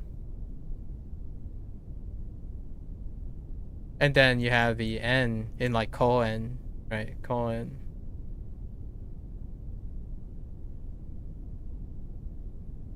Oops. It's okay. I just oops. It's okay, it's good enough. If I didn't know you were speaking about Japanese, you would be thinking you're speaking in Chinese. 有钱 as in, oh, 有钱? 有钱? Yeah, 有钱 for sure. That's hilarious. 有钱. Wait, 有钱. Oh yeah, 有钱. Oh my gosh. That is so funny. You know, if you were multilingual, I would totally go for a comedy stand-up of someone who makes puns across Japanese and Chinese. Here's my example. I don't know if you heard this example before. So I have a story for this. It's dealing with English and Hokkien, so to speak. So see you tomorrow. So back in the day, there was a story. I was like maybe less than 13 years old. So my parents used to run American Chinese restaurants. So in a restaurant, oftentimes in English, a lot of times people would greet, like say greet and then say goodbye and say like see you tomorrow, right? Patrons, we would hear customers say this. However, there's another, like you're in a restaurant. There's something else that sounds like this. See you. I don't know how to, we'll just pronounce it this way. See you tomorrow. It's kind of like boo. So it's like do more. I don't even know how to say it. Molo. Like molo. So see you tomorrow. This is soy sauce. No more.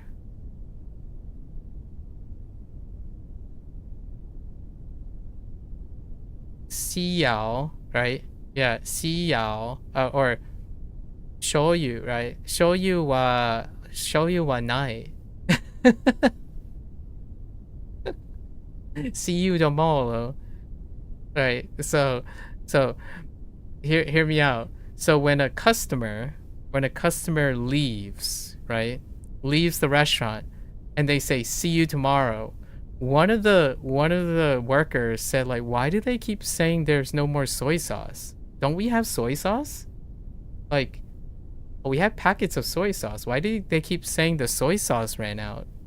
Like, do they need more soy sauce? That's usually how you say, like when you request something, right? You say there isn't something. It's like Japanese, for example. When you say like something doesn't exist anymore, it means it ran out. So when you're saying it in a restaurant, you're requesting that there be something. So when you say see you tomorrow, as in there isn't any more soy sauce, they're asking for soy sauce. So which funny enough, that's kind of how Japanese does it too. When they like say something, they would state, like you can, like as a kid, right? Like we'll go back to the kindergarten thing. You would just state there isn't something.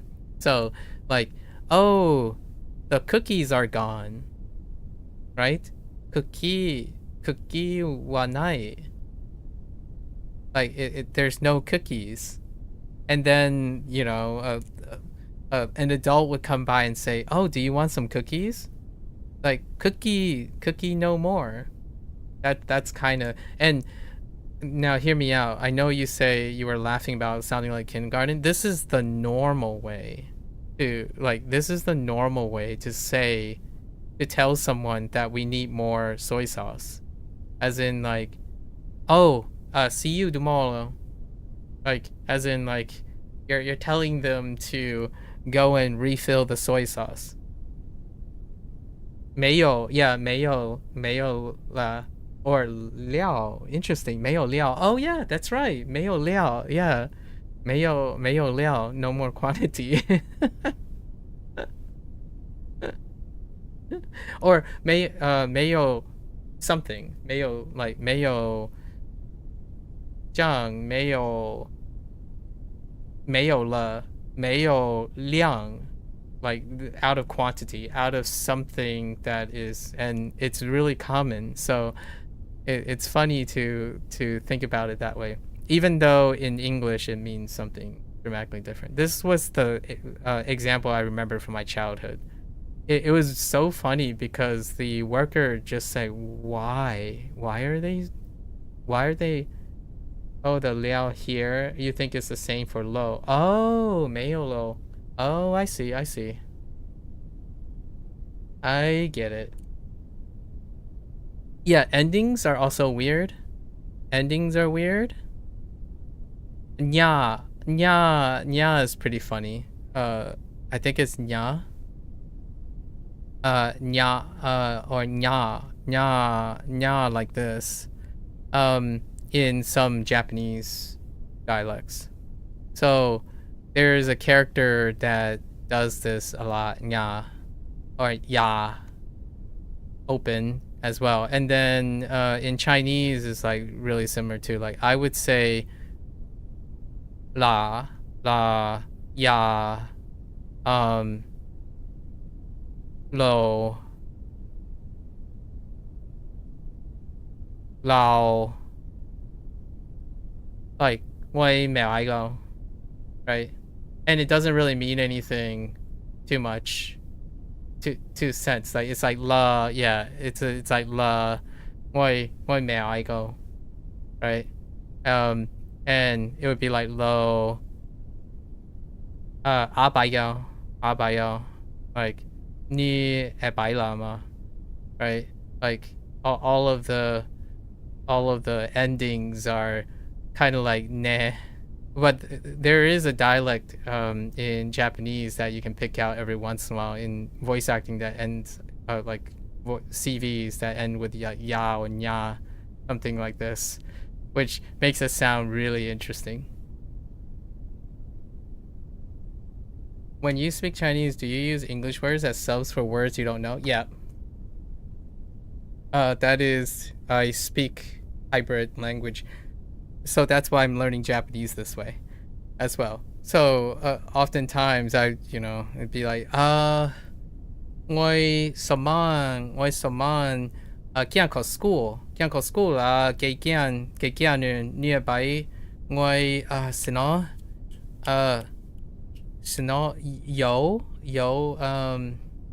有將什麼有將 called school die during, right? So like you would do the thing that Malaysian like the couple does a lot, where you would pivot from 3 different languages because it's more comfortable that way. And sometimes it's not even because you don't know the word, but it's easier to say it, right?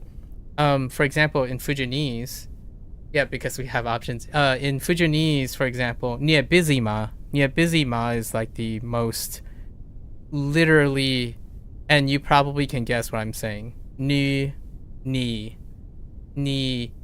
很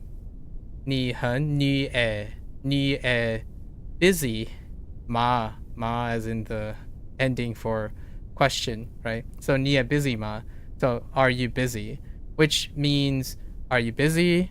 Can I bother you? Are you free? What have you been doing? Like all of that. So 你busy ma, and busy is English. So there's no substitute for that sound. You're busy, oh, okay. It's good. Yeah, that's exactly what I mean. So when you live in double languages, right? When you live in double languages, it's it's almost like you don't even substitute, or like say you substitute. It's kind of like combining things. The grammar just went into the bin. Exactly. The grammar just went in the bin. My parents substitute quite a lot of doctor, right? Oh, 你有没有看 eating, right? Eating is 医生, right? 医生 or 医下, right? 医下. So but doctor is fine. 你有没有看 doctor?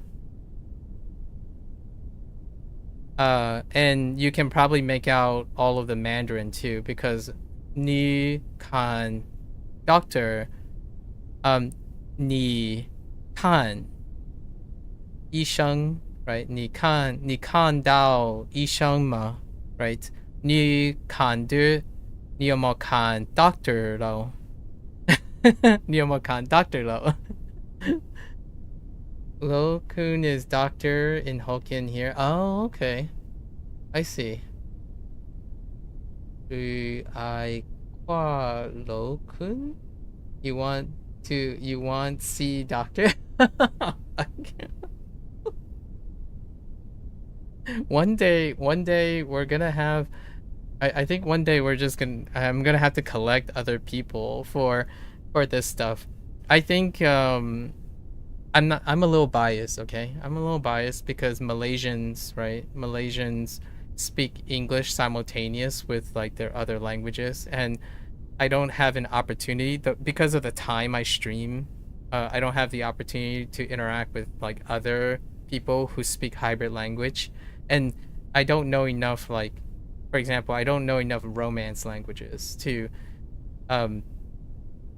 split the stuff. But I do use Spanish every once in a while. Like I do occasionally like randomly start speaking Spanish in my sentences. So that doesn't happen on stream as much. So that's fine.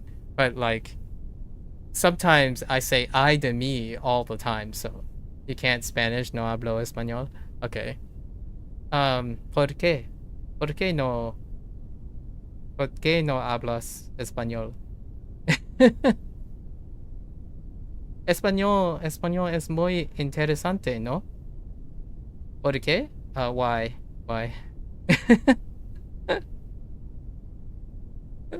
I do like reflexively speak in Spanish every once in a while. Zenzen wakarimasen deshita. そうですね。わかった。Understandable. For sure. I occasionally I would say like que lastima or something like that in my head, but I usually don't vocalize it. Like what a shame. Que lastima. Or like sometimes like when a Japanese person like in an anime says like nani, I'm like ke. That's all I think about. Like I would say what, I would say ke more than I say nani, or like shama, right? Ha? Eh? Ke? Right? Eh? Ke? Like that's kind of what happens occasionally. For you Malaysians, ha equals nani? Okay, I see. Yeah. What do my parents do? Oh, they don't have a strong one. Yeah, they don't have a strong one. It's more like it's close to shama, right? Like nani. Where like sina, right? Sina. It almost sounds like sina, as in like to eat. Sit like 吃东西, right? 吃东西, eat thing. So sina, but it's like sina, 你讲 sina, as in like 东西, as in, you know how like It's like nanika, like something or what, something, anything. What was that situation? Hami? Me? Lu Kong Hami. You can say what? Oh, I see. Nice. Yeah, you can. Yeah, you say what? Yeah, you said what? Like what came out of your mouth? Like what the heck? Like what is going on? Yeah, what did you say? Basically, what did you say? Like你讲什么？你说的什么？你讲乜嘢？Right? Que hablas? Que hablas? I guess just que hablas. maybe something else. Que hablaste? In like past tense? Huh. Oh, there's another version. The call oh, okay. So you guys have reflexive. Interesting. I wish I could read. Like I wish I can read Romanization. It's so tough now. Here's one last thing. We'll talk one last thing. Have you noticed since you like started listening to Japanese, now every time someone types like every time someone use like Roman characters, you're like, I have no idea how to pronounce that anymore. We'll just pick one and then we'll have options in the future. So whenever like someone's like, oh, this is my name, it's like, oh, is it this? Is it this? Is it this? Is it this tone? Is it is there a stop there? Like, where do you separate?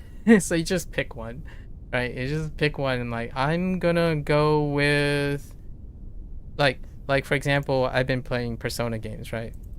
And the only way I know how to pronounce this is because of like I've heard enough Indian speakers. So Pavati, right? Pavati, and it's not even correct, right? Like the way I say it, Pavati, is not even correct, but it could have been Havati, Havati, Avati,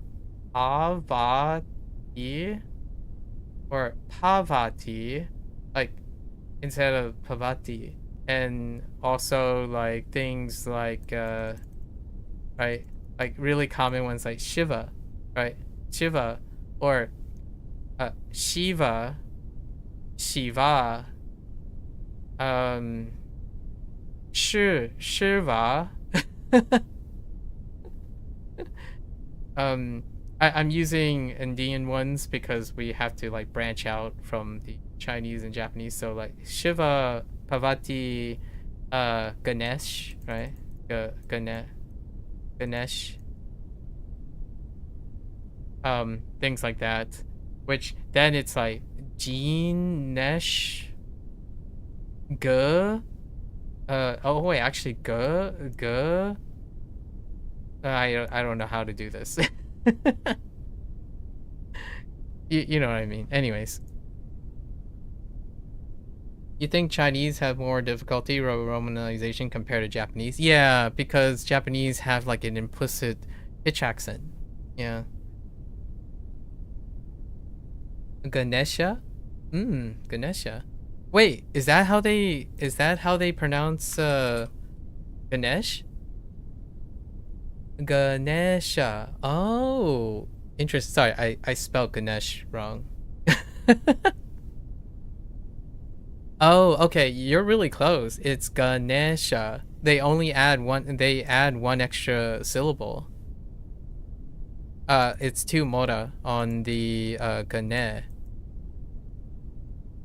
So just one more syllable. Really, really close. Interesting. Sorry, my mouse is a bit of a limit. And I totally misspelled Ganesha. And the reason why I wrote it this way. Oh, this has been happening to me a lot. I'll give you an English example from just earlier today when I was chatting with someone. You didn't know ne was elongated? I didn't either. So the reason I spelled it this way instead of using a is because ge is Chinese. So to get the ge sound, I have a habit of writing ge this way. But in English, it's probably ga.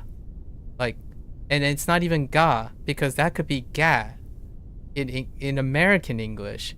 So how do you get the ga? You probably get like there's ga, and I don't even know how to get ga. And hear me out. I got a good one. Oh gosh, puff. I don't even know what the B one is. And then cough. Oh, what is the B one? How do you pronounce this? Bow? Buff?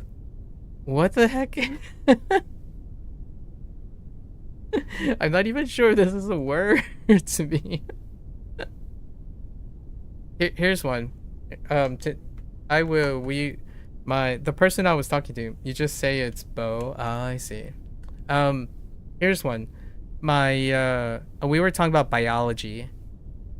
Very specifically, we were talking about botany. So, you know, you have a flower, right? Right, you have a flower, and then the flower has these things here. Right? You have to see through it, and then you have pollen proliferating here, right? Yes, the pistil and stamen. So, stamen, if you go off sound, could be stamen, could be stamen, could be stamen, could be... Did I get the permutations? Okay, all right. And then pistil could be pistil, pistil, pistil, pistol, pistol, pistol.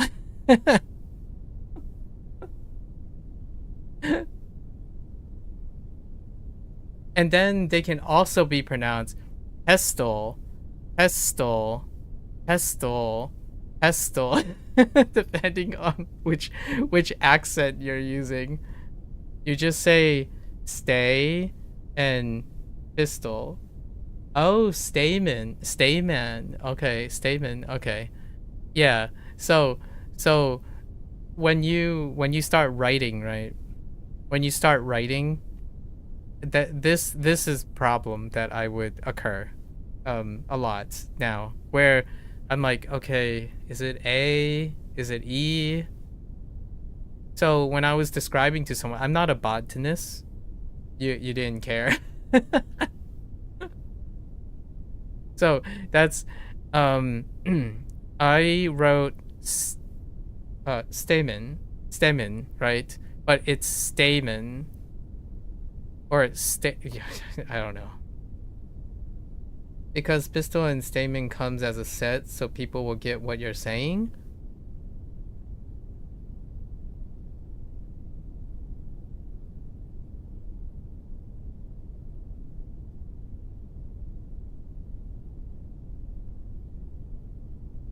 Huh. Sorry, I'm thinking if they do come in a set or not. Yeah, I think you're safe. I think you're safe. Actually, right now, Gen Z, a lot of Gen Z don't know the parts of a plant, so they would think the pistil is a pistil. This pistil. And then when you say stamen, W, and when you say stamen, it's stay man.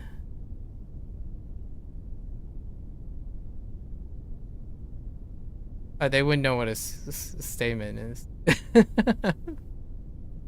It's just stay man, like stay here man, Or what's another one? Stamina would be the closest they would have. Stamina.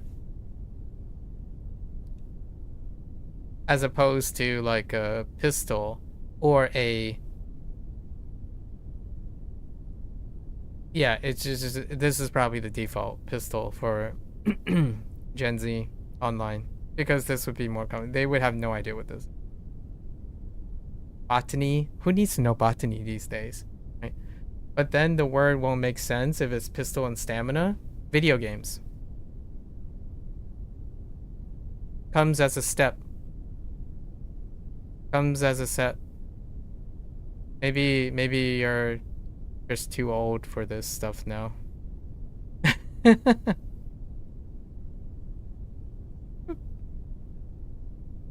Pistol and stamina are often associated with video games. That's why they would default to that.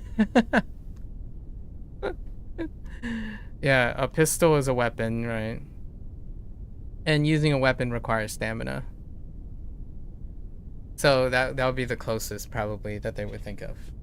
Otherwise, what else could it be? Here's what I get from Gen Z. They would stare at me and they're like, I understand what the one is, but I don't understand what the other one is.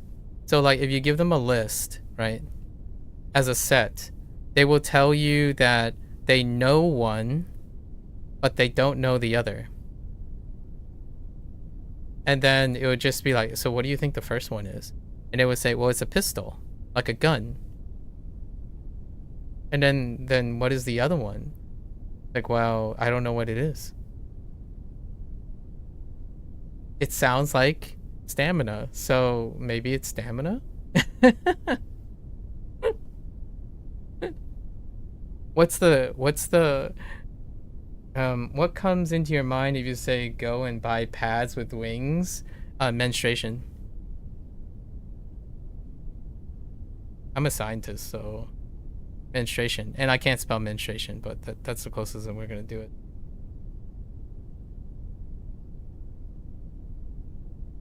What do you think I was gonna say? Period?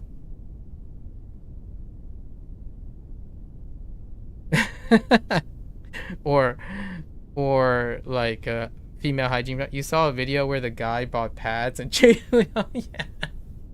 yeah. Yes. Yeah, the chicken wings. Yeah, for sure. Yeah, I mean, I'm old, right? I'm almost 40, right? I'm in my 40s. So the first thing I would think about is adult things. So menstruation. Menstruation would be pads with wings. Pad with wings now. Not menstruation pads with wings. I know.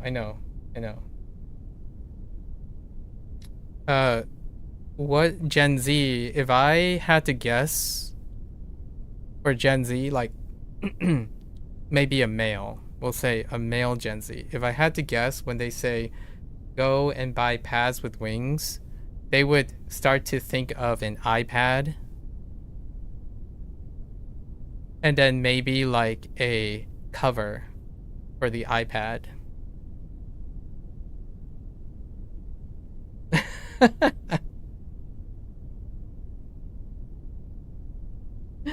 Like an iPad with wings, right? That's what I think would come to mind more often if I had to channel. Like the pad word is so ingrained into technology, they would think of iPad first. If you gave them $50, they would think that you're just looking for an iPad cover.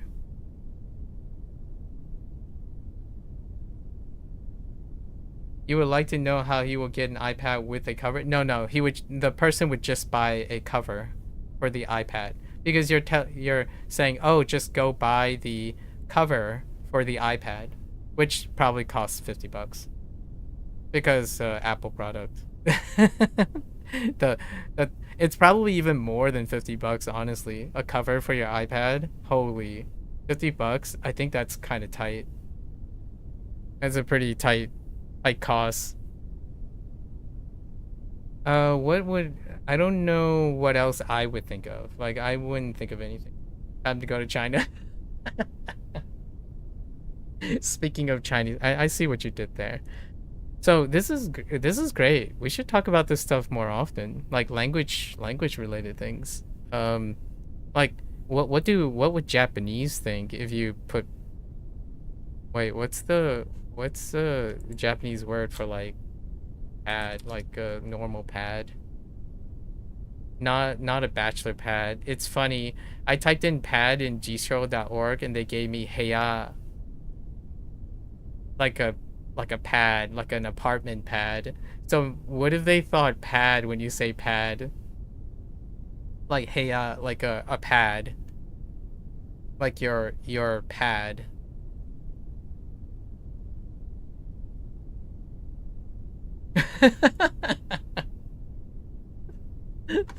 That's pretty good. A man pad.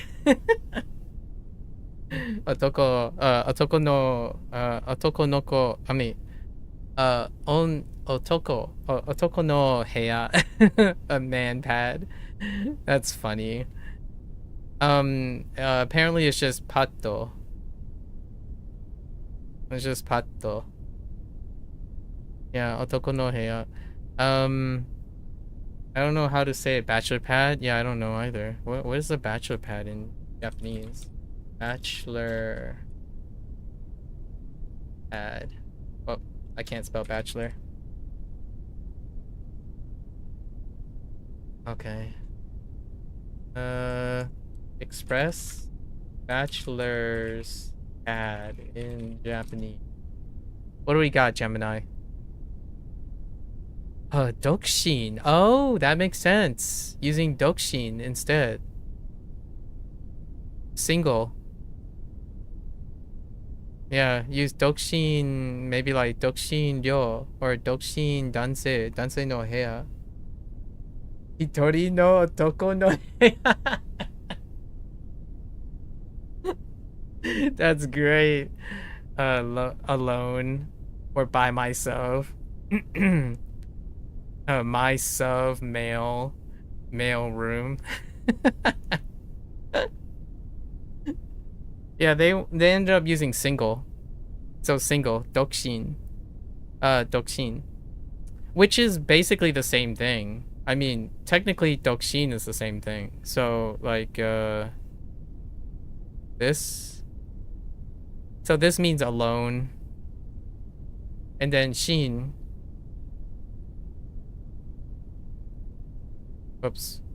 I screwed up. Right. So alone body, dokshin, for single, as in like not married, single, bachelor, dokshin, just alone in body. And then they actually use dense, which is male and gender. So male and gender is I screwed up. Male gender is right. Oh wait, I missed a stroke. Right. Danse. Yeah, danse.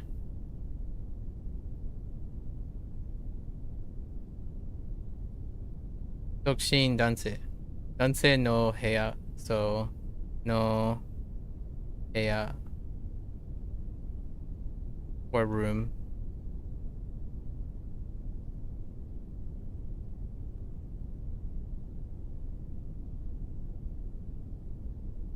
I think sometimes you're hearing A's and A's, and I'm not sure if I'm saying A's and U's. For a beginner, hitori no otoko no heya sounds easiest. Yeah. So the idea is like that's like being alone in the room, right? As opposed to being not married, right? Bachelor being not married. Yeah. Just like your strong sunlight description. I think the strong like should, yeah. So like if you're alone in your room, like you live alone, maybe like hitori de sun, right? Use like suru yeah, sumu.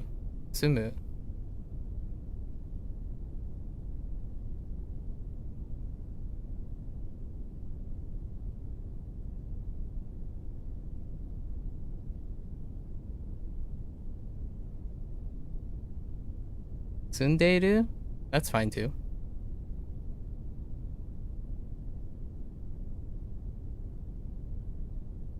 Yeah. I was gonna write like do.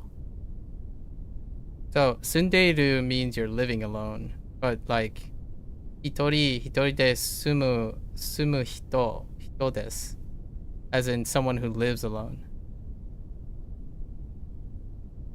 Or no desu, like I'm someone who lives alone. So whoops. Hitori de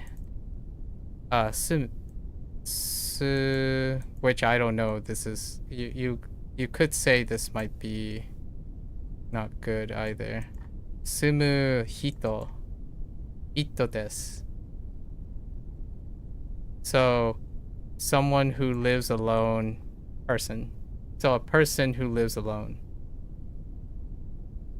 I am a person who lives alone. Describing like a bachelor. As opposed to I am living alone, which that doesn't mean you're a bachelor. If you are currently living alone, you could just be someone who's on business or something. No. Oh wait, have you done this structure before? I'm not sure if you've done this structure before. Where you put a verb phrase in front of a noun, and then it just becomes an adjective. This is an adjective for this. I don't know if you can drop the no. You might need a no here. Injected here. You don't think so? I see. Yeah, that's also my like talk like a kindergarten situation. Like how do you say like the kid with the doggo, right? The kid with the doggo. So inu, right? Inu ga iru inu ga iru iru hito desu.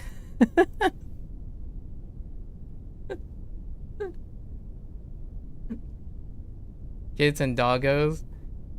Inu to kodomo. That's pretty good. Just a kid. This so this is like my jam. You put the like the phrase and then you just point to the thing. So like if you want a kid, you can put kodomo here, right? Kodomo.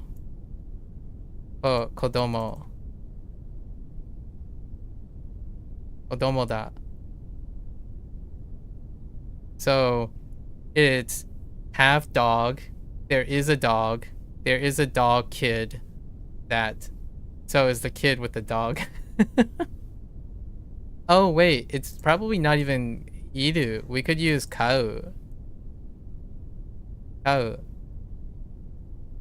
Inu ga kau kodomo da. First glance, you would have thought the dog has a kid. Yeah. Oh yeah, true. Yes. At first glance, you would think a dog has a kid. Exactly. This is a structure that I had to get used to. So, what is the grammar point? One who. This will probably be the last topic to talk about. One who. What is it? Verb. Modify Noun. Verb. Modifier. No. Okay. What do you call it? Adjective? I can't search it. You think the way you learn Japanese is very inefficient? Hang on. Let me see if I can find it. Let's see. It's like an adjectival phrase. Bunpro is not that great for... It's by pure memorization and minimal understanding. I think you'll get there. Because you already have conversation. You're learning by conversation. I'm learning by, obviously, whatever you call this. So, where is it?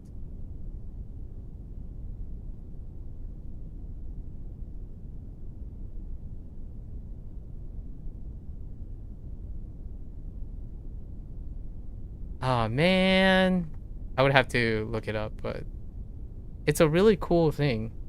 You learn by memorizing chunks of sentences. I see.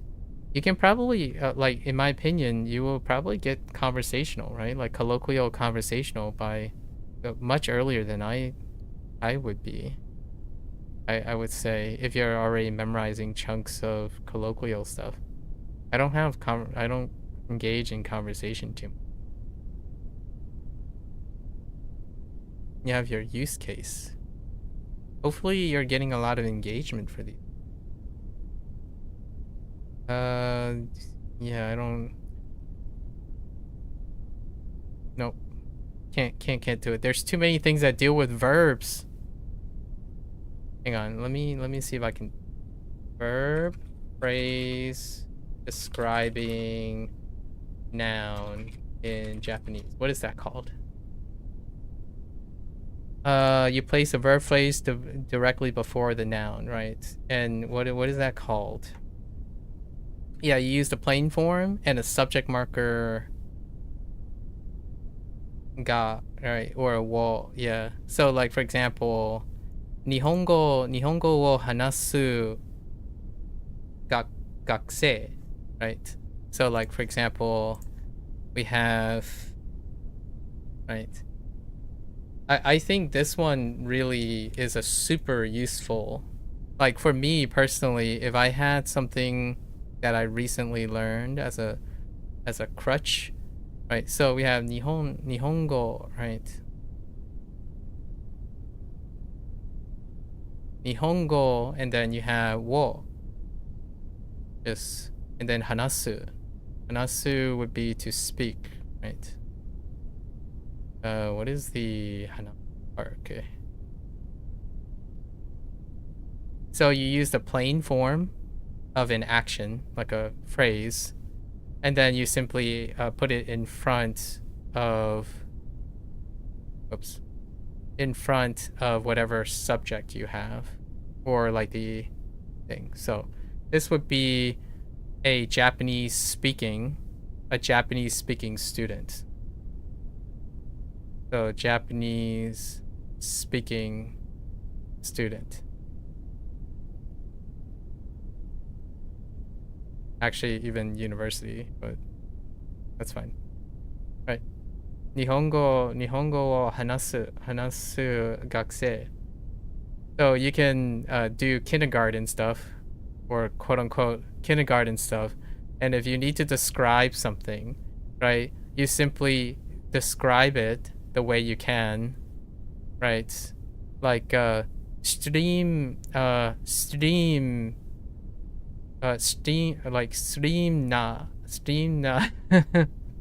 ito this. And then if you want to get clever, like, oh, the ego wo hanasu streamer des. So basically you can still create the chunks. So you say like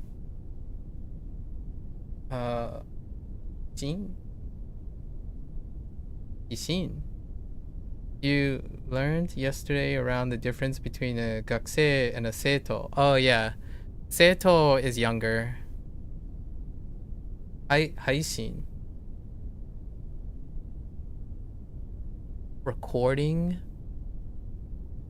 Belief. Oh, that's how you say stream. Interesting. I don't know if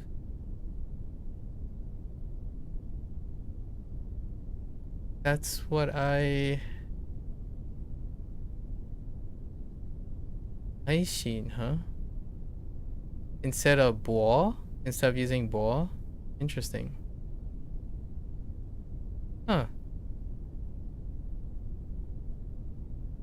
Okay. Delivery speak. Dispersal speak. Or dispersal belief.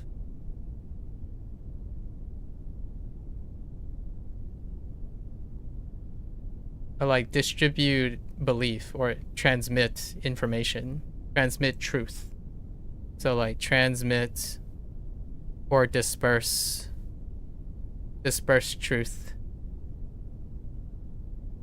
Or like facts or fate. So that makes sense. A streamer or a stream to disseminate truth or fate.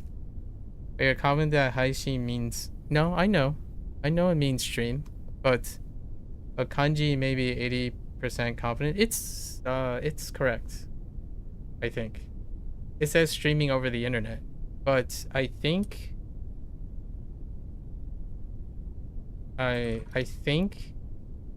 when it comes to live streams and stuff, I think it's even more simple than that. Because it's probably adopted too, but maybe not. And then bo is being used for broadcasts in Chinese. I'm thinking of Chinese. And yeah, gakse. So seto is younger, gakse is older. And where's the defining line? It's kind of, what did they say?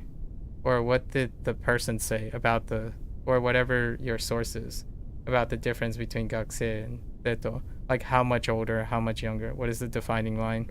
Usually seto gravitates towards the younger side, and then gakse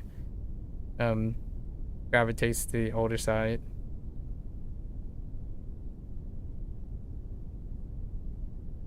Aishin shinasu. I saw the person type. You will stream. Shinasu. Interesting. Or will.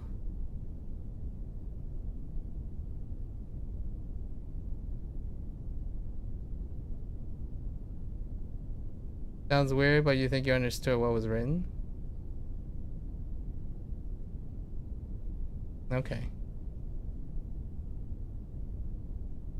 Okay. Interesting.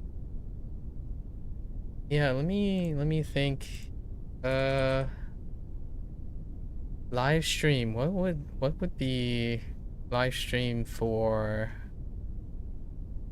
streaming that type of stream? 直播, probably 直播, which is not Japanese, by the way. So it's kind of related. So we have 直, straight, and then broadcast, or to disseminate as well. Oops. 直播. My Chinese Hanzi is stronger than my kanji at the moment. So 直播, this is like straight and like send out or broadcast. So like a live stream, like the stream that we're referring to, live streaming, as opposed to like stream, like a stream information stream, which Haishin captures that too, which is nice. Very neat. Very neat. See, you're picking up stuff that I wouldn't pick up. So Shinasu is pretty interesting. they to use for instead of suru, instead of using just simply using suru or shimashou or something.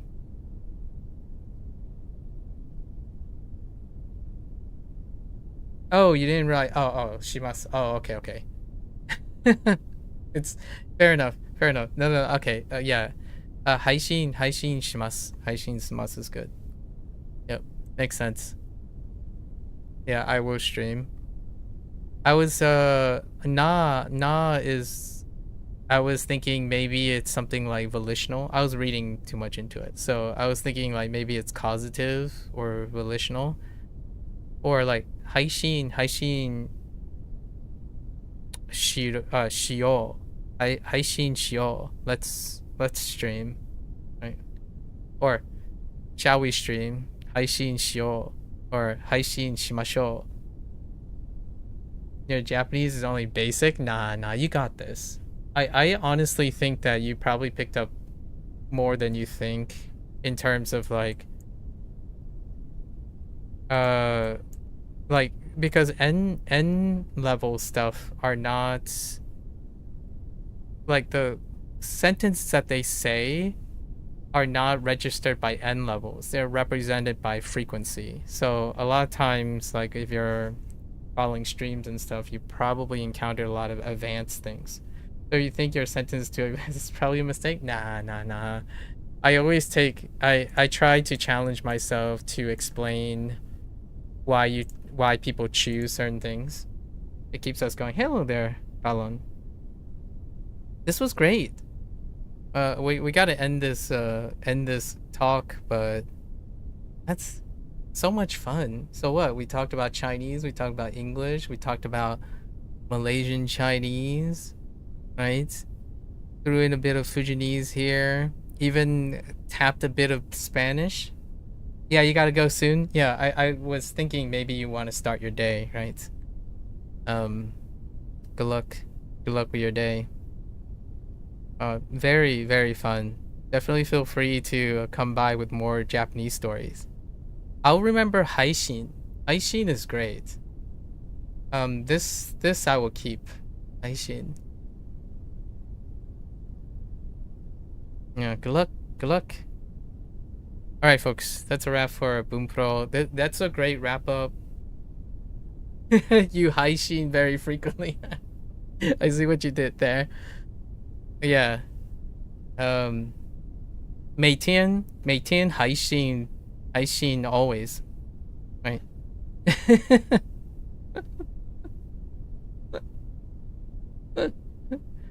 Todos los días. Ne?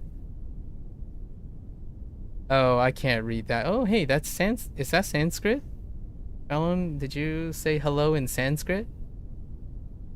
It looks familiar. 100%, yeah. Alright, take care, TV. Take care. Have a good one. Alright, folks. That's a wrap for Bunpro today. We finished our reading practice, so I indulged, right? Tomorrow we're going to look at the beta, whatever their beta feature is. For cram design. We'll look at it tomorrow, because I haven't looked at it, and then we'll try to use the cram redesign to do some listening practice for like 3 days for the N5, and then on the 30th, either the 30th or the 31st of this month. What's this month? Hachigatsu. What is Hachigatsu? Oh, August. Wait. Yes, August. August, we're going to do the practice exam, right? The first of 5 practice exams. And then see how it goes. It could end up taking 90 minutes. Realistically, what was it? 5 minutes, 5 minutes, 15, 35 minutes. And then that's all I'm going to do for the 30th or the 31st. We're basically doing like a a recording of doing one of these exams, and these are modeled after whatever it is. We'll see, because I would have to like, I don't have any thoughts at the moment. I don't have a point of reference for the JLPT format, so we will look at it, disentangle it, maybe reflect on it a little bit. So the stream might be like an hour or two, right? That's what we have planned for the end of the month. It will kind of answer some other people's questions, and then I can always refer back to that particular recording about the, like, well, what is it like? And I'm like, I don't know what it's like. Can you explain a little bit to me about what the JLPT format is like?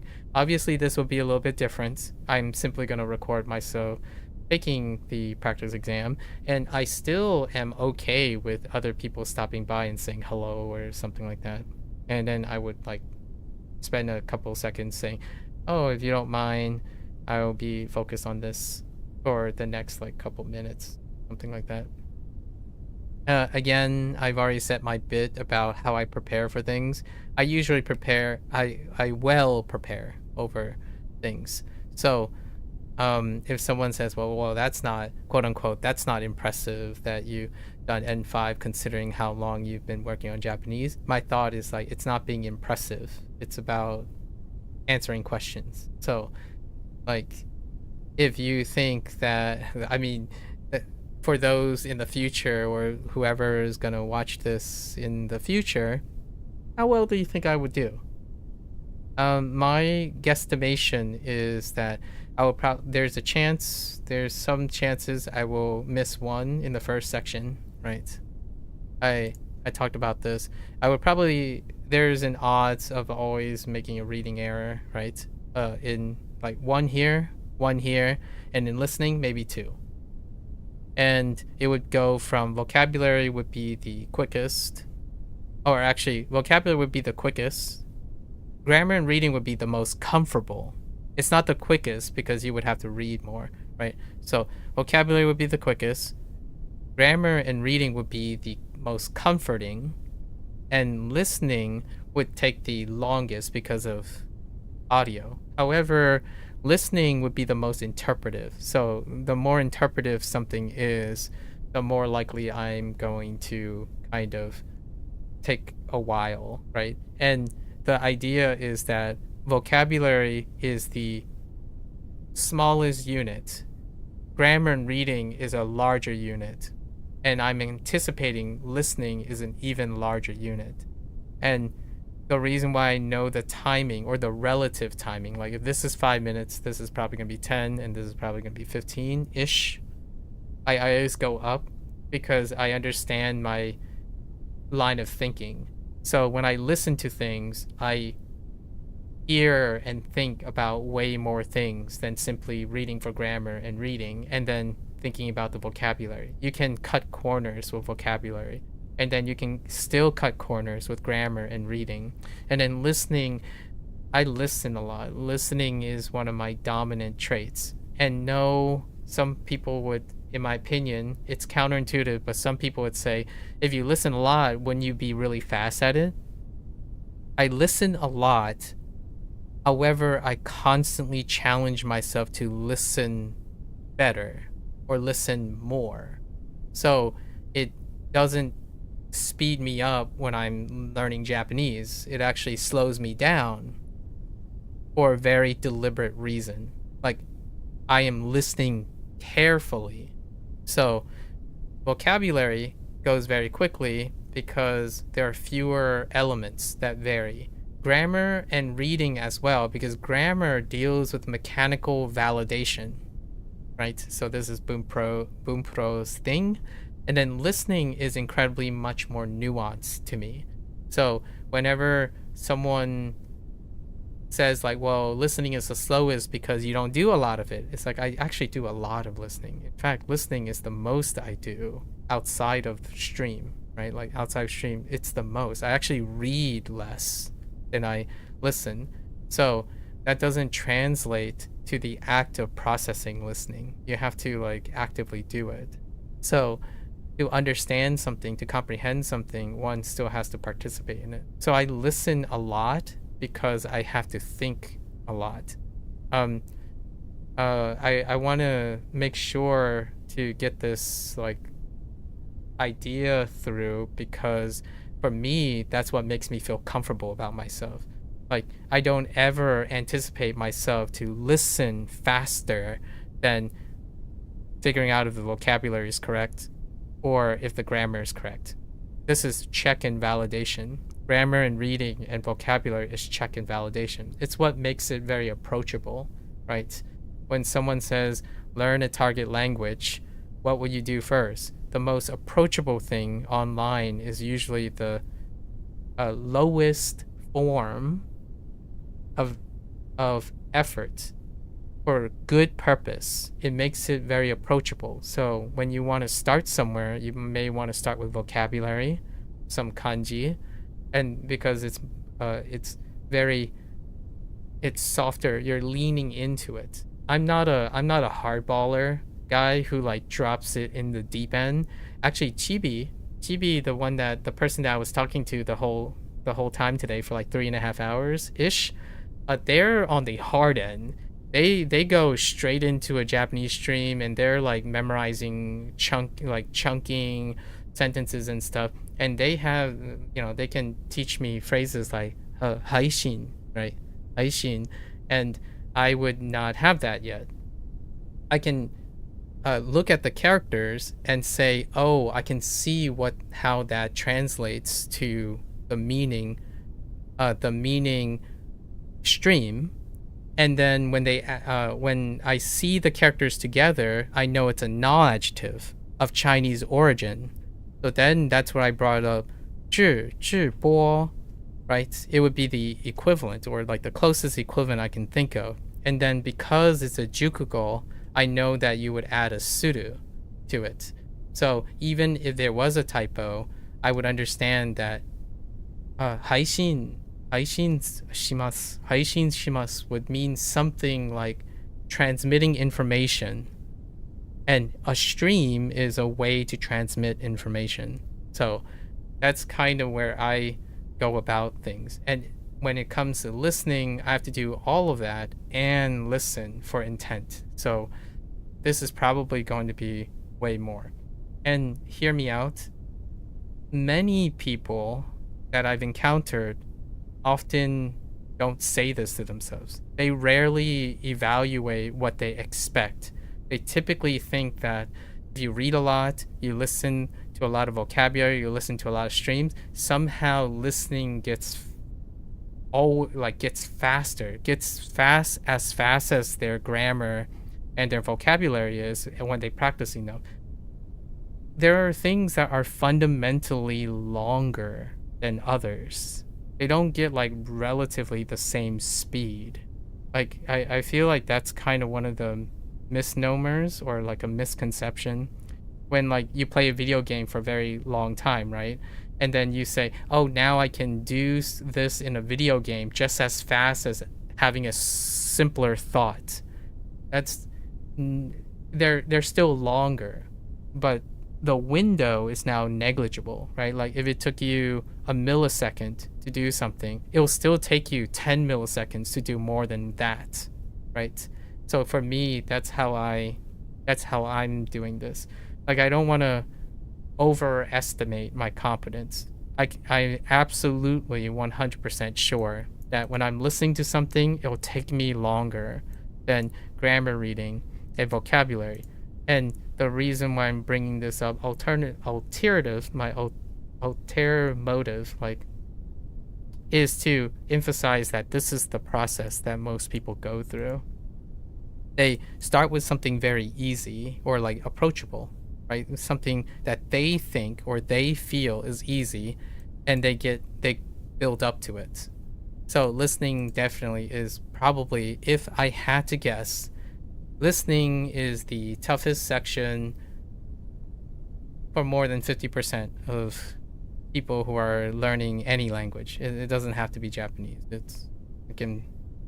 can be anything in general. And it also correlates with our dominant text related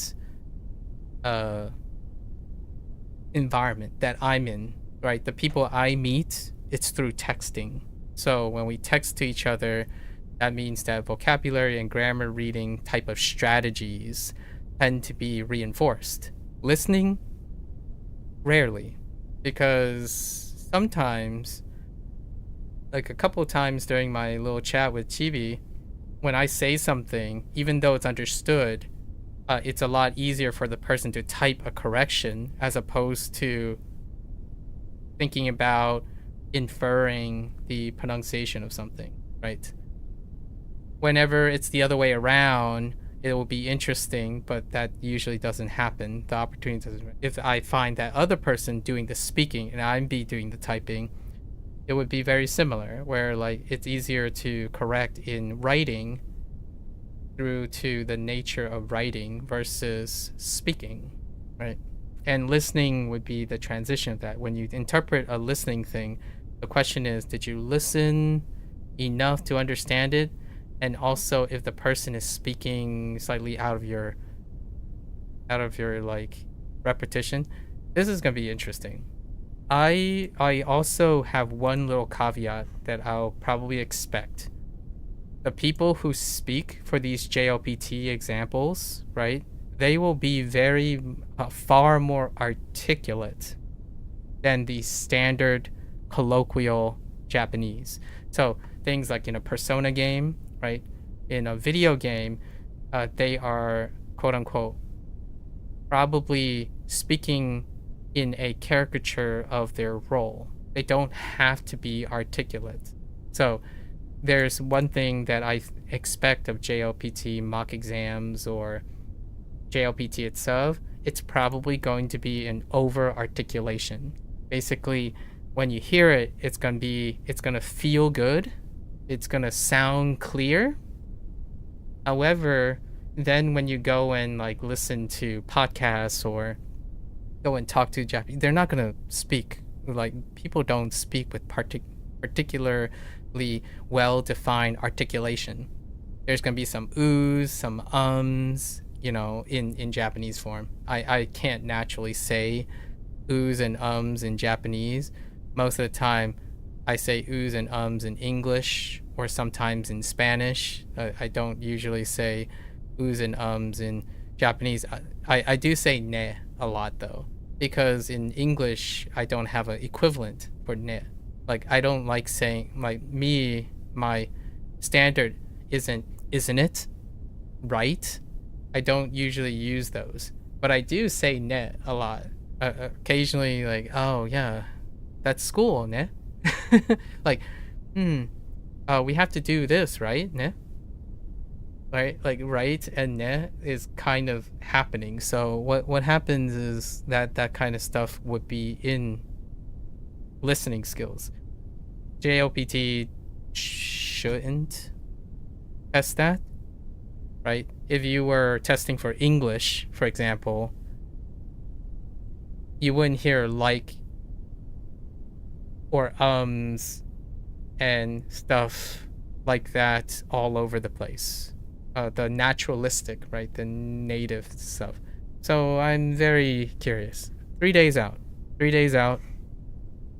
3 or 4. I'm either going to do it on the 30th or the 31st. It's going to be fun, I hope.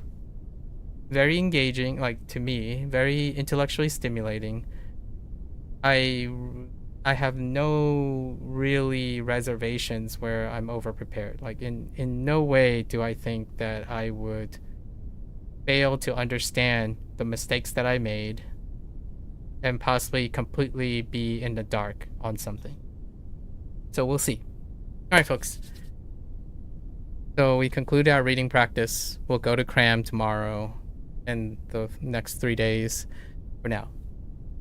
So until next time, if you're gonna watch this later, arigatou gozaimasu. As always, feel free to follow along. Pick up Bunpro for yourself if you like.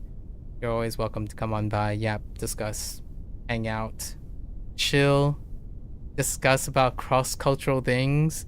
I had a blast today talking to yet another multicultural person. It's really fantastic.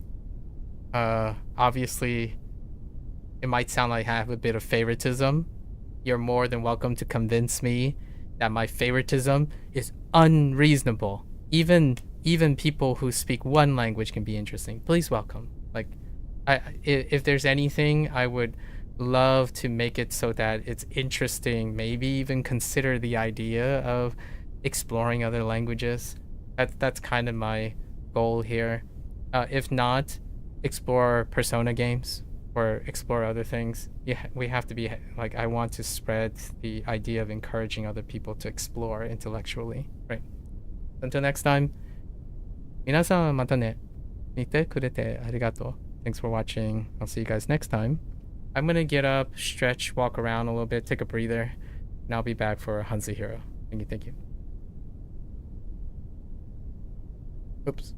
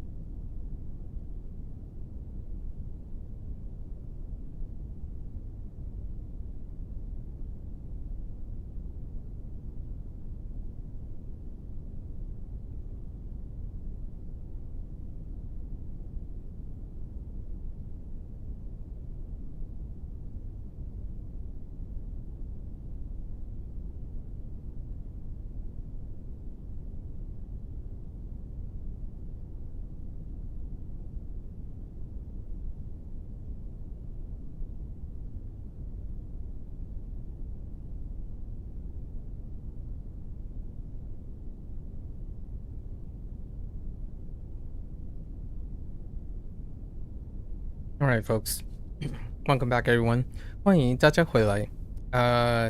今天是第583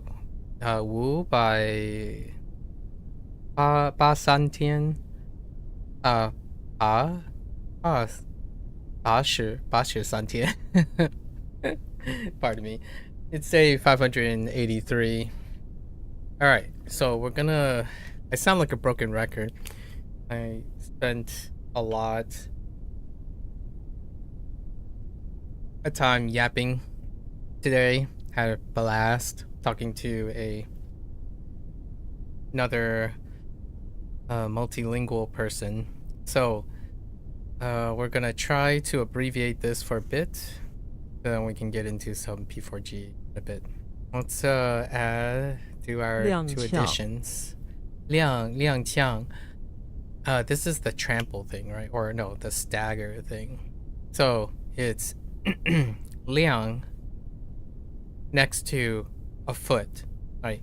踉 next to a foot. This was the trigger, but 跄 next to a foot is also stagger. So this is kind of our way of trying to combine the staggers. And then this looks like a 踉 for good, and this looks like a 跄 for store, like some sort of storage. However, they are the sounds that they carry, and then deal something with the foot. In this case, it's staggering. This stagger. 踉跄，绊倒， Bundal. Okay, bun is really weird. So this is half, and this part is bun. It looks like bun. However, bun is next to a thread. However, this thread deals with topple, or no, stumble. So I have no idea how I'm going to connect that.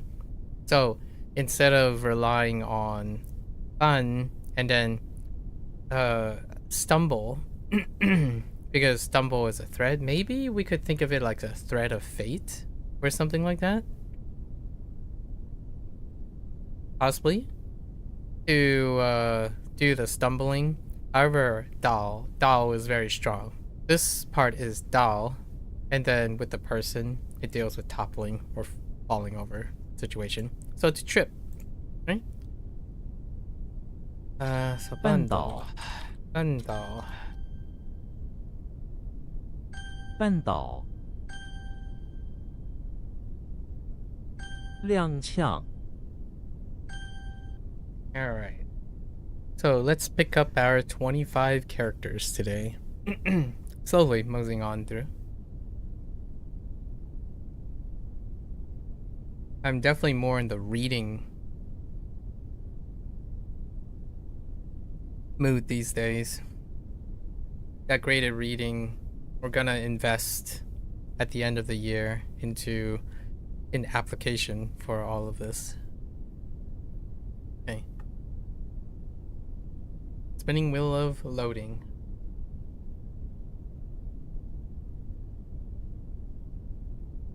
It's because of the 5,000 plus reviews. We stopped using the SRS some time ago.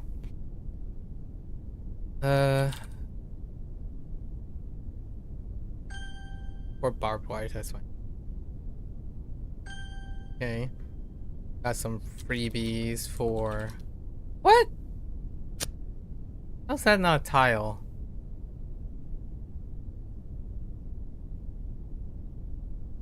I actually don't know anything else. It's either a belt hook or... Okay, it's a belt. Okay, that's fine.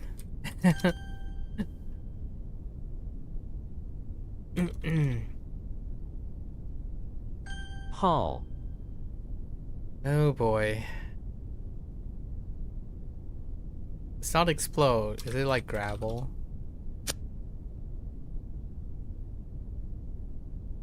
Oh. Oh, cannon. Okay.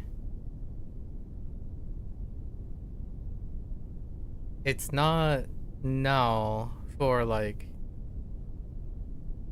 fighting, right? Or like it's not fighting. What is the warhead? Oh no, wait, isn't it? No. Okay. This is like making noise. I don't know how else to. Okay, fine. Okay.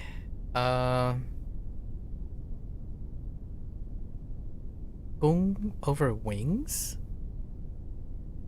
My first thought is like, it's still like yi or chi or something like that. Let's go with chi. Dang it.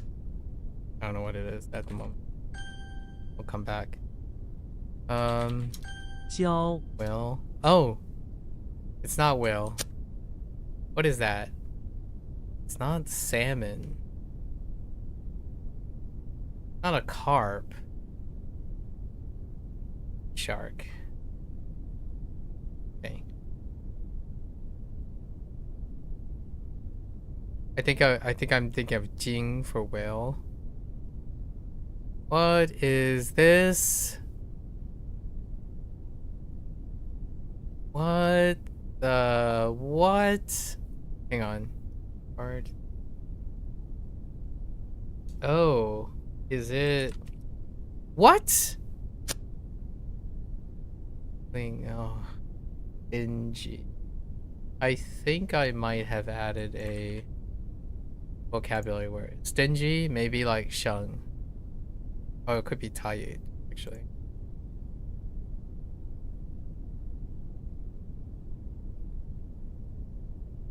Ling Qi?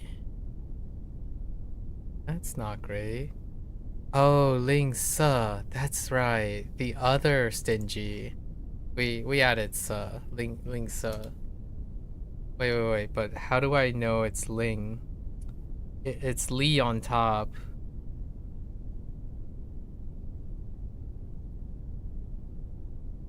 Okay. All right. 为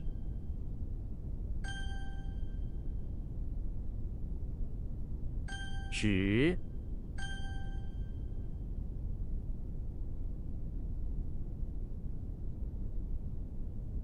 I want to say it's Lian or Lian. Or it could be... Oh no. It's the... Luen? Is it Luen?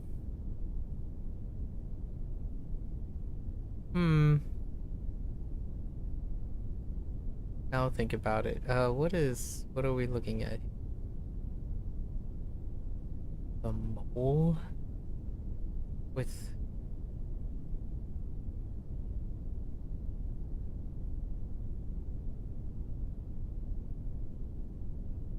I don't know where the mole fits in all this.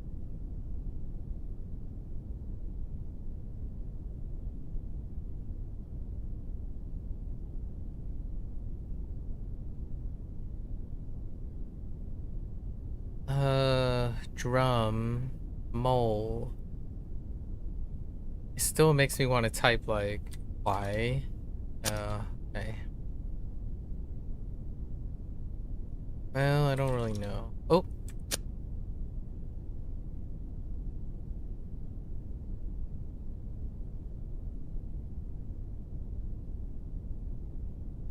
No, wait.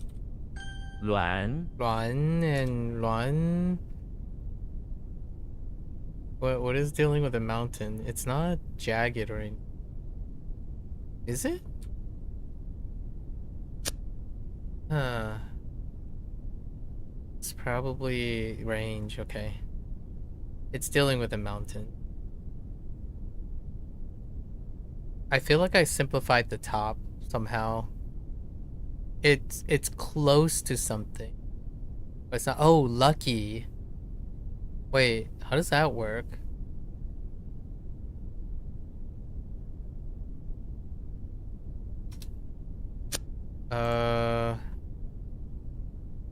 Oh. It's not Hulk. It's Tarzan. Whoops. Yeah, platform. The other one is the other one uses Tai as well. There are two of them.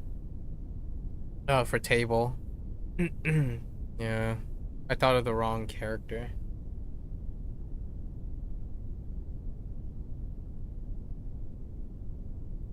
That's my bad.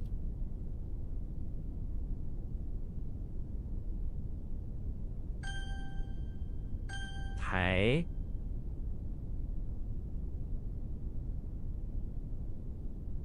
Why do I think it's a...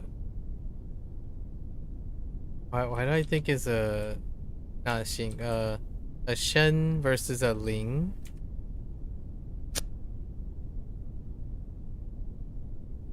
Or...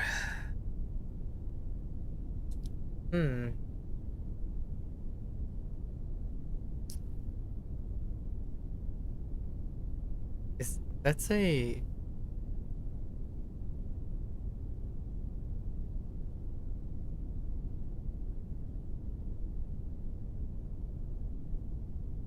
It's not a watchtower, right? That's an empress. Or is that difficult?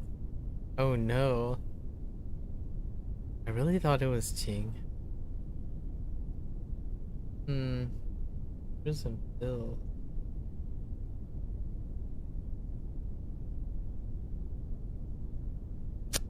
Sigh. What are my keywords here?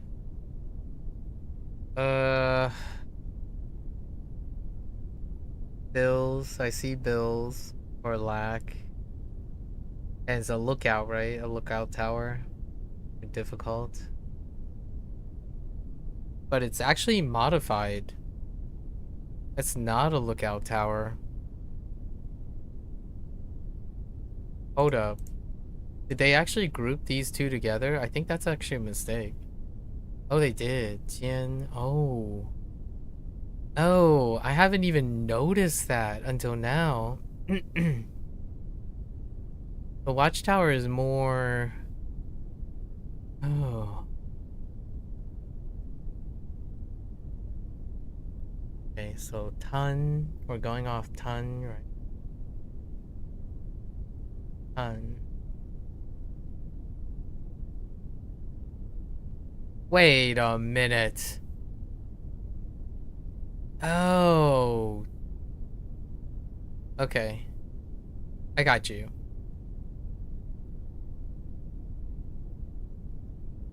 Okay. I ruled out Psy because this is Psy, but that two Psy versus Psy. All right. So sighing about the bills. What is there anything else that will mix this up? No, not really. And then I thought it was diligent, Qing, but actually this character is different.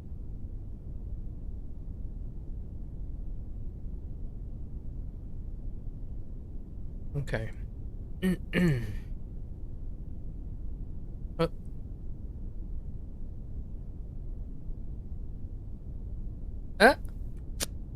What? I gotta think about that, I guess. Why do I think this is Tao? Or is it... Yeah, okay.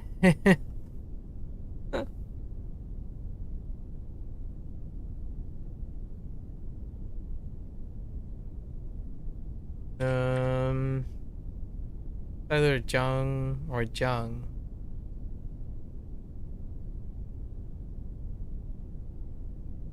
I can't decide. Oh, no, wait. Hold up. It's not. It is. It's not. Yeah, actually, it is. Zhang.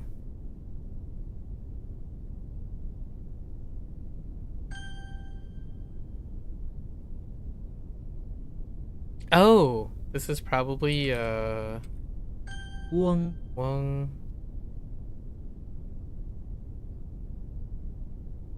Like, it's like old man. Ling. So if it's not Li, Ling, mouth, Dingy, Ling Se, right? And if it's not sigh, what you're sighing about. Okay. Tan. Okay. And this is Xiu. embroidery.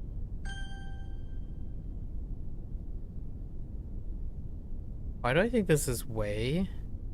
I don't think it's Wei. Gotta be you. You? Heck! The tool. It's the special.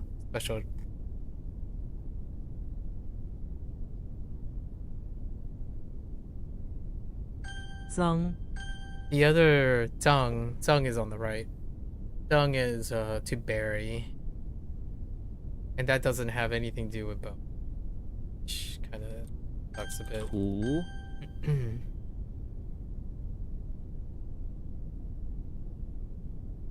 My first thought is He.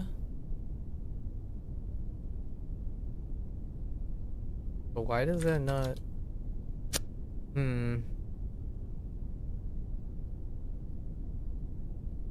照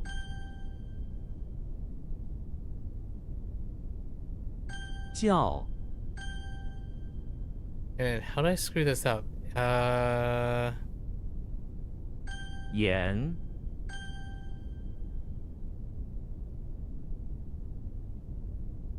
那 What? It's not supply? Oh. Oh wait, it's receive, not supply. The other way around. Reversed. Not to give, but to receive. What the fire face? Iron page. Why do I think it's shu? It's not shu. Oh no. 笑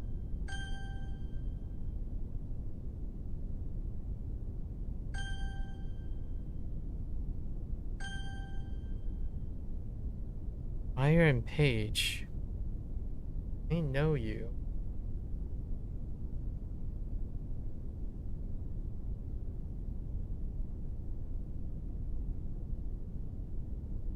I don't know your read. What is your read? You have no sound with you, mister.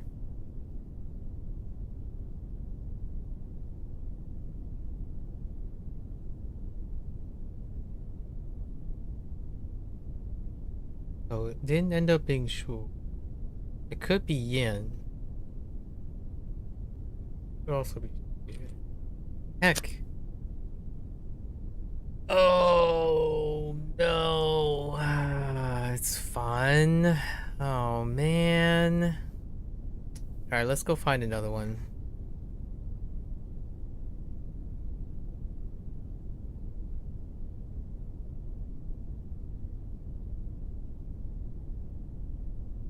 Banja? No. Bani. Oh! Tired of annoyance. Oh, that's good. And it gets me to use ni.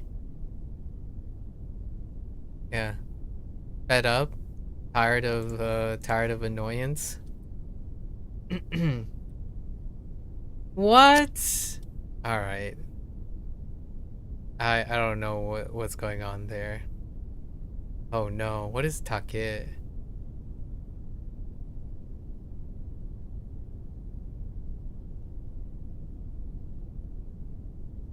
It's bamboo. So, shi? Or is it... Oh no, that's not. Dang it. In bamboo. 烦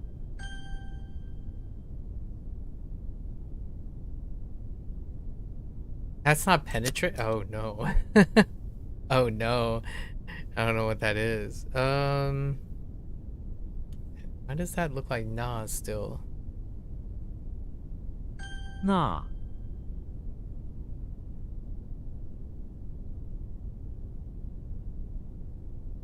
Sodium?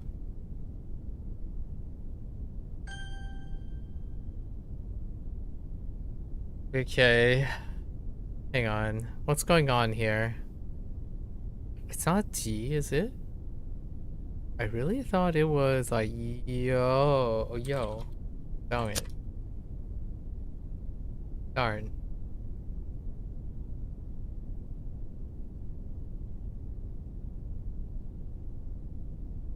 Oh, wrong tone.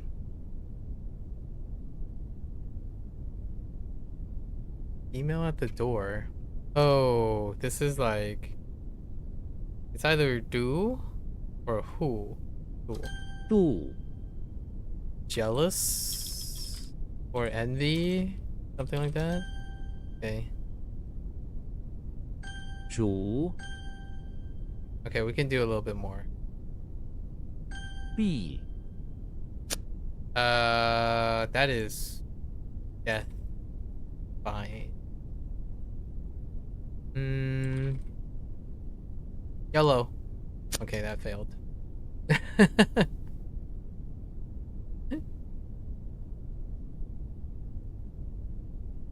Why do I think it's yeah, 鞋 a company?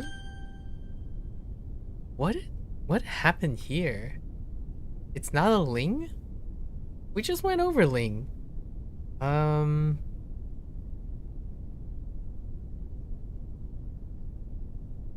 thought it was Sheng.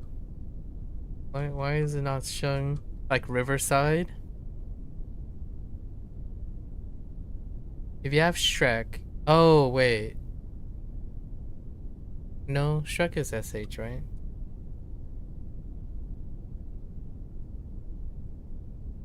Not a Shang though. No, it's not Shrek, it's Bigfoot. I confused Shrek and Bigfoot. Oh no. Shrek looks nothing like Bigfoot. But that's Way, not May. But is that not stomach? Oh, it's 4, not 2.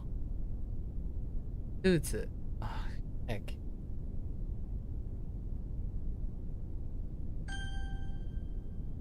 度 Dang it. I typed it.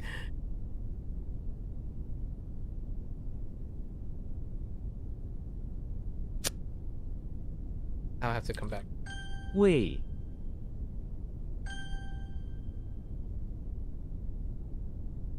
Yeah, wrong person, right? Bigfoot. 冰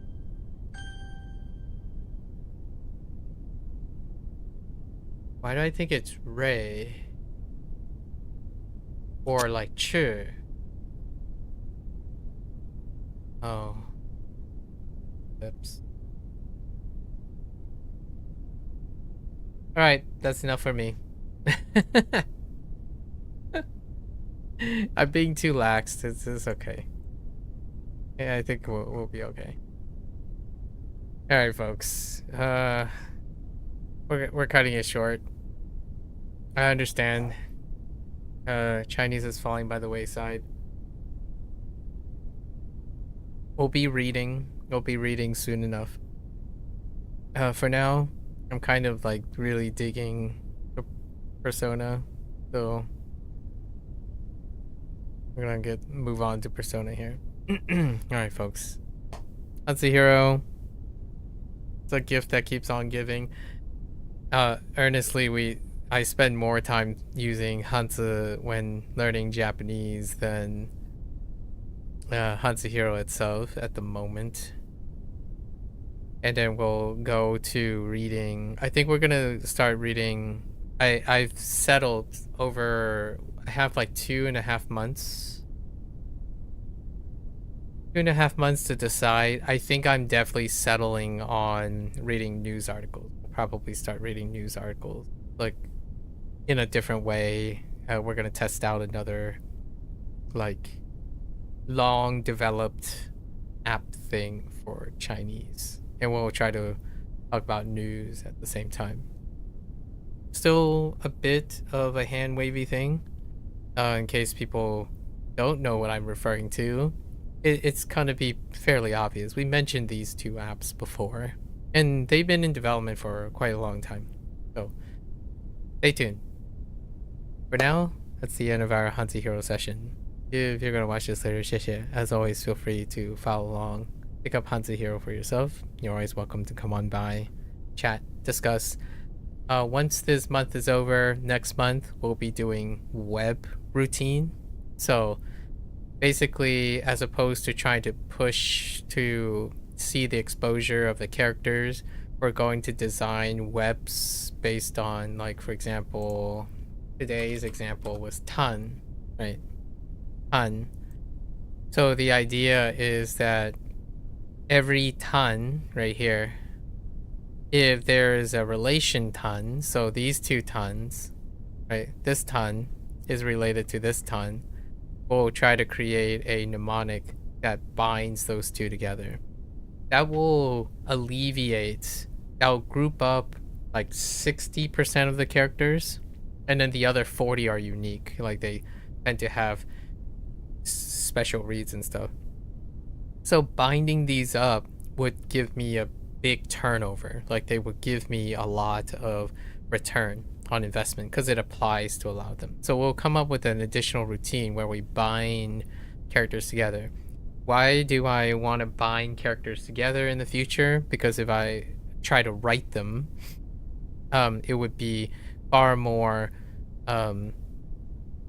organized in my head to use repeated characters like this, right? And then look for the differences in their radicals. So it will help bind my writing in the future, which I do still plan on doing some fun little things with writing. That's kind of the plan at the moment.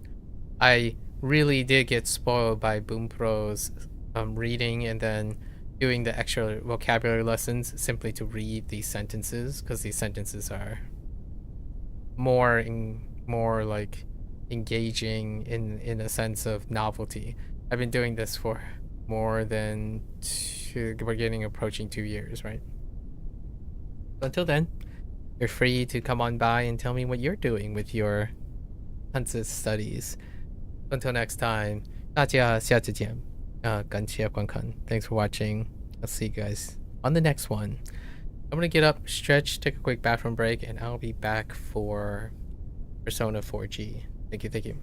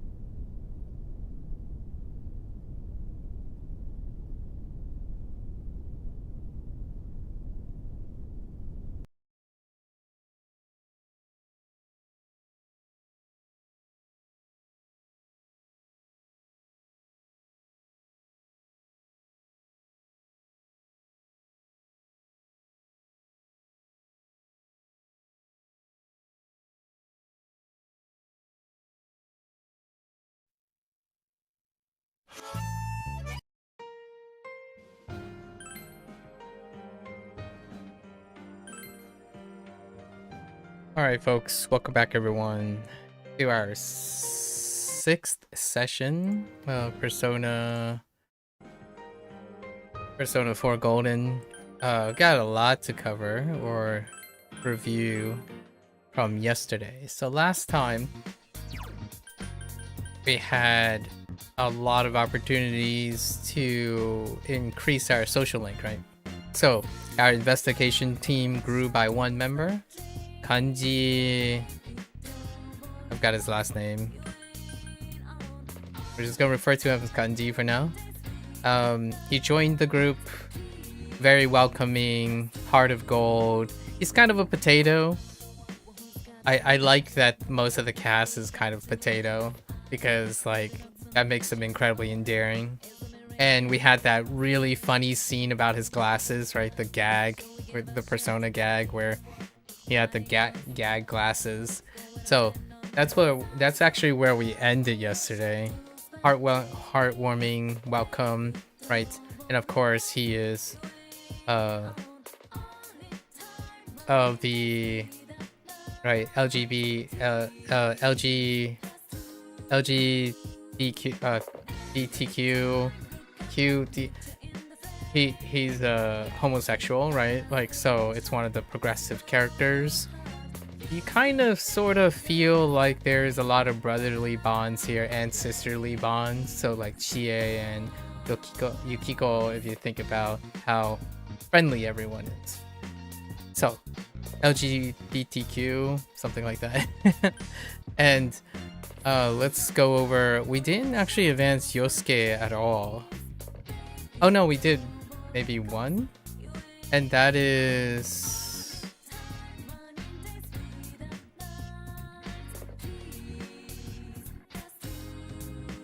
yeah, I don't know what happens when I click on these. Oh wait, oh there is there social link details? No, it doesn't. Yeah, I'm not quite sure what happened on the last Yosuke thing, so it's been a while. Yukiko, she is learning to embrace her future, like she's trying to rebel basically against her future, like the predetermined future, so she's striking out on her own. That involves learning how to cook, and it's like a fuka yamikishi moment. She cooked something, still working on it. You ate some stuff. She promised Nanako something edible though. And then she picked up a book on trying to become various things. Interior design was mentioned. So she's like buying stuff at Junes to work on this. She folded envelopes as a part-time job as per your suggestion, to try to figure out what she's going to do with her life that is outside of becoming the manager of the inn. And then we got a brief glimpse of some pompous jerk, right? Like a suitor, like a male suitor situation, probably implied. So Yukiko is kind of like bridging Fuka meets Mitsuru, Kirijo type of vibe at the moment. Yosuke,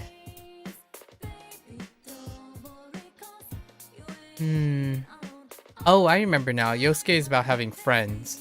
So he gets a lot of spam, and he doesn't want to change his address, right? So he's kind of the one where it is kind of a bit of a Kirijo moment as well, where his name is known and he has friends, but it doesn't feel like he's like a very popular person, but also very lonely at the same time. Like, it's one of those situations, lots of people know him, however he's not very close to a lot of people, so you're gonna bro it up, right? That's kind of the idea. Margaret, that's the persona requests. Dojima, you're still doing talking about his fatherly duties, and Nanako was calling him out for not paying attention to her, right? And then you're trying to encourage him to do so, or talk about being a father figure, like what it means to be a family. That's the conversation we're having there. Chie, we met up with Chie's childhood friend, who gave us the impression that Chie is often like a very strong, righteous, like iron will kind of thing, like Yukiko to some extent. But Chie, we met I forgot the guy's name, but they knew since like middle school and whatnot. So not sure where that's going. Nanako, we haven't advanced Nanako actually. Fox, we fulfilled the love letter, and now the new request is helping someone with their cravings for snack, which we did, so we need to turn that in. Cole, nothing from yesterday, I think. Yeah, nothing from yesterday. We do a lot of night conversations. However, they're generally in alignment with their social links. Temperance. We learned that she is, what's her name? Eddie. Eddie is like kind of trying to give up, right? Give up on the whole idea of adjusting, and she believes that, oh, she said the thing about predeterministic, right? Everything is deterministic in general, which you kind of agree with her just to make her feel better. So that's kind of a weird situation. So she feels better knowing that everything is predetermined, so it's not her fault. That's a little bit of a deep cut. Then we bumped into the very privileged person. She shops a lot, and then she's often upset about people who solicit her. So there's something deep cut in there about being solicited. She's very low effort. She skirts around, incredibly rebellious and lazy, right? She's slothful. Then we have Ayane. Right now, she tries her best to be helpful, but she doesn't get to perform because she's always not good enough with her trombone. So that's still ongoing. Adachi is about living alone, trying to find a balanced life, and there's this sweet little grandmother, like a granny figure, that mistakes him for, like, one of his duties is to keep her company and making sure she keeps out of trouble or something, but she mistakes him for a relative she has, and he's kind of like, it feels like he's a endless bachelor and you're kind of inviting him to be part of more than that. Anyways, that's kind of about it. Now, where are we at? So we are right after the team hung out, and we did not see anything. Basically, we didn't see any clues at the moment, other than initiating Kanji to the team. Actually, is he added? Oh, he is. A folding chair. I gotta get him some. I gotta get him some gear.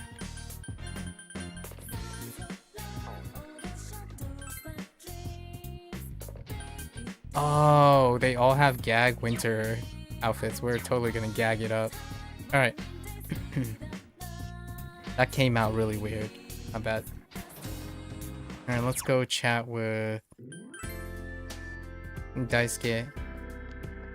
More and more interactions. Narratives ahoy. What are you doing? Looking for you, my man. All right. Let's chill. Huh. What position are you after? Forward? Defender? We don't have a striker, so I want to beef up our team's strength there. Oh, I'm mostly a midfielder. When I was a kid, there was a player I liked who had that position. Do you know Kaoru Yamazaki? What kind of player was he? Wait, I think we just feign ignorance, right? Or we just go with it, right? I've heard the name. Oh, you read that comic too? Kairu Yamazaki. Huh. It's not spectacular, but I liked it. The muddy playstyle and all. Daisuke speaks enthusiastically. Well, I think you could handle any position, really. You seem to have talent. Ko said that too, you know. That you're physically whatever. Alright. Oh, look at the time. I should get going. Oh, hey, take this. I've been kind of addicted to them lately. This is for you. Oh yeah, seaweed crackers. Give me that. Good night, man. Careful on your way home. Gotcha.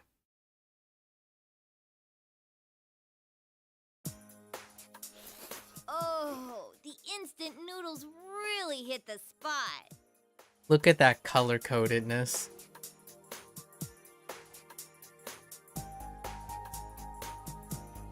I wonder what blue flavor is. All right, let's roleplay a little bit. Red, she's got to be a little spicy, right? Yukiko is a bit spicy. I mean, she's practically fiery. And then green. Oh, but she's ice. And an orange, but Garu. Their elements aren't coordinated with their outfits. Like Garu tend to be green. Bufu tends to be blue. And Agi tends to be red, right? And then we have Jio, which is the standard for Izanagi, which is yellow. Okay, how about their personalities? Yeah, I have no idea what the flavors are. I'm a red person, obviously. I love red labels scream spicy, so they've got to be spicy. Curious what? Maybe blue is like shrimp, and green is like veggie or something, and then orange, creamy. Actually, orange kind of reminds me of shrimp. Huh. I can't make out... Yeah, I can't make out what it says on the thing, so... Actually, maybe they're actual things. Hold up.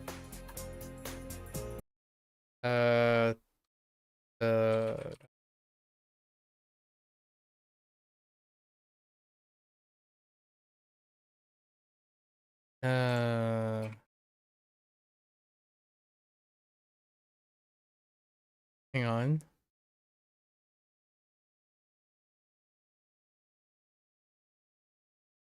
Hang on.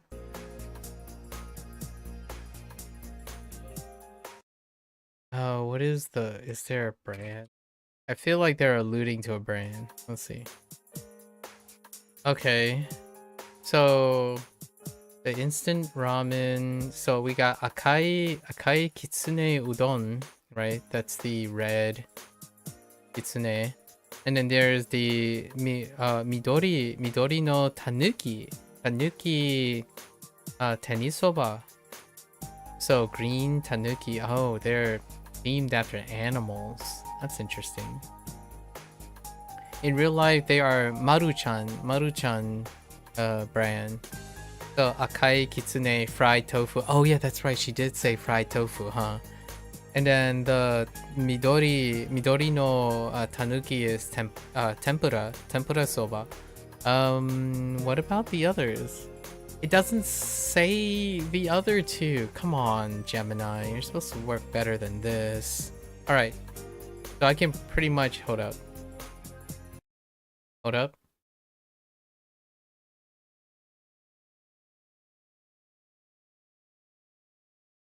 Hang on. We're lore hunting. Oh no, they don't quite line up. So the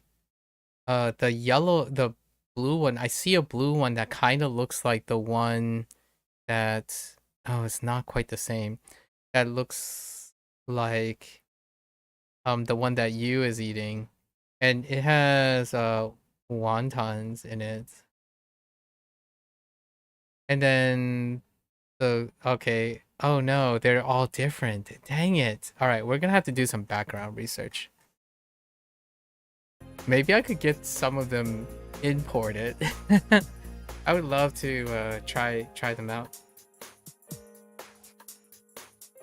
The problem with the Google image search or something like that is it's producing results from the Western Maruchan, so the Western branch, which is not the same as the Eastern ones. So despite them having the same name and operating technically by the same company, the branches are different. So their labeling and stuff might be similar in like design and color palette, but the actual thing is different. So I didn't quite find the exact container. I did have a stint in procuring imported ramen, for example, like Nissan, right? Nissan, not the car dealership. Wait, is it Nissan or Nissan?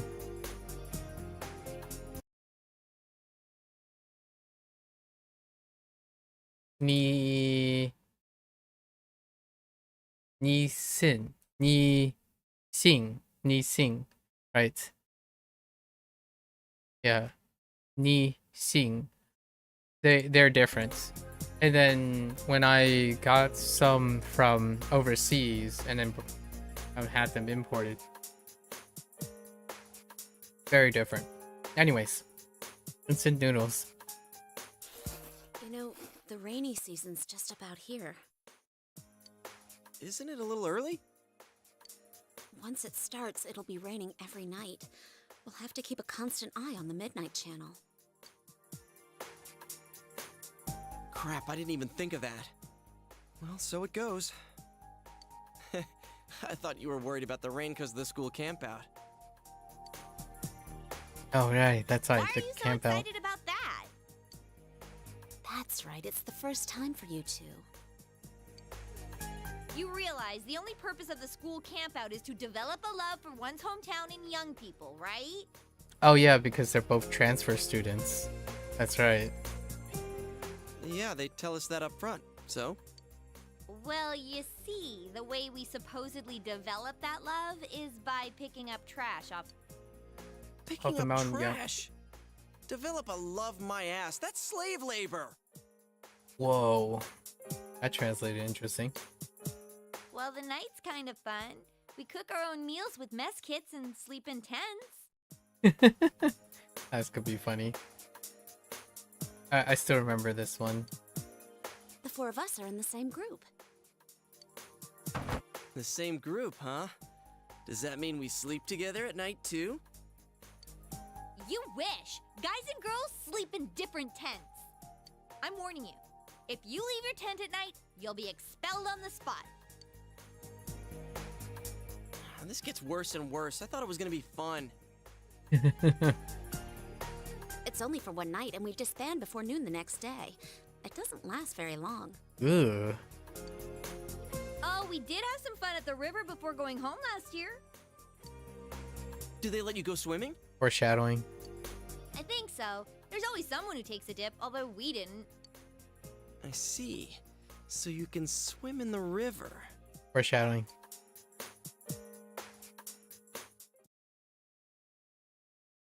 Heavy foreshadowing. Hey, Narukami. Did you know this week is Health Week?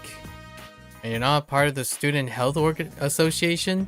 In other words, you're a lazy bum. I hate lazy good-for-nothing kids like you. So I'm signing you up to take the place of a sick member. Wait! That's not fair. Quiet, you. I don't know what schools like you, what schools like for you big city kids, but here, it's every student's duty to pitch in. Don't tell me you're not enough of a man to do something this easy. No, I'm fine. I see, I see. Then go straight to the infirmary, right? Meow. They should be expecting you, since I've already told them you do it. Thank me. Sure. Good luck? Now we're fine. He's okay. Oh, Yukun, was it? The transfer student, right? Did you get hurt or something? Nah, we're here to help. You told him that you've been sent here to replace a sick member. Wait, who's the sick member? Social link?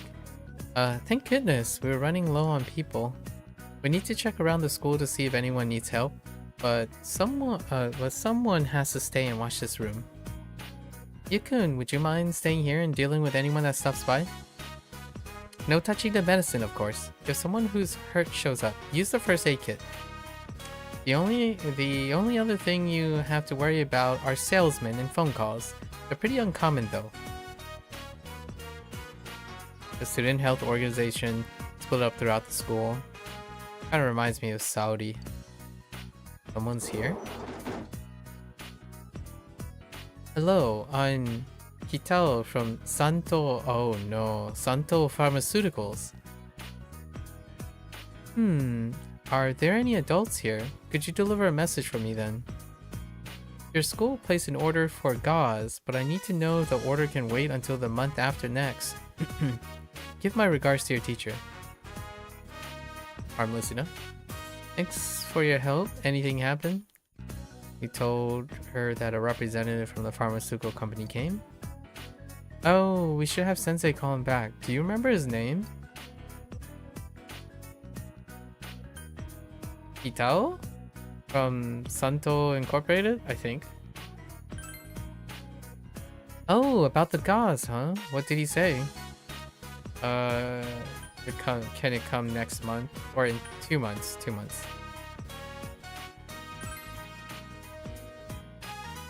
Got it. I'll call Sensei.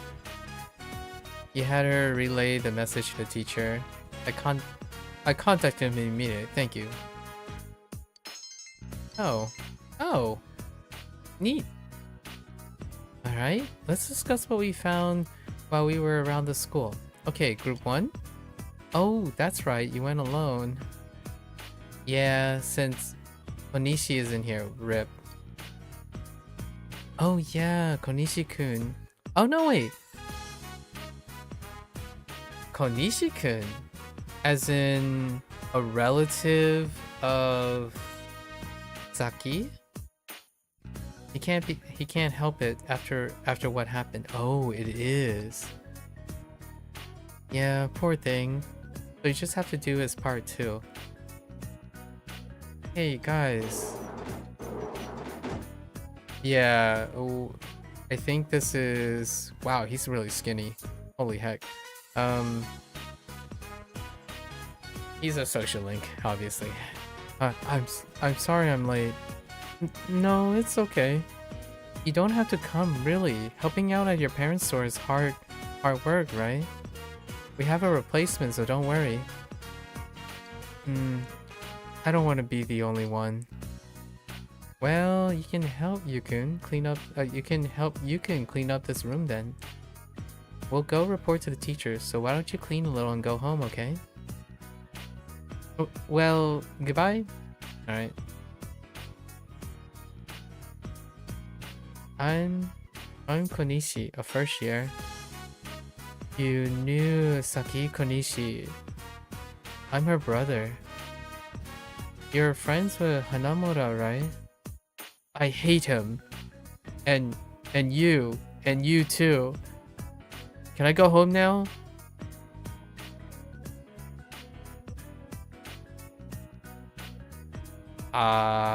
Sure.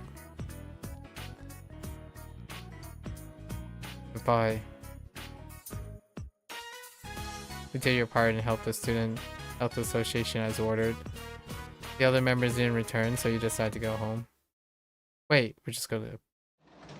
okay. Welcome home! Yikes. Totally forgot that you meet. Totally forgot that you meet Saki's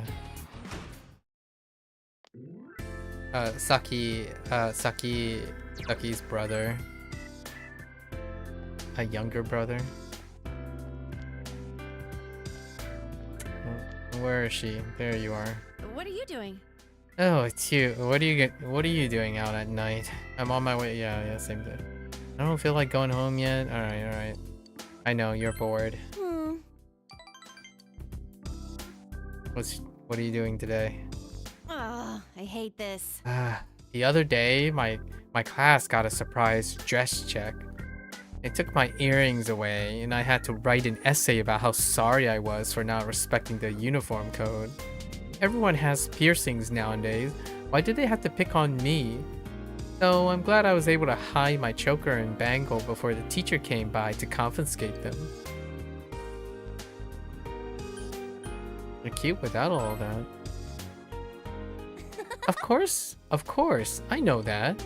But cute girls with accessories beat cute girls without accessories. We're even more irresistible.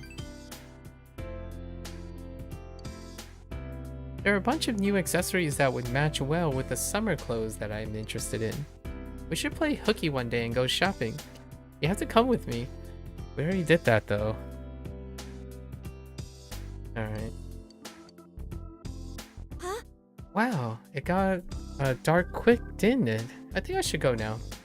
Oh yeah. Hold out your hand. I'm giving this to you. Milk chocolate, I'll take it. I bought something for you the other day. Enjoy. Could you walk me home? Yeah, alright. Good night. Alright. Not entirely sure how I feel about her. Alright. Kondo sensei. It's June already, eh? Whoa, good news. Tatsumi-kun from the first year is back with us, so try to set good examples. I know it's the rainy season, and you may not be very motivated, but let's keep our spirits up together, okay? Anyway, I really hate this weather since I can't go out and exercise. But watching sports on TV isn't bad either. I saw the Heikindai competition the other day. They do beautiful moves with a delicate sense of balance. Though, I can see why men would be afraid to try it. Haha. Hey, you can... What sport is Heikindai? It's balance beams, right? A flat. Heikin... Oh yeah, and then dai is a shirt. Yeah. Balance beam. Wow, I'm amazed that you knew that, you. But you should ask me if you have questions. Yukiko-chan, not him. Balance beam is Heikindai in Japanese. I bet when you kids hear the word beam, you think about lasers or something. Oh, we were just talking about this earlier where Chibi said like what do you think about when you ask someone to go buy pads with wings? And I talked about how like I'm not sure if Gen Z is at that time yet, like that age yet, as well as iPads, like thinking about iPads or like a stamen and pistol. Anyways, but it refers to timber or beam. Yeah, timber. And balancing on a wooden beam is mighty tricky. Boom! The sport of balance beam is born. Oh, okay. Oh, I never really thought of it that way. Interesting. You're a smart guy, Yukun. Thank you. Yukiko appreciates you. Ooh, we're persuasive. I forgot how many notches you have in this game. 5?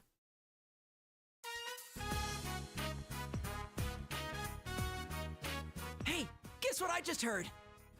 Go on. When they're sitting in back of you, it's like a squeeze play! Excuse me.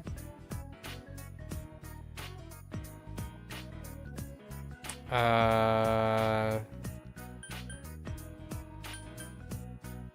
are you talking about?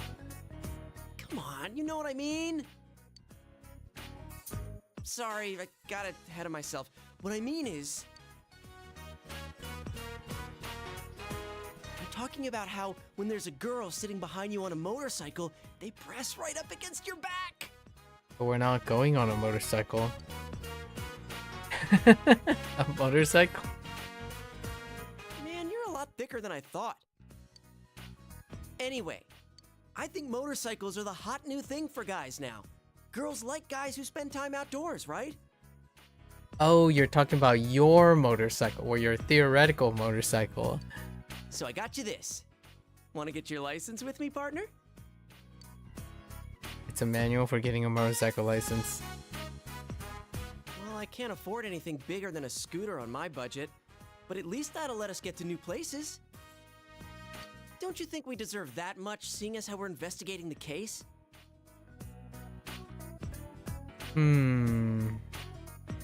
Mayhaps?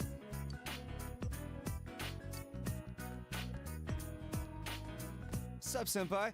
Hey, about the camping trip. You guys busy right now? Oh no. Actually, because, you know, he has a thing with bikes. Hmm. Kinda. We're talking about motorcycles. Oh, here it comes. Trigger word. Motorcycles? You gonna go stomp a gang? If you're bringing a war, I'll help. No, we're not bringing a war. What does that mean, anyway? We're just talking about getting motorcycle licenses. Licenses? You guys don't have yours? What the? That was not where I thought that was going. Huh? No way. Don't tell me you already...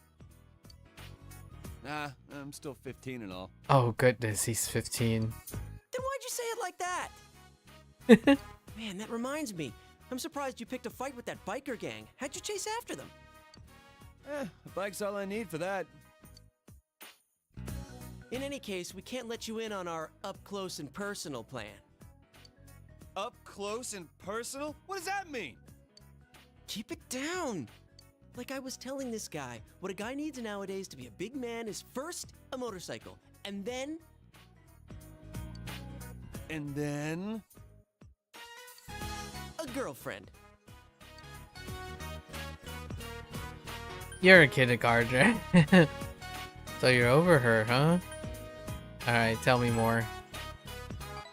Now that's my partner. All right then.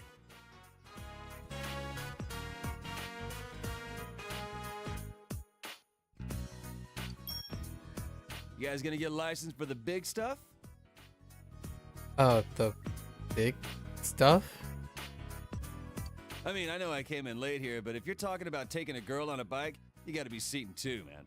Oh, the passenger ones. That ain't allowed on a scooter. Oh, I see. I forgot about that. Shut up, this'll work out. As long as we have a motorcycle, the girls will come running. That's all the advantage we'll need. Yosuke, please. Now listen carefully. The reason we don't have girlfriends is because we're stuck here in this town waiting to meet someone. This place is so tiny, it's no wonder we can't find one. It doesn't matter if it's only a scooter. Some kind of motorcycle is just the ticket for us to get some chicks. Then, later on, we can get a bigger motorcycle. And that's when the up-close and personal plan really starts. Yosuke, you skipped a bunch of steps, but alright. Up close and personal. Plus, you know, you and me have more of a city boy thing going on. If we're serious about this, we've got to expand our horizons to a bigger town. We got to take the initiative. There's no time to wait for a train that only leaves every so often each day. We'll roar up on our motorcycles like the badasses we are, and when the chicks come up, we'll play it cool. The pheromones dripping off of us will bring them around in no time. Yosuke, listen. What, feral zone? Feral zone. Oh, we're not going to a cat house, you idiot. I'm talking about pheromones. Actually, that's still relevant to a cat house. Pheromones is still an animalistic thing, so I think and feral doesn't necessarily mean just cats, so that's kind of a weird potato comment. My research shows that a motorcycle is the #1 surefire way to increase a man's pheromones. And where is this research coming from? Pheromones.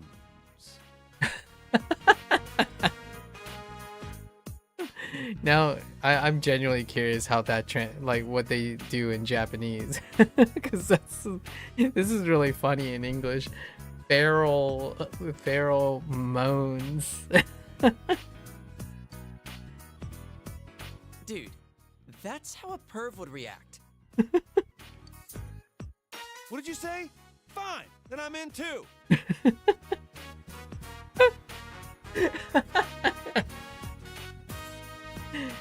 Oh, they're bad.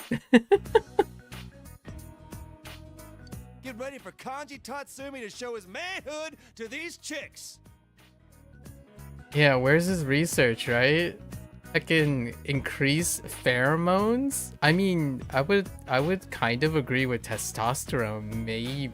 Maybe there's an elevation of testosterone. We need to see his thesis. Yeah, heckin' motorcycles and pheromones.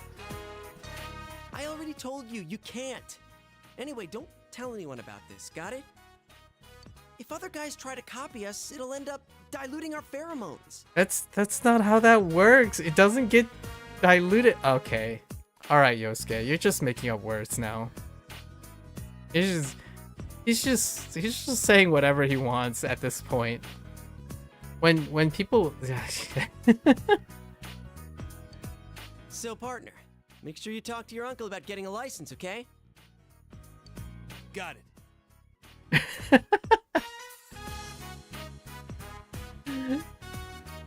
Not you. I don't even know your uncle. Dude, the quality of writing is fantastic. I so look forward to February when we get to do this all over again with a I mean obviously the English class isn't returning, but a whole new set of English class. Man, the writing is fantastic.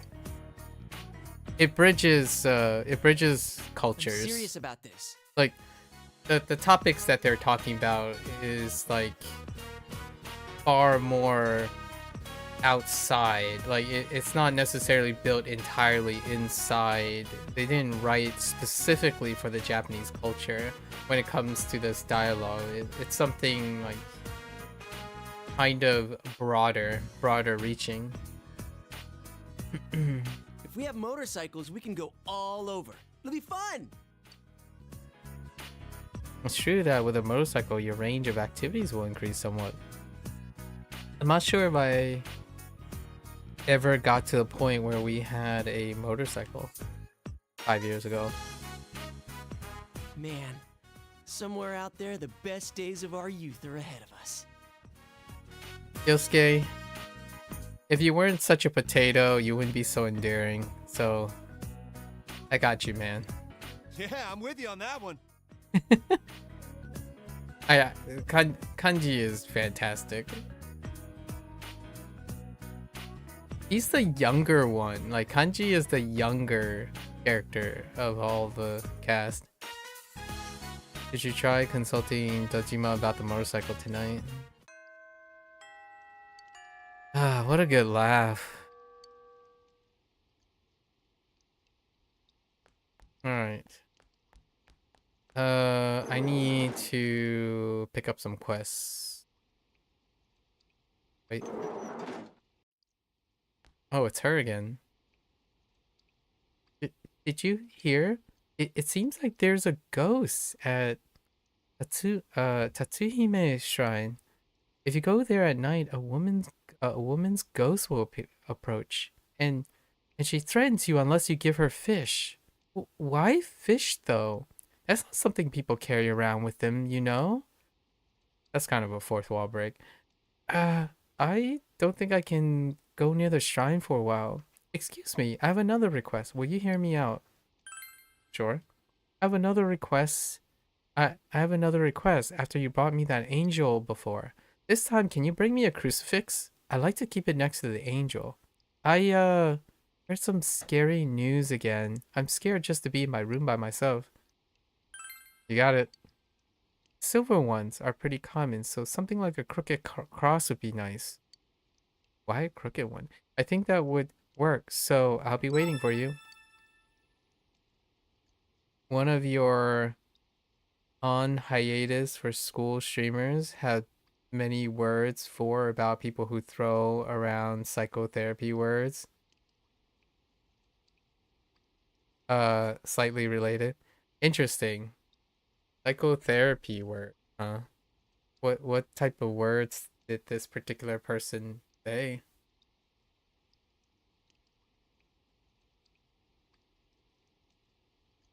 Maybe something like psych therapy. Conditioning, aversion, attention deficit, maybe like psych therapy, huh? Maybe dopamine, endorphins, cortisol, maybe some neurobio stuff, antidepressants, stimulants, circadian rhythm. Pheromones would be funny. Oh, just like random YouTubers overusing what the word narcissism means. Oh, interesting. Yeah. How I mean, I'm not sure how broad narcissism has become. Usually there's a differentiation between using the word egotistical, ethnocentric, and narcissistic, right? Egocentric is not quite narcissistic. Or other such therapy things, I see. Throw a bunch of Freudian terms around, like the id and ego. I do generally refer to narcissistic tendencies being a little bit more on the egocentric side. Although it is kind of humorous, in my opinion, that someone who criticizes other people for throwing psychological therapies around, the whole idea of psychological words around, would be the very nature that they can express their opinions about their pet peeves about psychological therapy words being thrown around is also probably one of the reasons YouTubers also overuse a lot of diagnostic words these days. Oh, it is really funny. More like therapy speak being overused things. That's fair.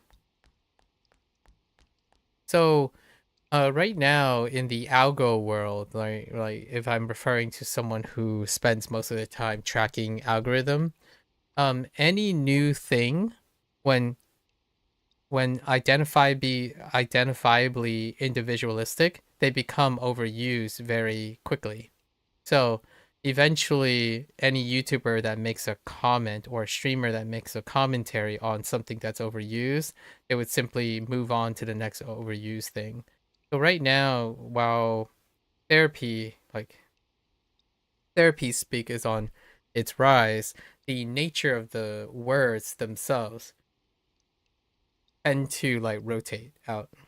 To be fair, this is someone working on a psych PhD. Psych PhD does not qualify for clinician, so it would be interesting to hear they're working on psych PhD. Yeah, even I wouldn't do a.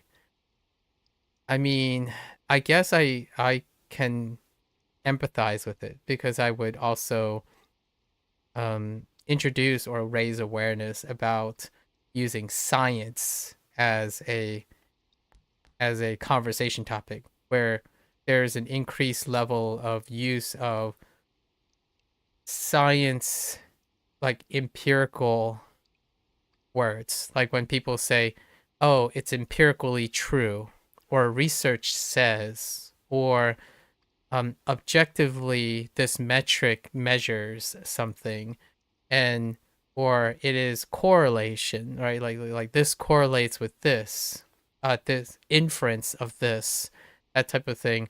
I also how do they say has many words for about people. I do have many words too. Is it in a negative sense, or they simply wanted to make awareness? Usually when I think of someone who's quote unquote working on a psych PhD, it wouldn't be more of a diatribe, it'd be more about raising awareness. So like the overuse of things is a raising of awareness as opposed to chastising or diatribing, right? Like on a rant, because I would think that's unbecoming of someone who is, in my opinion, scholastically or academically pursuing a doctorate in any field. They tend to be less boisterous. Not that I'm saying they don't exist. I have kind of a more appreciation for people who are academically inclined. I give them the benefit of the doubt that they weren't doing a diatribe. Basically, more or less what other people are doing. Like the YouTubers that they chastise, they engage in a similar behavior that the YouTubers engage in. Kind of both. He's pretty chill. You wouldn't call it ranting? That's fair enough. Interesting. I haven't met someone who still pursues a doctorate in psychology. Usually usually the provocative or the trendy thing is to be like neurobio or psych bio. Neurobio, which has components of neurology, as opposed to just straight up a psychological like evaluation in psychology without being interdisciplinary with other things. Interesting. Yeah, the psychotherapy thing might be a sour spot, because oftentimes people who engage in therapy speak are not necessarily people who practice psychological therapy, right? Like I say this with I have to raise caution that whenever I talk about behavioral correlation, right, corollary behavior, it is not suggesting that I practice psychology. So to the extent that I would also give leeway to this person that studying psychology is not the same, it's very highly differentiable to a clinician, like a medical psychologist or a psychiatrist, right? A psychiatrist which requires a medical license for prescriptional medication. So for myself, I do therapy speak quite a bit, largely from the perspective of behavioral correlation, like looking at data, which is what I would be far more well versed in, looking at corollary behaviors. Whether I overuse or participate in it, it is kind of interesting. It's also from a Buddhist perspective, if that's making any sense. Oh, intriguing. Well, that is certainly someone who would be able to present a PhD in psychology if they are engaging in a extracurricular or in conceptually novel angle in psychotherapy.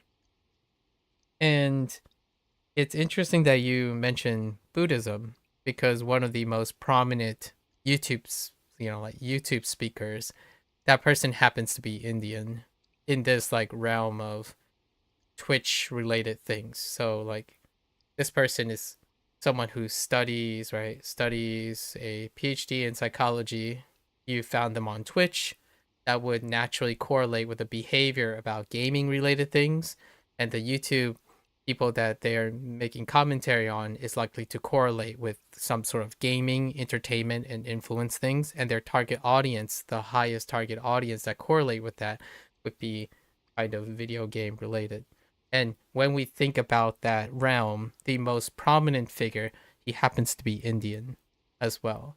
And when he talks about psychotherapy talk, that might be one of the influencers and practitioners. So this particular person, I'm sure you heard about, like, if I obviously I'm referring to someone, you can use your imagination who I'm referring to. This person also engaged with another person who is a westernized doctor as well, and they had conversations about that perspective. Actually, very much that perspective, the contentiousness and the expression of using certain spiritual and alternative practices in the idea of healing, especially mental health. Take it with a grain of salt as well. You have remember anything. It's been a while. I see. I don't know if you're familiar with who I'm talking to. If you look on YouTube, you probably can take a guess who I am. I try not to say names too much because I'm trying to be as discreet as I can be. Obviously, if you are interested in their content, they are public figures. So I'm referring to Mike, Dr. Mike, and Dr. K, right? The other K. They had a really interesting interview with each other when something like a spiritualistic or a traditional alternative perspective in like therapy, psychological therapy, and both of them are obviously practicing doctors as opposed to a PhD. I would not ever be as bold. Like, I really try to make it clear that I'm not bold enough to go out of my way to say that the stuff that I say is through practice. It makes me very uncomfortable if I ever claim that. Hopefully I don't give anybody the impression that the things I say is any more than corollary behavioral studies. Like, I study data, right? My research involved doing analyzing data. So that's kind of the exciting thing about talking about behavioral studies. You do know he has mixed feelings about Dr. K, but you can't recall enough to speak to why. I figured. Because a contentious moment would be that. That is a particular person that would have maybe not intentionally, but have unintentionally or indirectly influenced a whole large subset of generation of people who this person would probably hear over and over again. Like, for example, or Japanese related stuff. Like, we're playing Persona, right? Japanese game. The one that I would hear very often in the last 2.5 years or 3 years would be like Steven Krashen for comprehensible input. A more trendier, like existing, like current trending YouTuber influencer or something like that would be something like Matt. Like Matt vs. Japan guy, that Matt.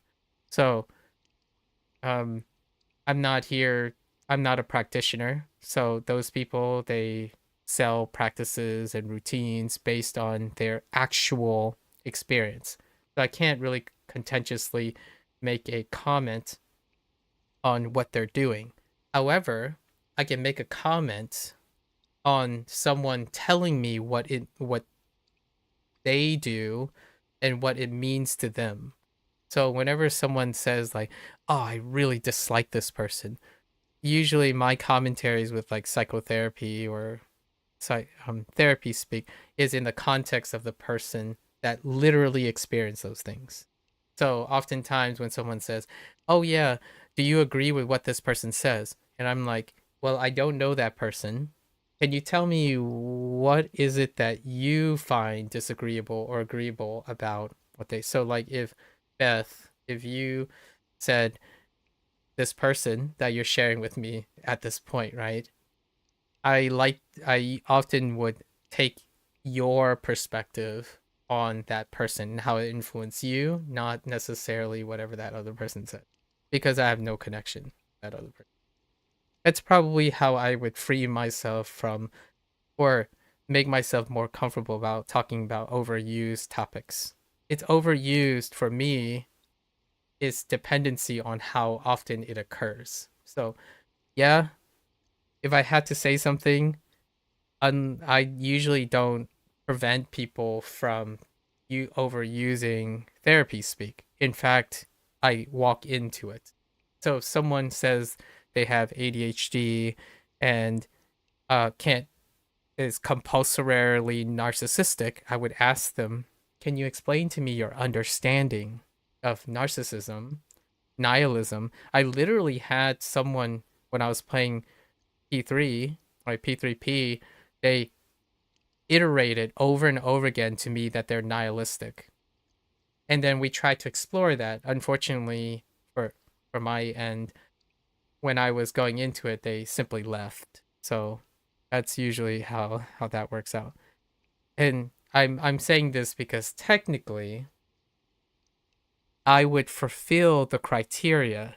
This person is kind of a bit chill, but also maybe apprehensive about. I would also fulfill that trigger, typically because I do speak based on the people I encounter. Honestly, though, these kids and their pheromone thesis just reminded me of that. Me too. Me too, Beth. That's the deep cut here, right? The deep cut is, I literally I was a little late today because I was talking about the difference between confirmation bias, selection bias, and then how you interpret corollary data from using online sources, right? And then also the importance that the absence of something doesn't confirm the existence of causal links. So, the whole pheromone thing, that is exactly what it feels like when you're listening to, for example, kids from my perspective. Again, I'm not saying the kids are bad or good. I find it endearing that they care and then they want to present these things. For someone who is educated, I would love for them to, you want to guide the kids to also testing these things, right? Like they're the next generation, not obviously the persona things, but when I see a kid who tells me, "Oh, this is correlated with this," and I did my research, my jest when I said, "What are your sources?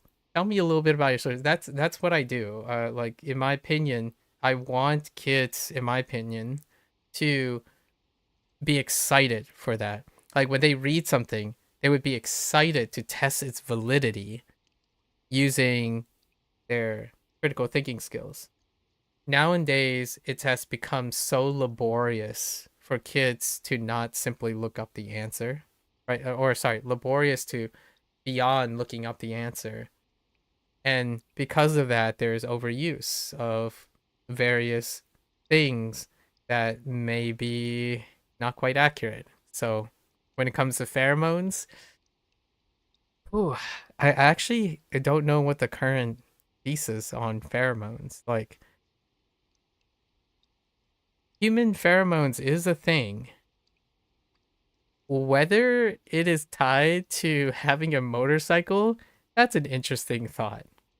So, the human like male musk, right? Not that musk. We're not talking about the musk. We're talking about like human like male musk. There is a lot of properties that would elicit a rise, like a specific type of odor that comes from males when interacting with females, that type of thing. Those theses and those things do have merit. The funny thing is, does it is it tied to your motorcycle? It would be kind of fun to see if there's a thesis on it. Hold on, hold on, hold on, hold on.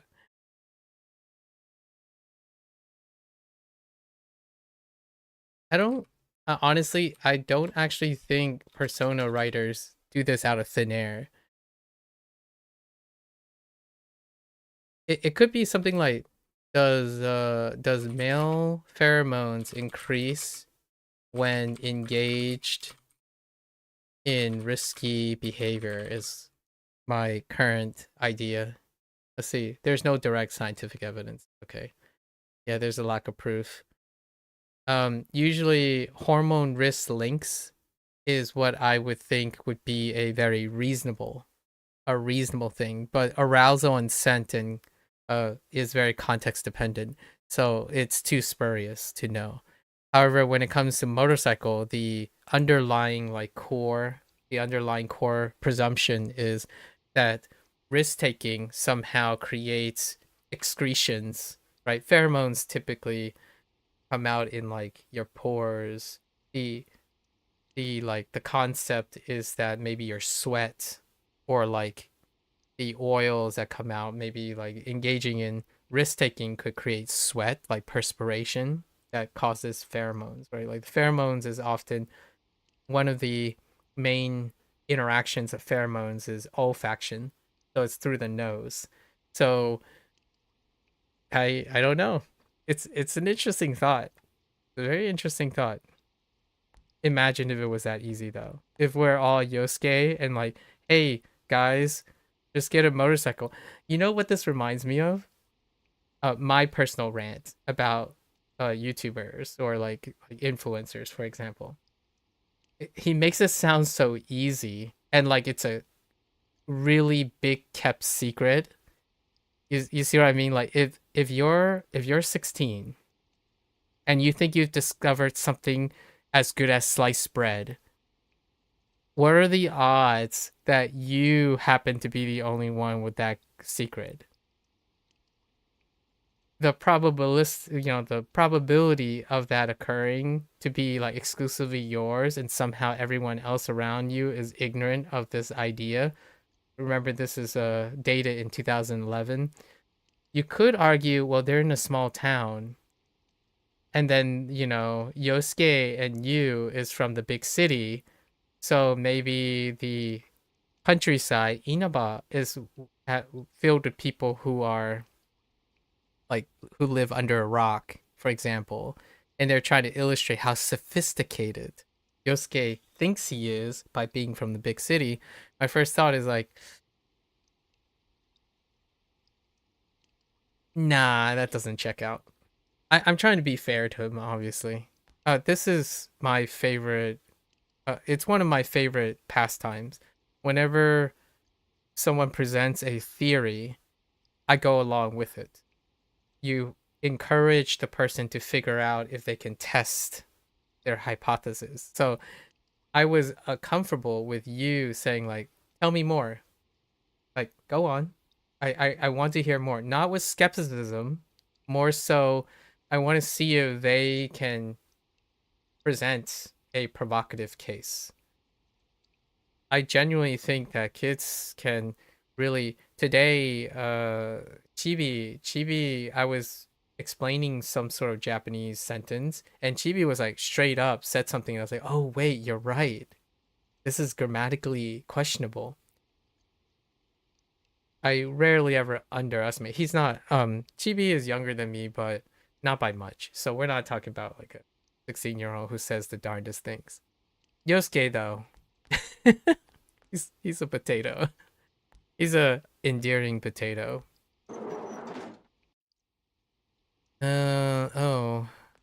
Is the girl... Okay, so the girl is having trouble with her desk again. Oh, she did say there's a chance her desk will get sticky again. Let's see.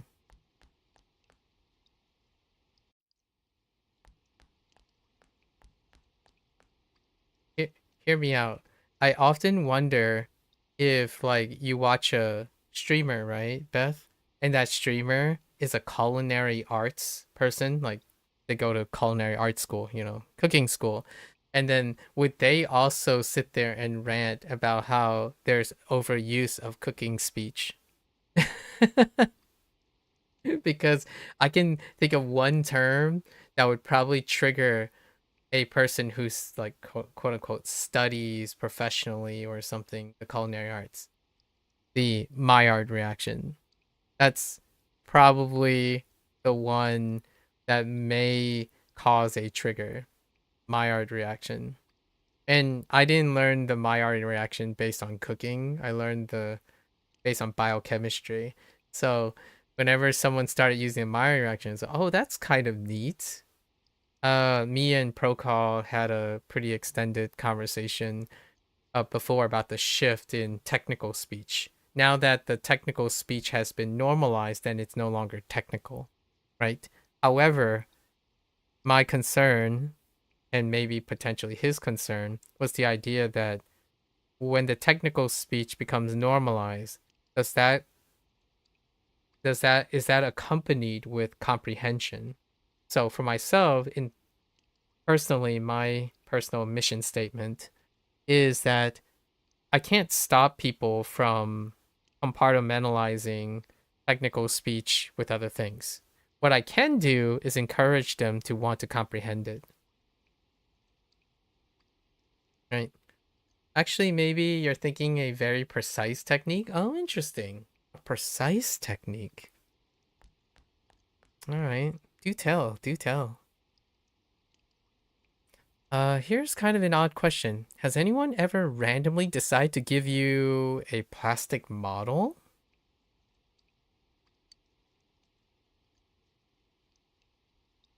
Actually, yes. Dad. I've been thinking about my dad lately. What about? Well, he got glue stuck to that board you gave me a little while back. But this time the model is still attached. Yeah, that's right. It's just standing there. I bet he did that on purpose. Imagine having a model stuck to your desk. Only me, I swear. I feel like this person's dad is totally a miniature hobbyist. I wonder if there's some kind of glue repelling reflecting board out there. I might know of something. Eh? Something like that actually exists? I mean, we'll try. Oh, I get it. It's from the city, huh? No. I actually don't know. We're just agreeing with you. Well, if you can get any, will you tell me? Sure. I'll see what I can do. I'll definitely repay the favor. I promise. Gee, a glue repellent board. Because maybe they make it look easy. Oh, when some cooking requires practice and skill. Yeah. Yep. Like, for instance, I said this, you and I talked about language learning, right? Japanese language learning a lot. I am not a person who can comfortably tell you it's that easy. It's just that easy. In fact, I tend to encourage the person to keep in mind that it's that hard, right? The thing that makes it easy is wanting to practice and learn about the skill. So, like, my whole spiel, in my opinion, is to do the opposite. And the opposite is not for the sake of it is the best. It's more so, hey, there's a balance to these conversations, these discussions, where you seek to consistently make things look easy and reductively simplify things. One can also like the challenge of looking at it with a different perspective. The reality doesn't change, right? Like cooking requires a certain amount of knowledge, right? That stuff doesn't change. Your perspective can change, right? If you want to start language learning, right? If you think of Japanese as easy or Japanese as hard, that's a perspective shift. Japanese itself doesn't say easy or hard. Like, Japanese exists in its content. Whether you think it's easy or, interpret it as easy or hard is based on the data you decide to consider based on your perspective. So whenever someone says they're demotivated, I talked about this earlier with another person. When you need motivation, you're thinking of it as a positive thing. So your perspective have to shift to a positive thing. The content itself will stay the same. How your perspective in interpreting it makes it so that you either are motivated or demotivated for it, right? And oftentimes when someone says, oh, it's too hard for me, that's a demotivation. Or I could present the idea like it gets harder because you are learning more. You are learning harder, right? You are learning harder things. Learning gets harder because you want to learn more. And through practice, the harder things become easier. Then you simply want to do harder things. So that's kind of the idea of my rebellion, my slight rebellion, or my alternative. It's not better or best. It's an alternative to helping or inspiring people to want to engage in the practice of cooking skills, especially the practice of research. That is like my foundation. When someone says they need to prove something to themselves, what do? It's not the least path of resistance that will get them to a reliable decision making, to reliable decision made without considering how well they research. You can give someone all the factors necessary to come to the correct conclusion or to deduce a reasonable guess, an educated guess, which can be confirmed, and yet spend hours hyper focus on a variable that did not answer the question, right?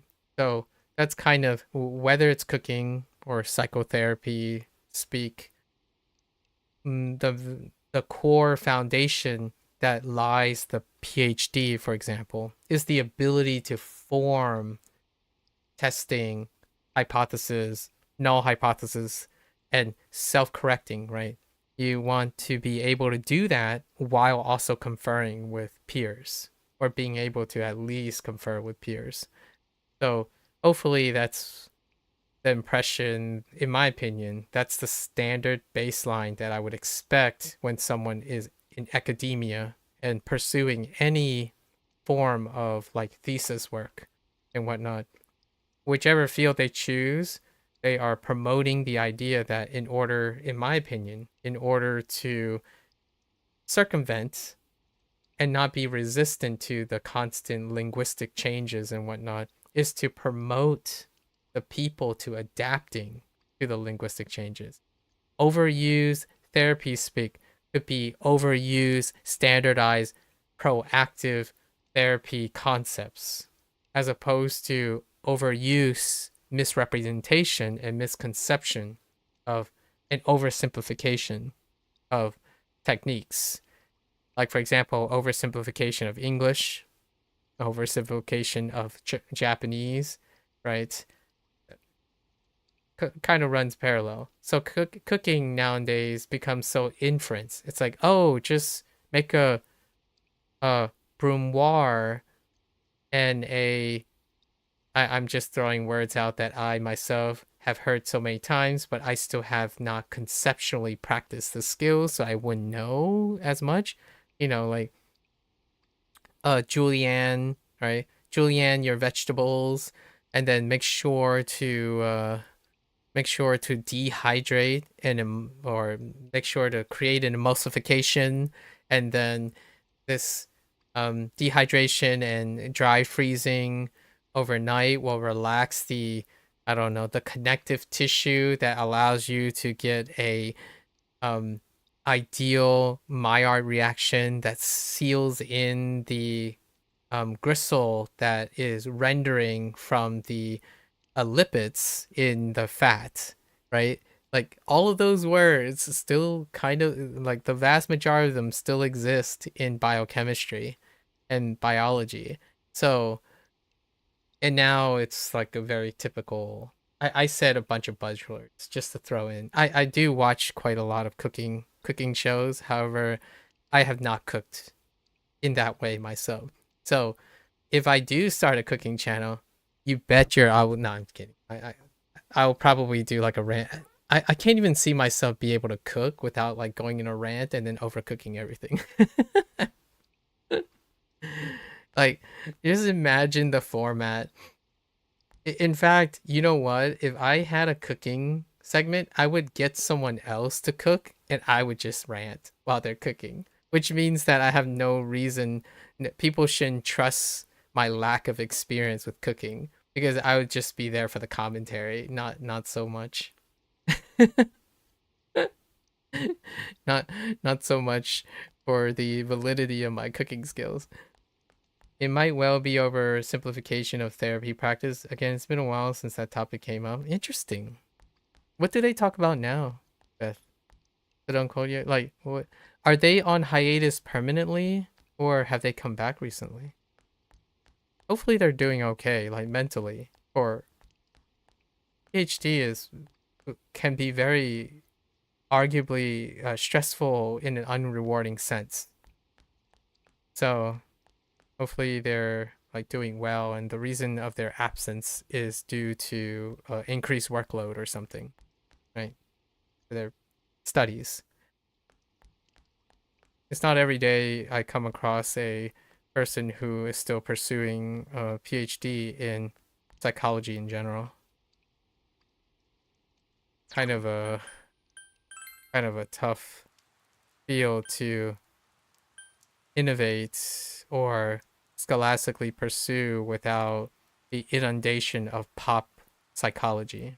Pop psychology is a tough thing to keep in mind when you're trying to pursue a PhD. Unsure. Still will speak in Discord sometimes. Oh, your understanding is about workload. Fair enough. Yeah, I decided not to stream or do things while still planning them until after my defense, my thesis defense. And now I'm going back in circles again and trying to consider the idea of publishing something, but not affiliated with any form of academic institution. It would be kind of... I don't know what that's even considered when you publish independent of an institution. We'll see. Someone recently asked me what do I plan on doing in the next 3, 5, or 10 years. And my thought is kind of nice being able to think of a lot of things I could be doing and can consider doing. He used to do study streams, but PhD work life schedule got a bit too much. Dang, it sounds like he has also a personal relationship. I barely was even able to maintain a social relationship when I had work. I really did enjoy my work though. All right, we're gonna fulfill our Fox request.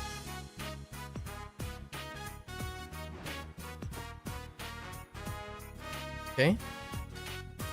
There you go.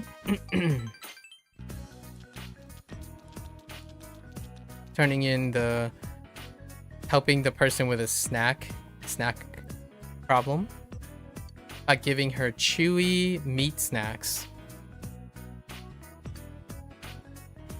Okay. What's the next thing?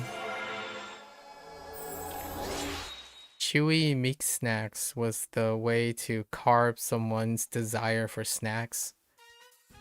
Garcia effect.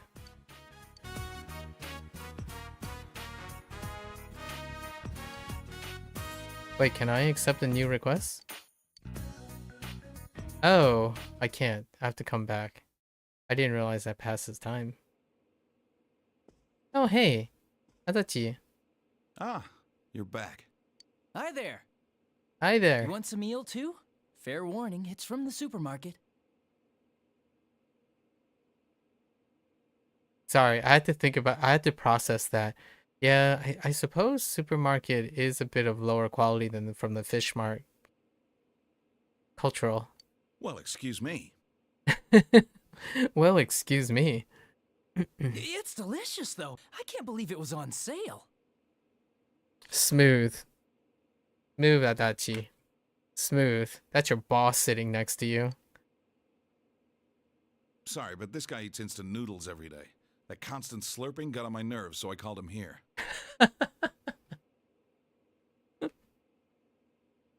You don't have to bluff like that. Ooh. You just wanted to eat dinner with a coworker, right? Ooh, spicy. Don't be stupid. But eel was a great choice.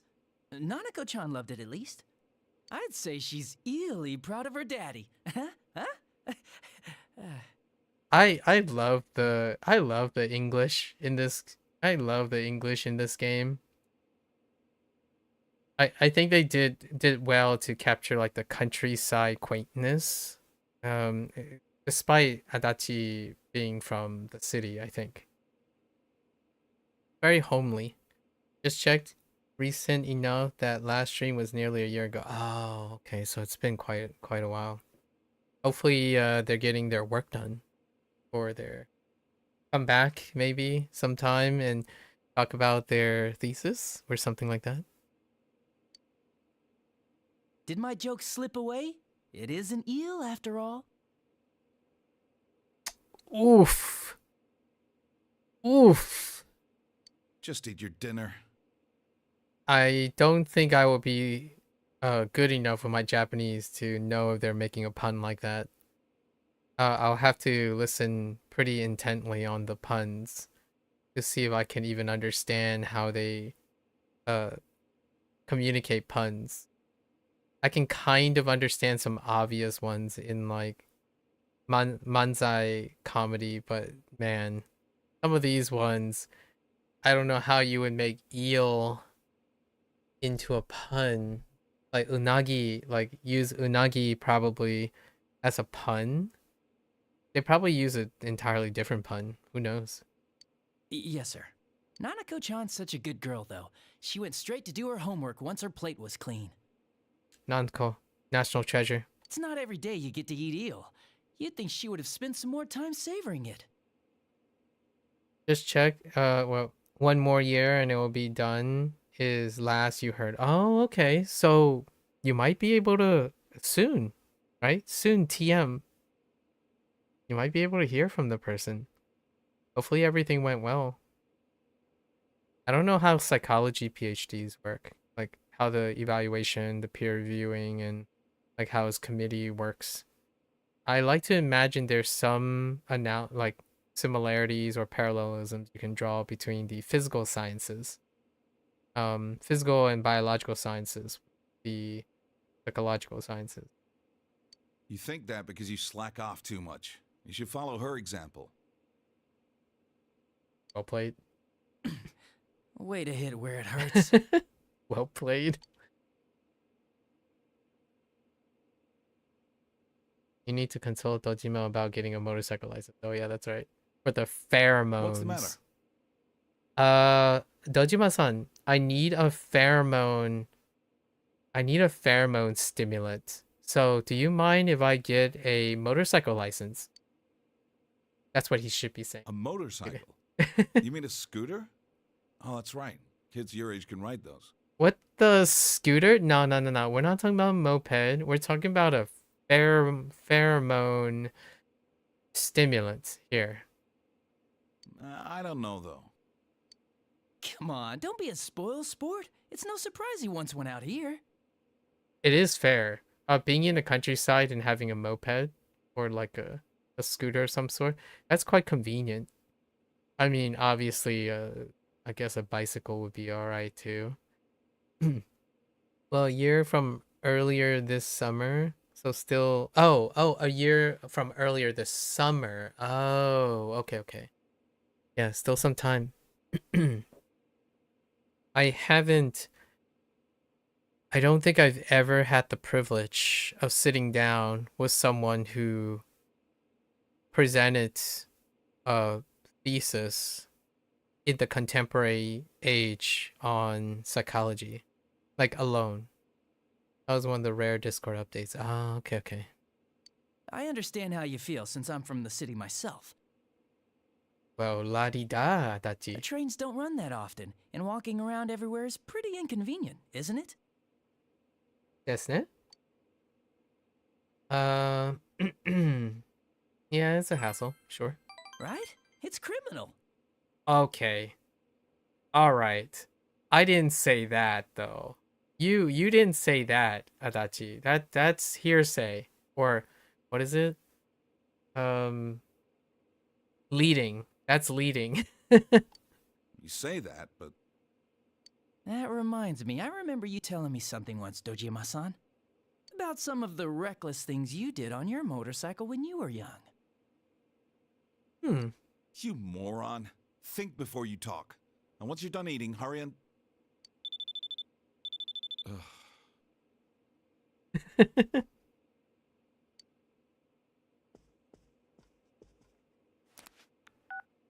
It's me?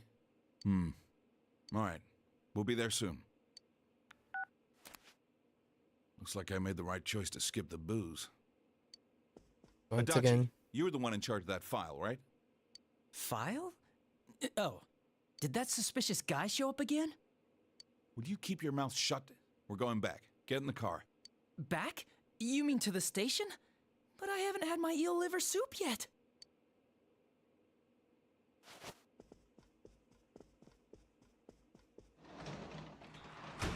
Wait. Wow. He really just left. About this license. Did you decide on this yourself? No one talked you into it? Well, Dojima-san, there's this thing that I read. I did some research online. So apparently your pheromones like just go, getting a motorcycle helps with what did Yosuke say? Get the squeeze, So this is a part of a secret plan to get a scooter, milk some pheromones, attract some chicks, and then when we have enough money, we're gonna go buy the big boys, the motorcycles. So then we can like get up and close and personal and get the squeeze from the excess pheromones that we would get. Apparently that's what research says. So no one talked us into it. We did our own research. It has nothing to do with Yosuke whatsoever. I know it's hard without a way to get around, but two-wheeled vehicles can be dangerous. Do you understand? Yes. It doesn't outweigh the pheromones, though. I'll be careful. I'm sure I can trust you to do that. But allowing you to get one is another thing. What? It seems trouble. Don't give me that face. I know you're serious about this. First, you need a license. We can talk about this again when you have one. Well then, sorry to dump this on you, but I need you to look after the house.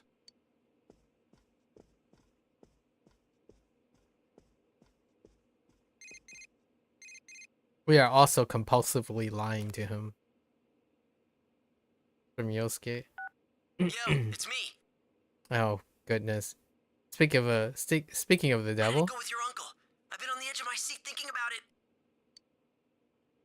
Seriously? Then let's go get ours as soon as we can. I gotta hit the books. Let's make sure we both pass together. The one time he studies. This is a deep cut to Gen Z, I'm just saying. The one time he studies. We're talking about the worst, inference of one of the worst students in the class. One time. Yosuke must really want a motorcycle license. I know, right? I promise to go to the exam site with him tomorrow. You wonder about the suspicious guy that you mentioned, but there's no way to find out more about him. To review the manual Yosuke gave you and study for the license exam. Alrighty.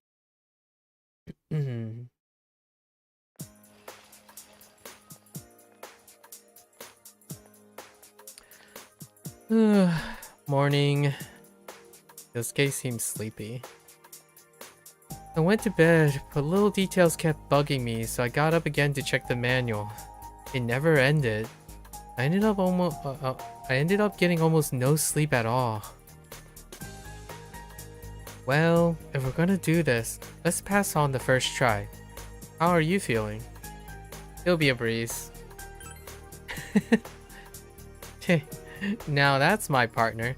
I see you haven't forgotten about our up-close and personal plan. Well, let's make sure we're not late to the exam, but leave as soon as school's out. Do I not have a choice? This? You promised Yosuke that you would go get your license with him after school? You should get going. Alright. You take the license exam with Yosuke? Your answer seems to be flowing from your hand. Oh, we're a genius. You succeeded in passing the exam. Did Yosuke succeed though? Scooter license, alright.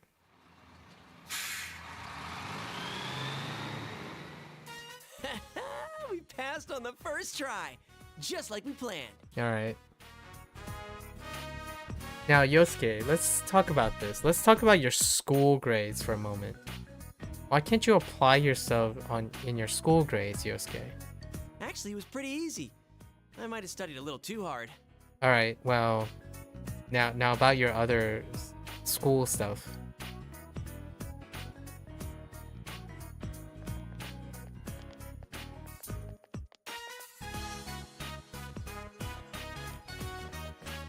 Hi, are you on duty? We just stopped by to get gas and, well, to take care of some minor business. Where did you guys go?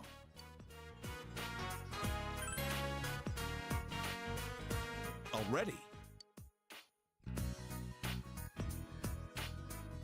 I know it's just a written test to get a scooter license, but still, I wasn't expecting you to pass so soon. Oh, just the written license. Oh well. Interesting. Looks No like I have to think roads. of a way to convince my sister.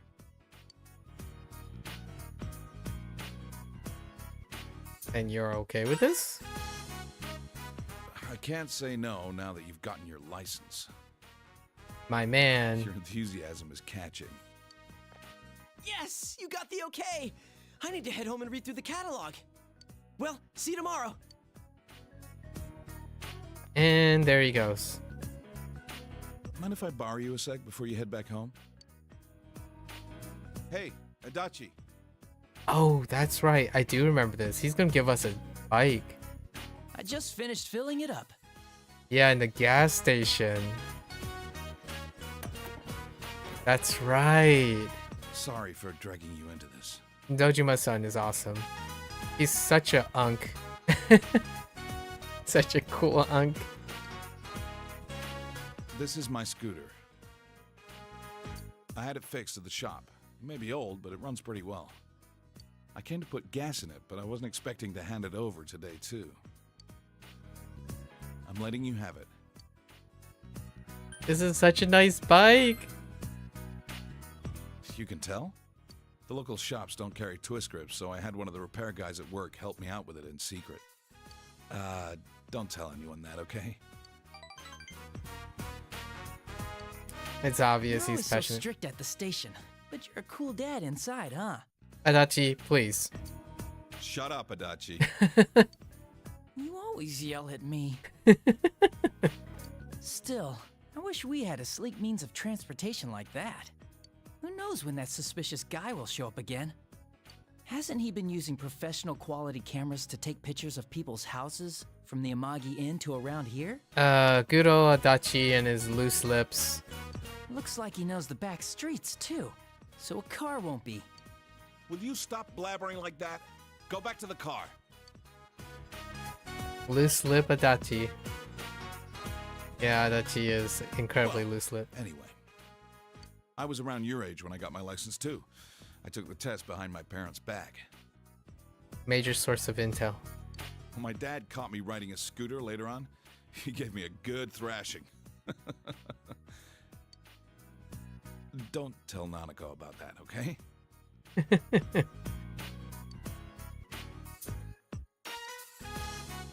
Since I've already given the okay, I won't bug you about traffic laws. Just be safe when you're riding it. Roger Dodger.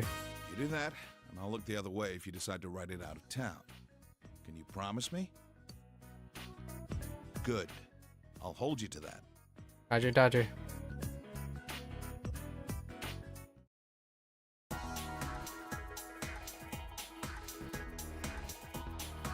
Nice. As you ride around and get a feel for local, you'll be able to get to more places. All right.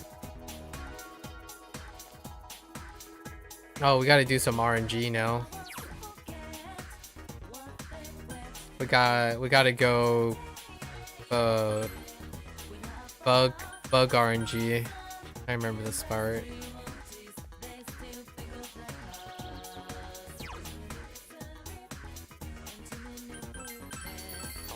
Wait, who is that? Did I forget to pick up a request? Huh.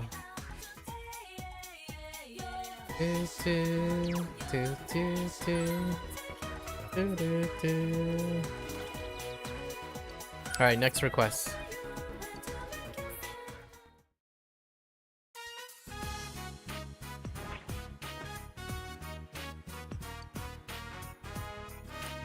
Perhaps the family wrote this? Have many people's writing. We want Koto to come back. Please, God. Aw.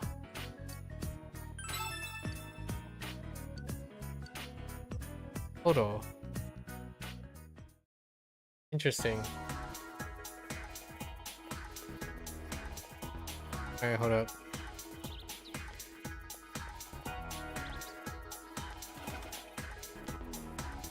Oh, I was kind of expecting a save point there. Okay.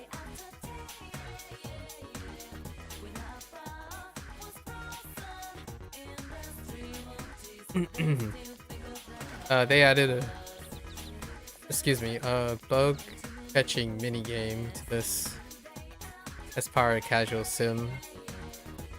There it is. I found your net. Oh, my grandpa got me a new one. Now we're bug catching buddies. I know everything about bugs. All right. That's where to catch bugs. There, under the tree. The bugs here are pretty smart. If you catch one, the other is like it know to stay away. But the next day they forget. They're pretty smart, but pretty stupid too. All right.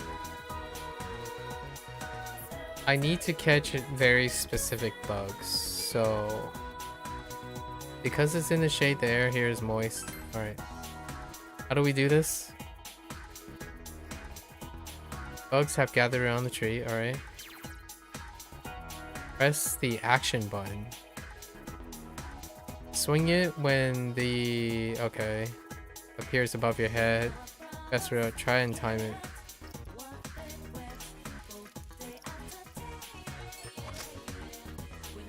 Okay, perfect swing.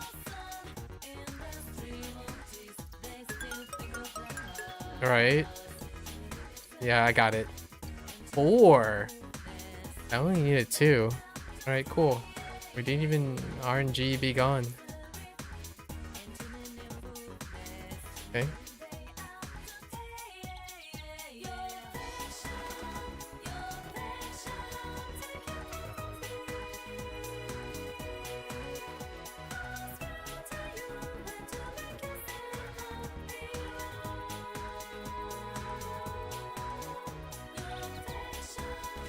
Okay.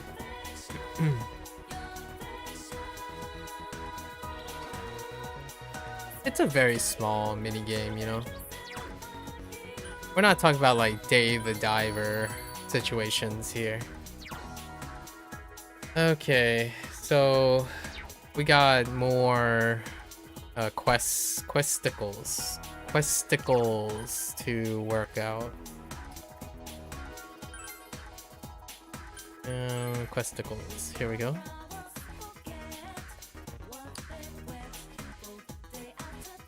Here's the doggo. Hello there, little guy. Grrr. Wham wham. That's my best impression. The dog ran away. Perhaps this is the dog referred to on the Emma. Yeah, the Emma the fox showed you. But it seems to be wary of you. You're doubtful it'll return anytime soon. You should look for another, right? We gotta get some doggo food.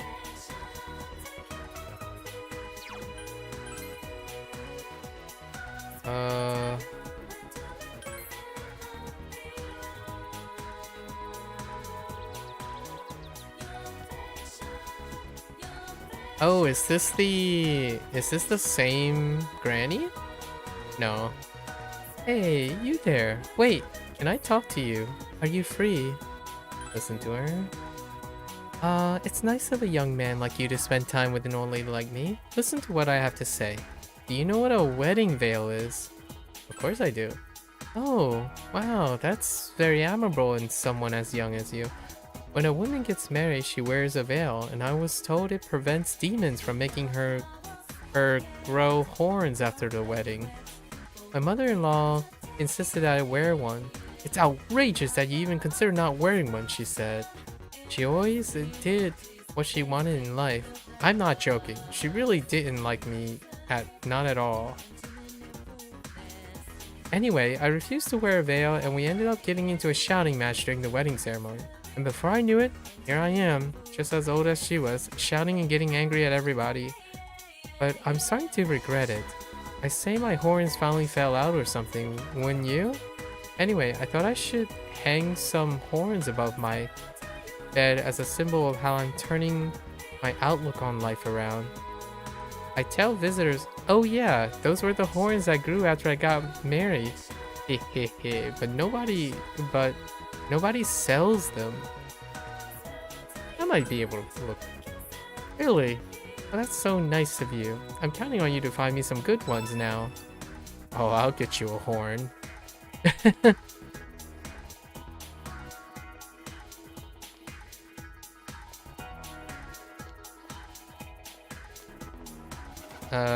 You?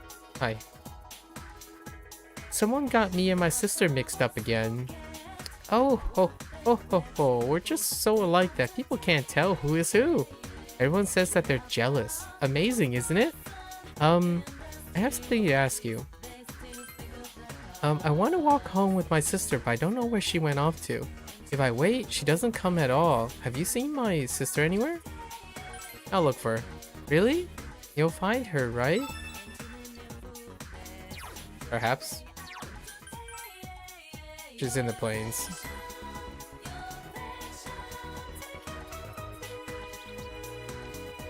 Benchy, right? Benchy ni. Oh, there she is. What is it? You've seen that face before. She looks almost exactly like the older sister was looking for her younger twin. My older sister is looking for me? Tell her that I'm here on the floodplain. I won't go anywhere. Boy. Listen. Alright, found her. Go. Someone got me. Okay. Sure. So that's where she is. Jeez. Why is she at a place like that? She should have come back here together with you. Well, that's okay. I'll go over and see her. I'm the big sister after all. Thanks for telling me where she is. Alright, we're just here to complete people's... We're here for aura farming, so we're only here to farm aura at this point.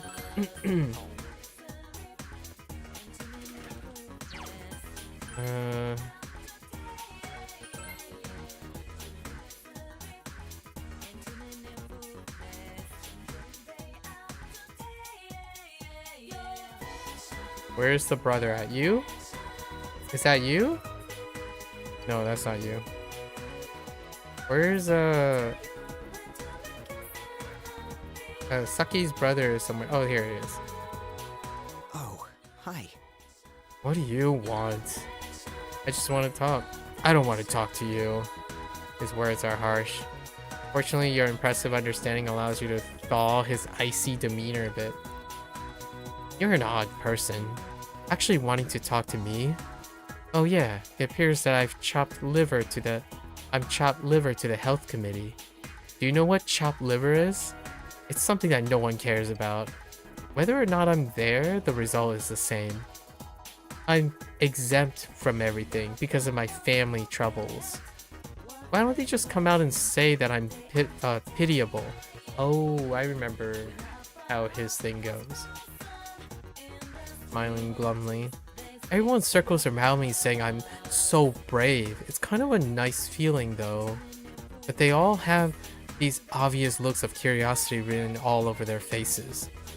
How was she killed? Why was she killed? Do you hate the killer?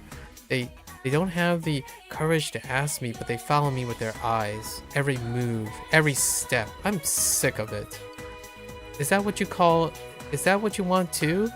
Did you come to talk to me to ask about the murder?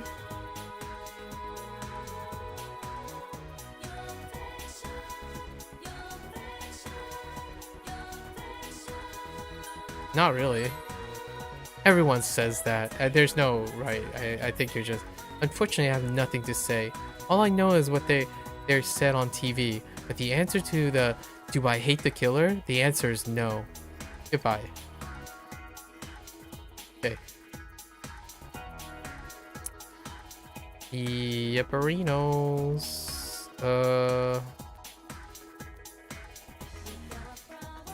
Da-da-da.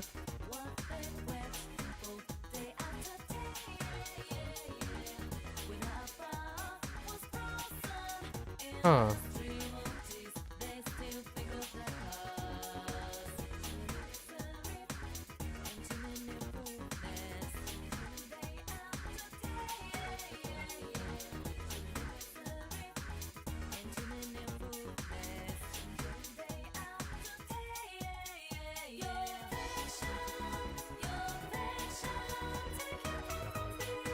Okay. I had to blow my nose.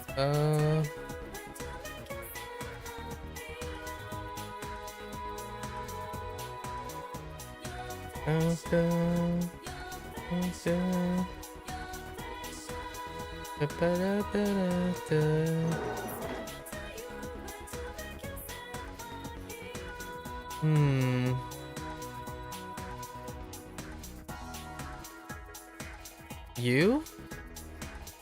Hey you, now that I think about it, have you noticed all the boys in class giving you the stink eye?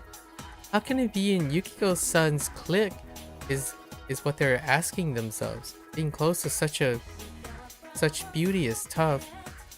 Well, if you're ever sick of being badmouthed all the time, you can hang out with me. I won't mind. No, that's not the girl.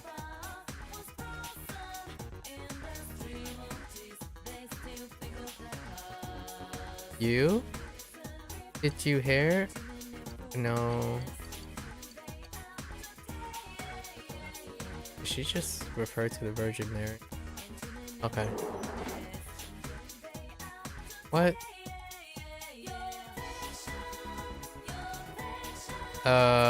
You, maybe? Watching the weather does nothing but depress me. They never say it'll be sunny and warm. If I hang in a lot... Okay. That's not it. You? I'm tired of coming to school. I can't believe they let that Tatsumi in here. I hear he started his own gang and goes around bullying people. How do I get to be in the same class as him? He's out snooping around the practice building right now. How scary is that? Are these rumors? Listen, slander. Slander. Kanji is a heckin' teddy bear or something, you know? It's like... He's heckin' a potato. Where are you? There you are. Are you Emperor? You're Emperor, probably. Whoa, you senpai. I wasn't peeping inside. It's not like that. So, why are you making this scary face at me? Do you have something to tell me? Yeah, I do. I see. Let's go somewhere else then. Alright.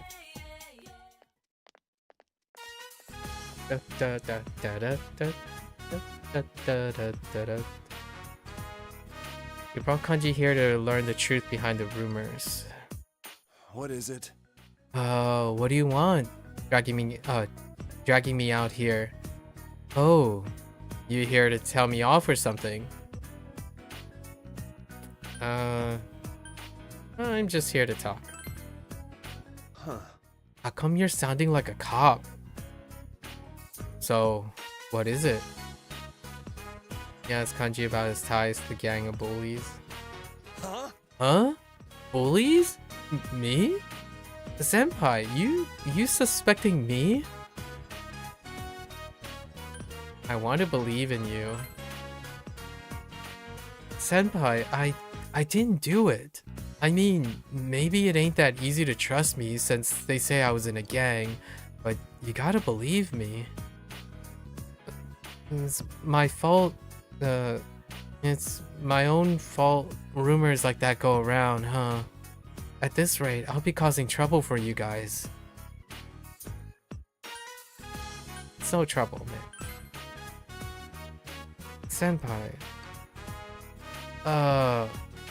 Whenever you got time, could you maybe hear what I have to say? I feel all cramped inside, and I'm too dumb to know what it's about. Clumsy as he is, yep.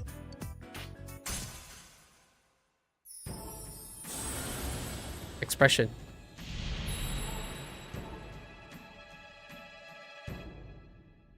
Emperor it is.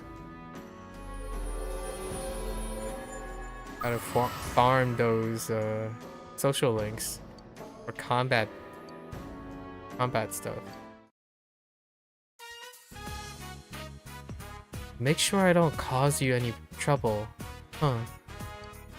Well, I guess I should smack the gang of bullies around. No. That's not a... Alright. Later. Okay. Got the wrong idea there. You're back. Oh yeah, package came for you. It's on the table over there. What was it? Oh. Right. Dun, dun, dun. Dun, dun, dun, dun, dun, dun, dun, dun. Alright, we're going to the pubbers. Oh, we're doing fishing. Fishing soon.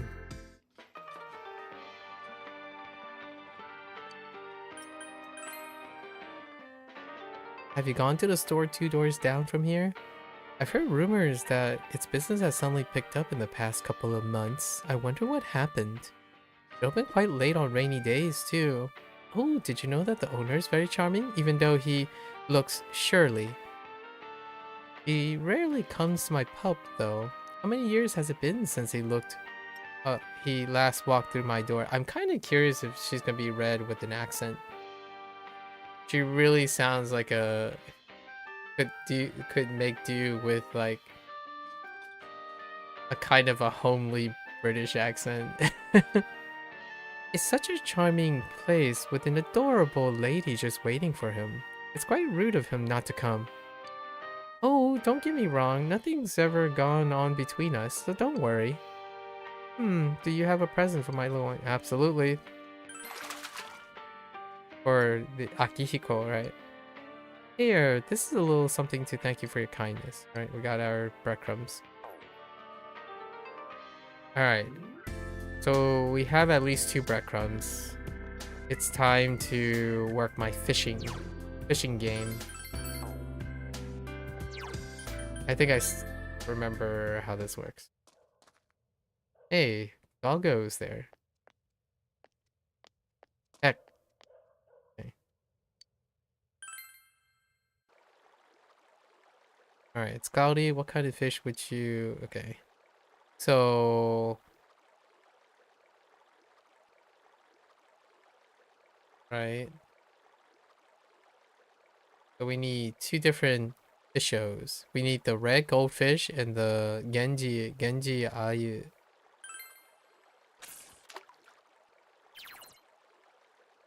When a fish takes the bait, the bobber will sink, right? When it is beneath the water, press the action.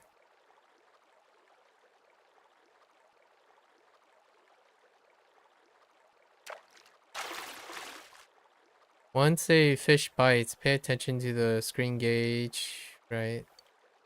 Move the bobber left and right with the left stick. Wow, okay. Keeping the bobber in the blue, yeah. I didn't pay attention to which one is that. Okay, red goldfish.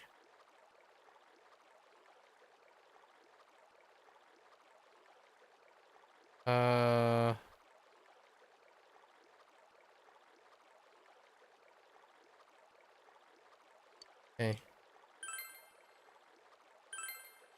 I need 2 ripple.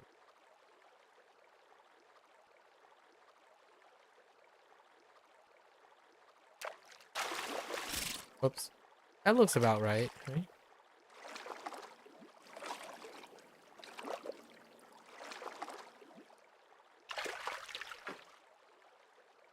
No! I have to do it again. Heck! Oh, it passed time. Yo! What do you think will show up on the Midnight Channel next? I heard it's going to rain this evening, but it's not going to last all night. Hey, have you been trying to solve the case on your own in your spare time? I know. I should be thinking about it. I know I'm supposed to think about it too, but that kind of stuff just isn't my specialty. How about you? Good at reasoning. I'm jealous. Well, everyone has strengths and weaknesses. I'll stick to kicking things. Times like this are perfect for working out. Alright. Yeah. Alright. I still have to go back and not fail the fish. So I'm guessing the tougher one to get. I can't really tell the difference at the moment. Let me take a closer look.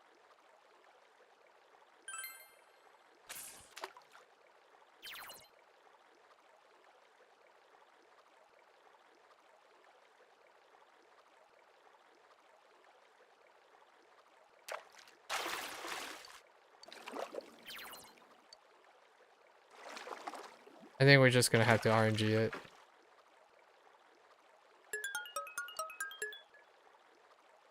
Yeah, I can't really tell.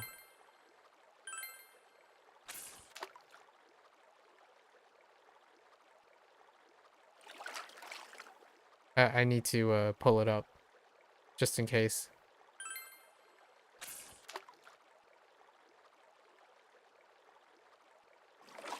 I can't tell. That kind of looks the same. Oh, there it is. Oh, I see it. It's the big white circle.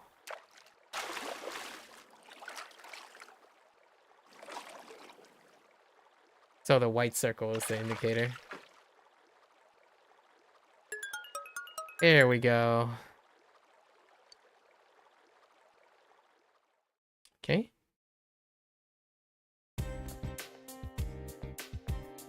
Yo!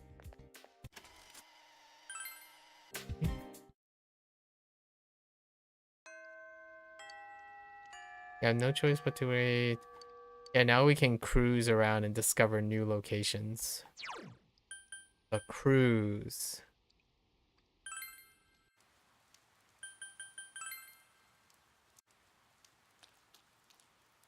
Cruising time.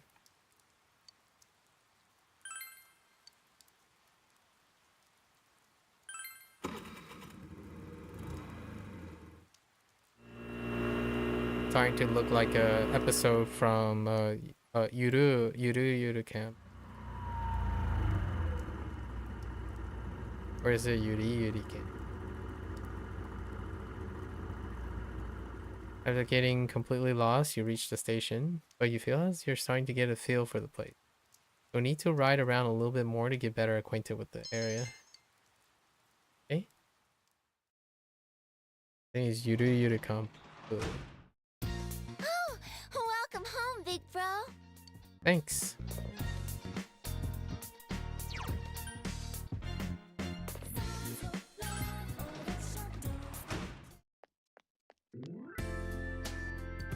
Time to talk to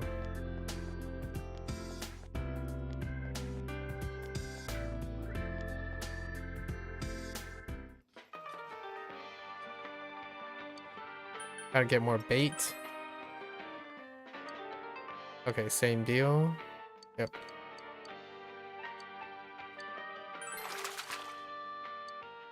Give me them breadcrumbs.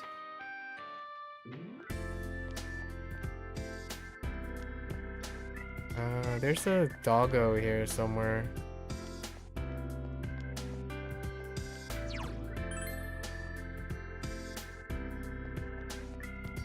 Oh, hello there. Is that the same one? It's the same one. Runaway dog referred to it. Yep. What should you do? Talk to it gently? Whimpers. Seems the dog become less wary of you. And it's gone. Okay. Get to the shrine. Give fish.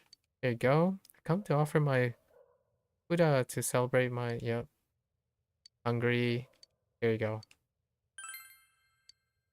An expression of my thanks. Stone. Okay. Oh, that's right. We have to find all the fish to get up to rewards. Pretty sure I saw Ayane.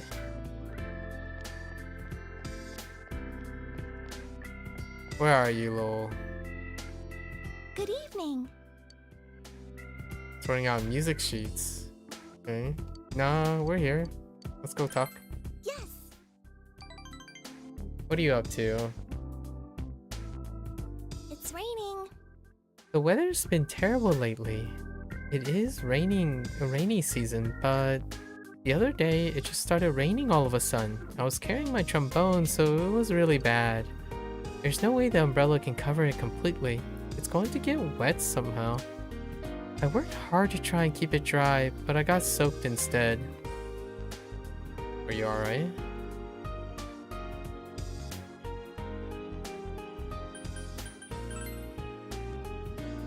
Thank you very much. Oh yeah, totally fine. I had to sneeze a couple times, but I'm alright. I'm a pretty healthy girl. That's one thing I can boast about. Like rainy days, the laundry never dries. I like rainy days. The laundry never dries and it's humid afterwards, but I still like the rain.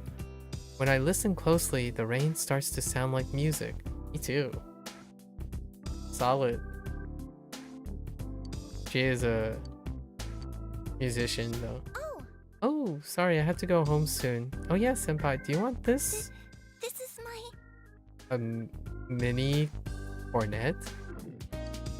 It's nothing special, but I hope it's something that you can use. I'd be happy if we could do this again sometime. Good night. Good night.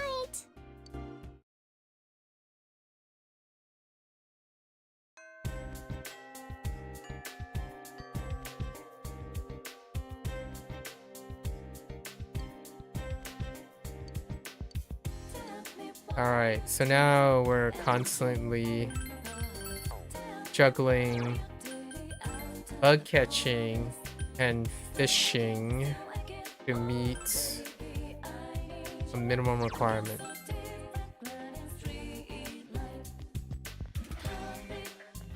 So we got 4. We need at least to keep 2 in our inventory. Let's go.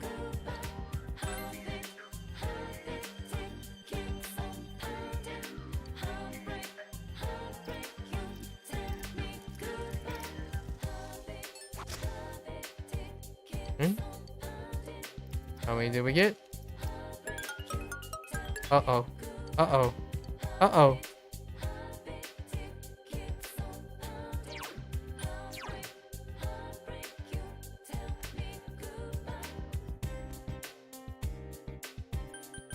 How many? We need at least 2.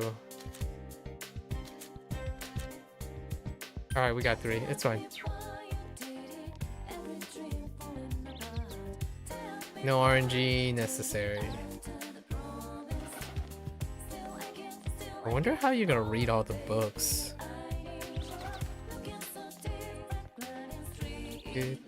Let's go buy more books.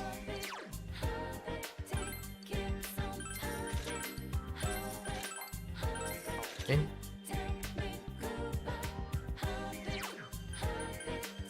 Still trying to befriend the doggo.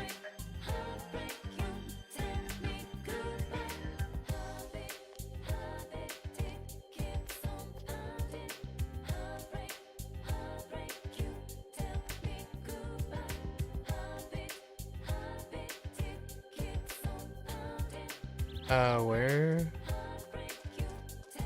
Wait, where the heck did the doggo go? Are you up here, doggo? Oh, there you are. What should you do? Talk to it gently, of course. Less worry. And it's gone.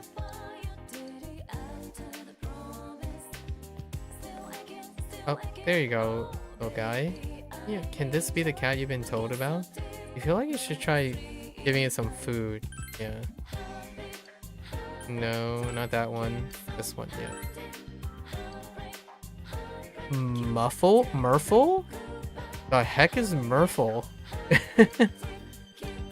Okay.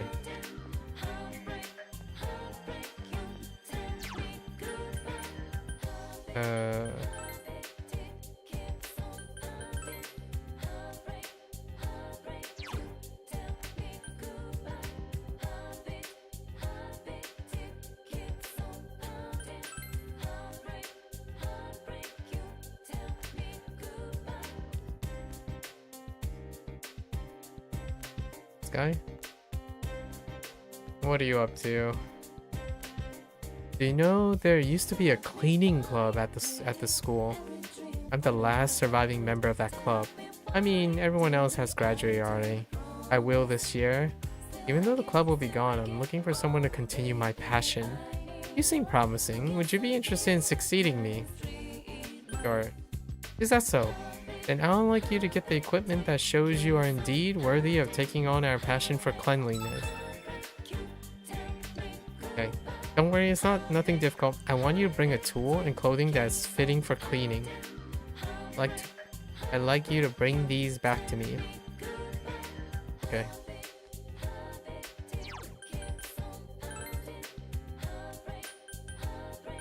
Farmin'.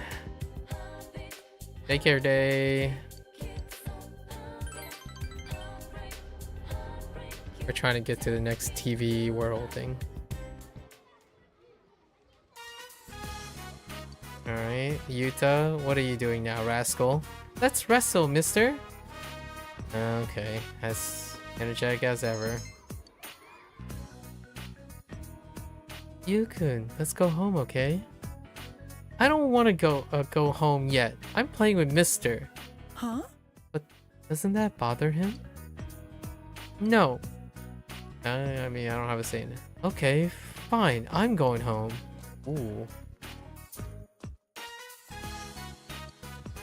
Yuta suddenly turned silent. He decided to play with Yuta for a bit and then walk him home. On the way home on the Samegawa biplane, come across her. Yeah. Lady is sitting over there. Is she mad at me?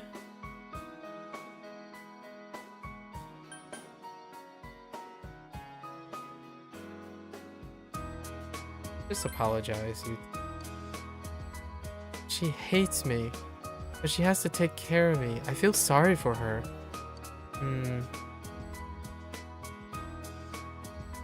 Be a better kid then. She doesn't hate.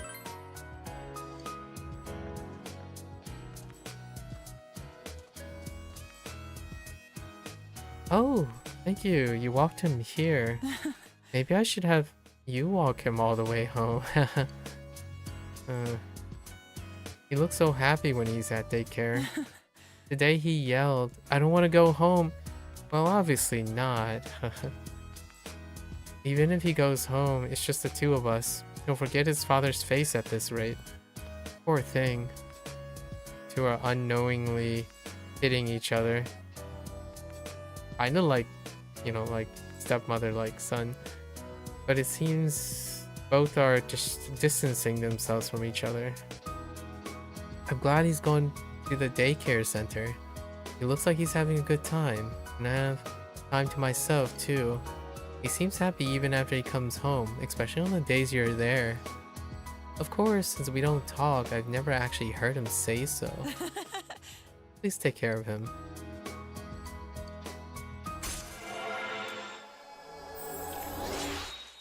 That's a communication.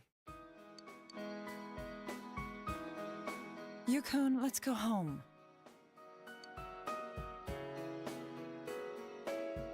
They awkwardly went home together.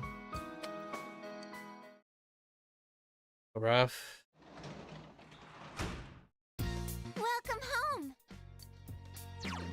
Alright. Get more bait.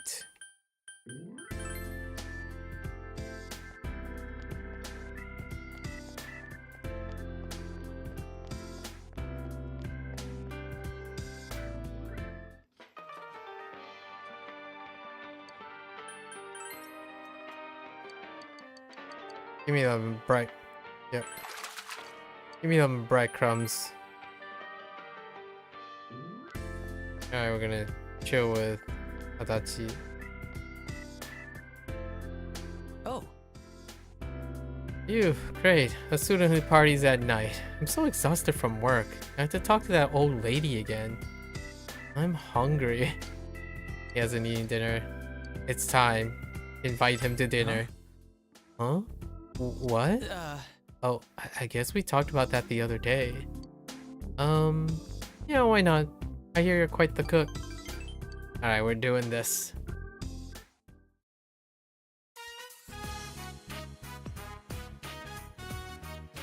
Hanako, Big bro. the potatoes are still hard. Today we're having shu. Shu? Oh, you mean stew. Yeah, shu. Stew. Hey, you did it. Did you like stew? Do you like stew, Adachi-san? Well, kind of. Kind of? I mean, yeah, I do like it. It's been a while since I had some. So, do you cook like this all the time? I bet Dojima-san tells you all the time what a great help you are. Nope. I knew it. He's probably just embarrassed. Adachi smiles. So I heard you were moving back in the spring. I bet Dojima-san is going to cry. Eh? Nanako is looking down sadly. Oh, sorry. That's still a long way away. Yeah. Hey, Nanako, have you ever seen this trick? Adachi produced a 500 yen coin. Now, watch closely. Adachi clenches the 500 yen coin. You watching? The 500 yen coin disappeared. What? How? Why? Again, do it again. Nah, this time I'll show you an even better one. Look in your big bro's pocket. The 500 yen was in your pocket. Wow, you're the best, Adachi-san. The trick here is he already placed the coin in your pocket sometime before doing the trick. Right. Flipped it into your pocket. When? That's an interesting time to think. That was a surprise. I'm pretty good with my hands, so it comes easy to me. Adachi seems relieved that Nanako is smiling again. Maybe I should have been a magician. Then I wouldn't be in such a... well, I guess there's no job like a government job. It's not like I can make a living working with my hands. Adachi shrugs. Okay. Where are we at? Oh, we're at 4.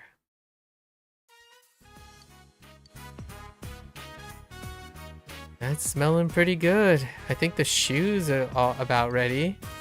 It's stew! Shiatsu? shoe! Wrong. No, I said it right. Yeah, that's funny. And the three of you spend a fun evening together. Okay.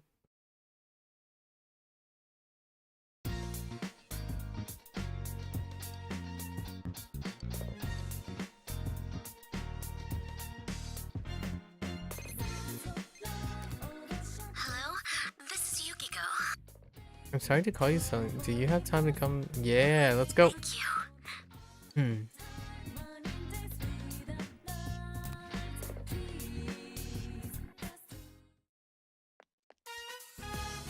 Junes grocery department. Yukiko brought you here again. I wrote down everything I need, so this shouldn't take that long.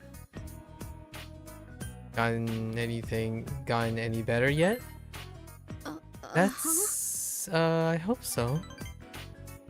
Yukiko is smiling sheepishly. I'm studying the basics of the basics, but it's not turning out quite like it does in the book, even though I'm following the directions. Keep practicing. Yes, practice makes perfect. I think there's no point unless I do it alone. Our cooks help me out all the time. At first, they just gave me advice, but eventually they take the knife from me. So even if the meal turns out wonderfully, it doesn't mean anything that way. I told them to leave me alone, but they still stay and watch. Are they that worried about my cooking? They care about you, obviously. They care about me. Do you really think so? Looks surprised but happy. Last time the head chef took the knife from me, shouting, "I can't stand to watch anymore," and made the rest. The waitress saw it and said to the head cook, "Yukiko wants to make it her sub, even if it's awful." Before I knew it, I was studying how to cook for a boy I like. My parents got involved and it exploded from there. Funny, isn't it? But maybe it wasn't all a lie. Taste my food again, okay? You felt a faint hint of love from Yukiko. I don't know when the choice... I imagine you have to make a choice. Right? Growth of heart has affected her persona as well. Okay, what do you get?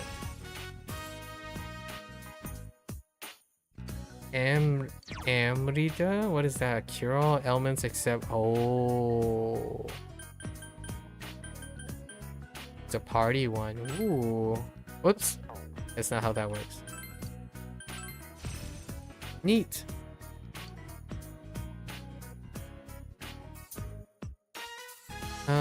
Oh yeah, shopping. Yes. All right.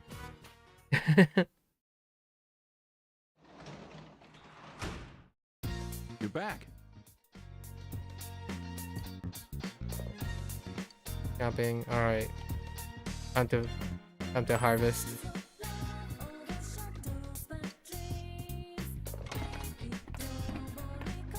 Are we gonna get 3 cabbages from this? I doubt it, right? They look good. Great. Oh, yeah, we need another. For the meantime, we'll just plant those. Well,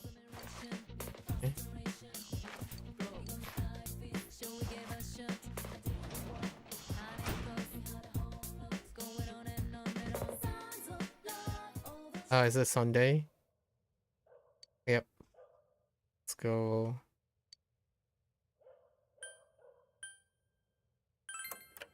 Da, da, da, da.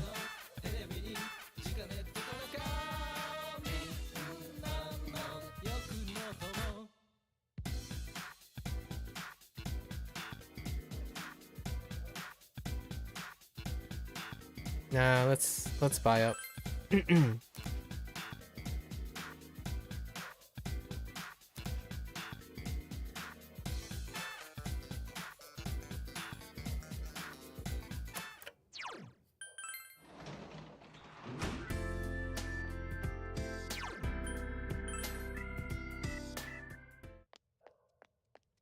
There you go.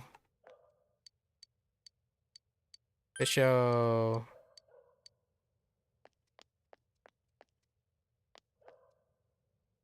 Okay. More breadcrumbs.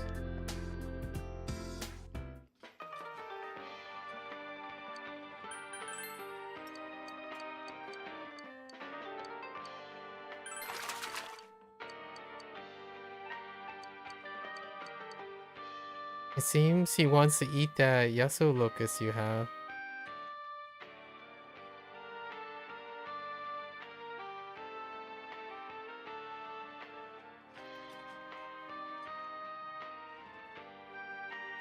Huh.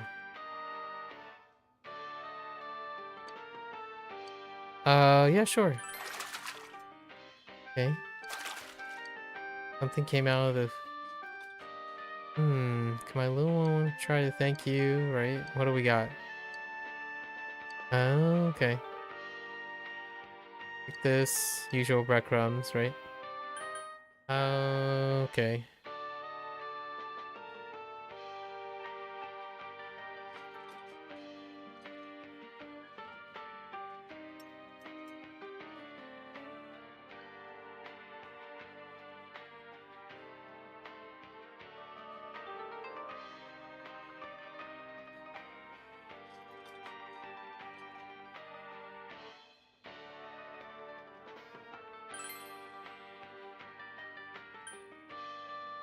Okay.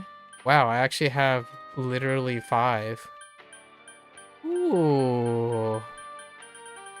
Oh. Let's grab these for fun.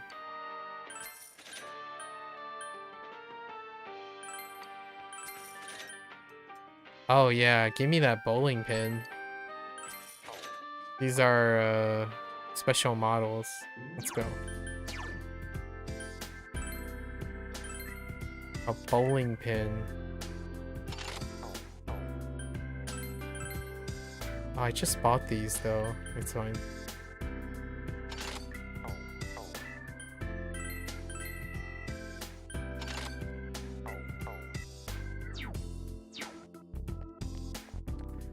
Okay.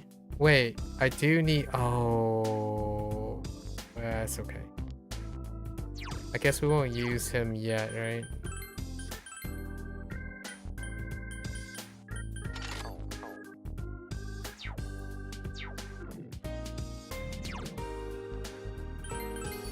My eyeballs are bugging me. Huh? Alright. What are you doing here? Hey. Yukun, did you ever go to the movies? There was one recently I wanted to see, but it was out of theater before I knew it. It was called Squid Ring, The Cursed Panko. I asked Chie to go see it with me, but she turned me down. She says she can't stand horror movies. I would love to see that. You think so too? Same here. The premise is the squid that's fried on a cooking show comes out of the TV to get revenge. Oh, it's a reference to The Ring. It sounds really interesting. And the cursed panko part? Yeah, okay. For some reason, Yuko sounds extremely amused. Chie hates horror movies, so she rarely comes along with me to see them. The one time she did come with me, she had her eyes closed the entire time, and you're such a weird goober. Huh? Oh, I should be getting back. I didn't even notice how long we've been talking. Oh, right here. I want you to have this. Konpeto. Ne? This is a gift we receive, if you don't mind. Konpeto. Good night. I don't know what that is. Not off the top of my head. Okay, back to school. It's Monday.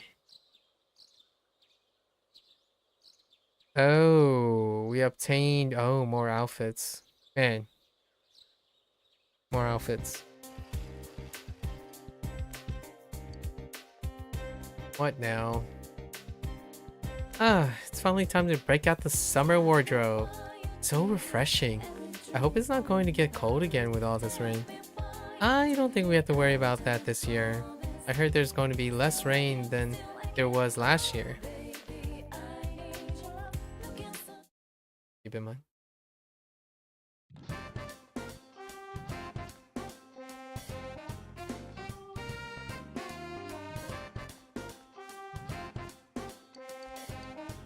Okay.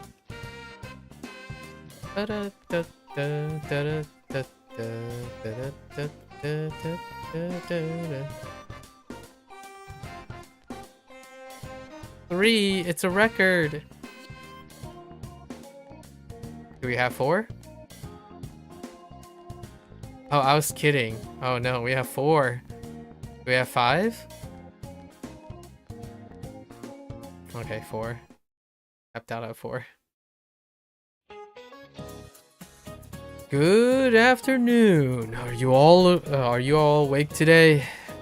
June in Japan can be pretty tiring, thanks to all the humidity and heat.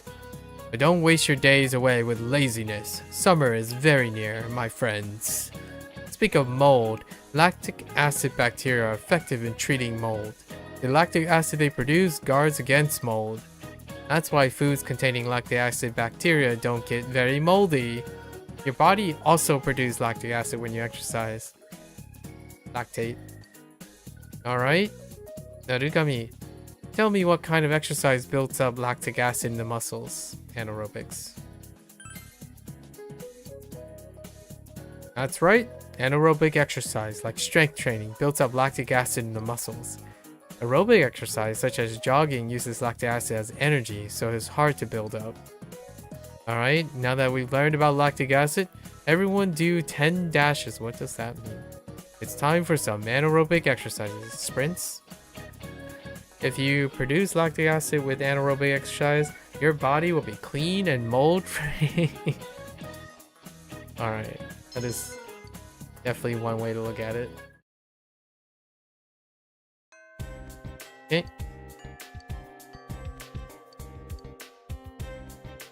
Alright, time to go catch some bugs.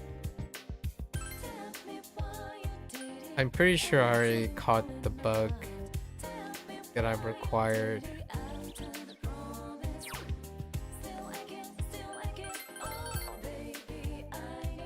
But must farm.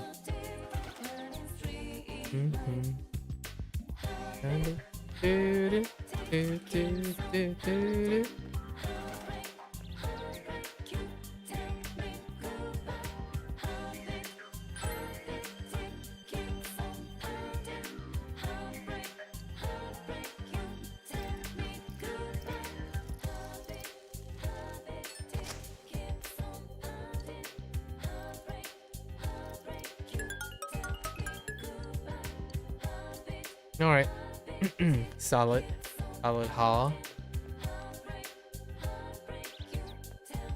Let's go empty the vending machine because no one can have tap. Or Orange Crush apparently. Or Smash, not Orange Crush. Smash.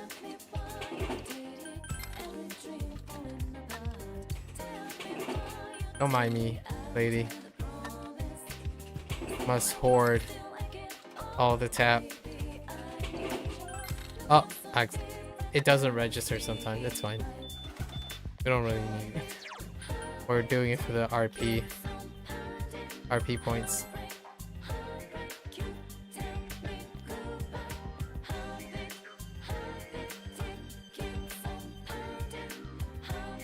Where's the doggo at? Hello there. Okay.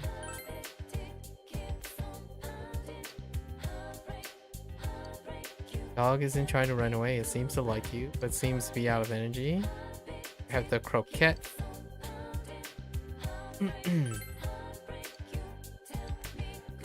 Looks happy. Mission accomplished. That's supposed to be Koro, right? It should be able to return to his house.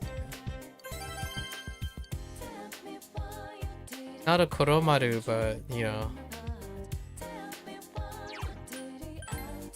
Might as well be a nod to Koro.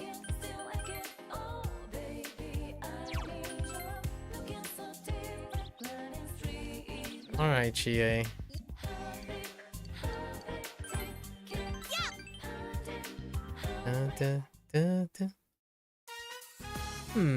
Soulzai. You finished today's training and came here with Chie. Have you had the steak skewer? Oh, that's right. I remember what happened last time. We were at Aya. The meat is tender and delicious, and they hardly cost anything. It might not even be cow meat. Just kidding. Well, thinking about it, that's kind of gross. The police are here? Then, is this place really serving fake meat? Excuse me. Yes? I haven't eaten any of the meat today, I swear. Lately, there's been several instances with a group of teenagers bullying people around here. Huh? Bullying? Extortion, if you will. Have you seen anyone suspicious? No, no one in particular. I see. Well, need to be careful then. I'm glad it wasn't the meat, but still, bullying? What cowards gang up on the weak like that? Exactly. It's so cruel and stupid. She is outraged. Oh, she's gonna fight justice thing. Well, we'll grab him and make them apologize, right, leader? Absolutely. What's it on this? I knew you'd say that. Mowing down villains and saving the weak. A lone female fighter stands. To protect the town's peace, she throws herself into the battle unbeknownst to all. Oh yeah. Oh yeah, that sounds cool. You can leave it to me. Alright. So, I feel better about it if you helped. And it makes me kind of happy.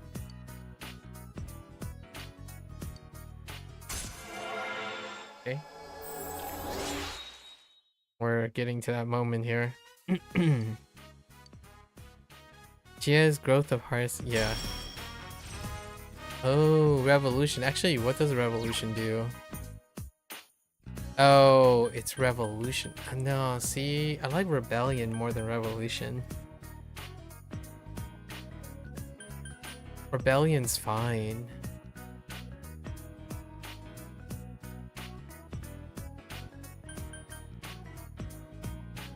No, we're gonna reject revolution. Alright, first, let's eat. Don't think, feel. Actually, in this case, would it be don't think, eat? I'm on board. I'm on board. Welcome back.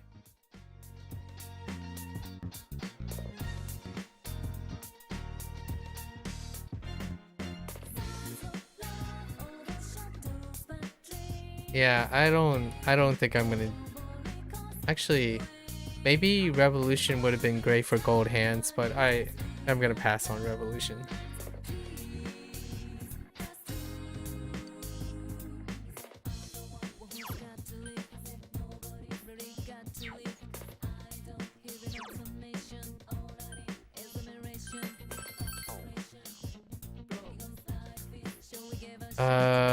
Fridge.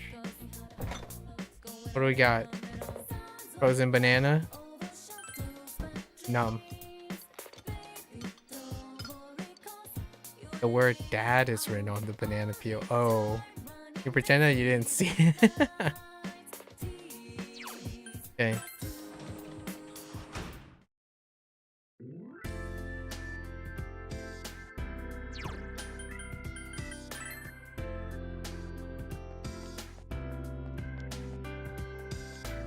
I hate his banana.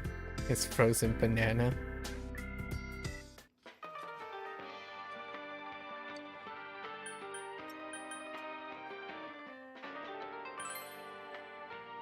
Can I get the... Yes, I can.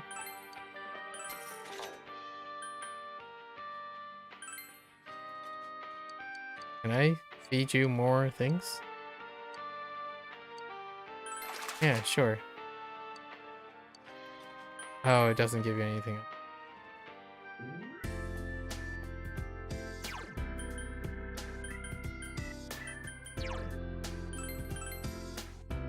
Ooh. Okay.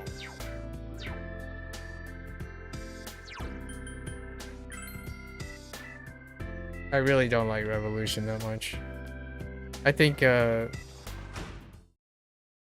boosting one person is probably pretty sufficient. Probably you. Alright. Let's talk to Dojima-san.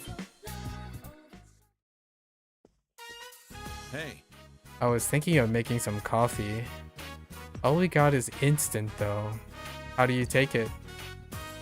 With cream. Actually surprised me. Alright, I'll pour you a good one. Dojima looks like he's having fun. Dad, the news is starting. Oh, coffee. Can I have some? Sure thing. Plenty of sugar and cream, right? Wait, what? Yeah. Wait. What? Go watch TV with Nanako. I'll bring it to you when it's ready. You don't have to do that. Oh no, it's okay. Making the coffee is my only job around here. When I got married, her mother made me promise one thing. She said this is all I have to do around the house, but nobody else can do it. So, well, you know, it's habit now. Embarrassing. Interesting. Nanako drinks coffee? Huh. I would have thought he'd do something like, ah, you're too young or something. This is the only promise I can really keep these days. Well, anyway, sit over there. And now our next story. On the outskirts of Okinawa today, a woman bicyclist was hit by a car and died on the scene. Nanako, turn on the TV. Turn the TV off. Oh, okay.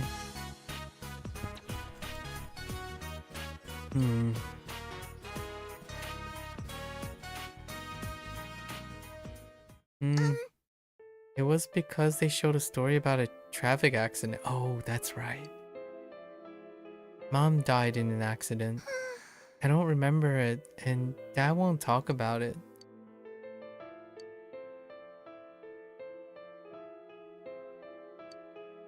Okay.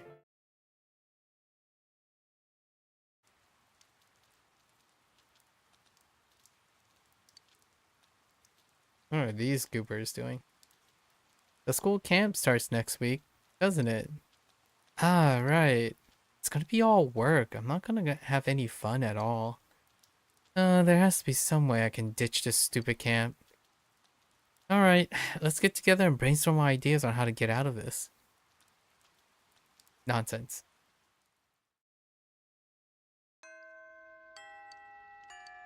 Okay.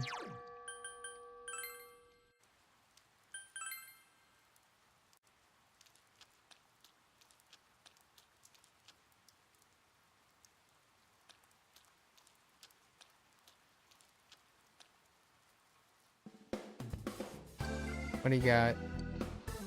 By the way, do you know what Inaba trout are? Yeah, I got you. There you go.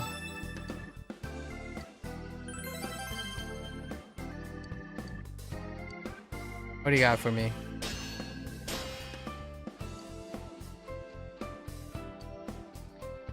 Oh. Wait. You made a trout weapon? Hold up.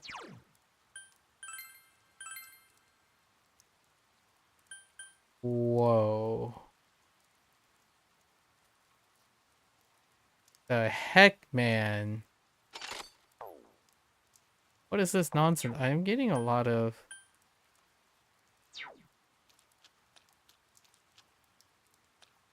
Interesting. Where's...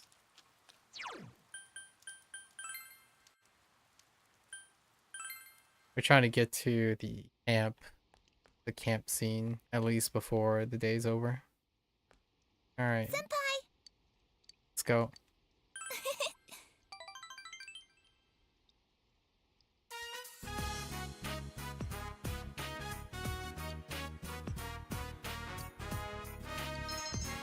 Okay. Oh, look at the time. They're about to lock up the school. Shoot, I still can't play the part I was messing up last time. Why don't you give up? Wow, you really get a kick out of teasing me, don't you? It'd be nice to be able to play outside, but I'd embarrass myself if I went alone. Want me to help out? You asked if you could accompany her. Huh?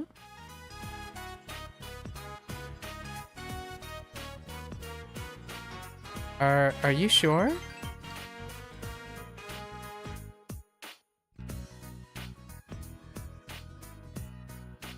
Oh, we really just went outside. Okay. You practiced in between rainstorms at the riverbank with Aina. Okay. Aina is constantly playing the wrong notes. I'm sorry. Oh, I'm distracting you from your own practice, aren't I? Just hang in there. You got this. Yes. You're right. If I have time to whine, I have time to practice. It didn't quite rhyme, but you got this. I really appreciate you practicing with me. I'll keep trying. Thank you very much. There's a newspaper on that hill that kind of bugs me. Right there. Okay.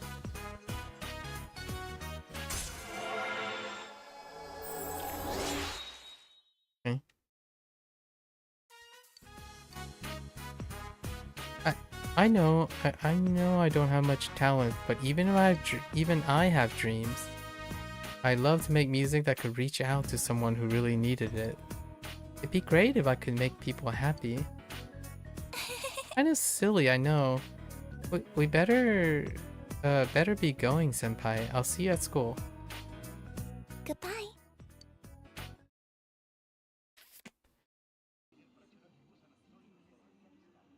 Okay. If you want, you can change the channel. Tanaka-san.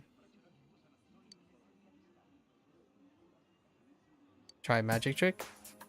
Okay, Naoko's watching curiously. You decide to show her a magic trick. You pull the rubber band on your index finger and middle finger. You also hooked it around the ring finger and pinky without Nanako noticing. What are you doing? When you open the hand, you can... you had closed tightly. The rubber band springs out. Oh yeah, the shooting thing. Instantly moving out the ring finger and pinky. Nanako saw part of the trick. I saw it. It went like zoom. Do it again. One more time.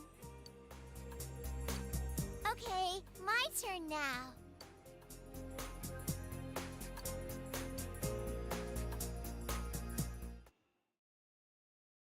Protect her at all costs.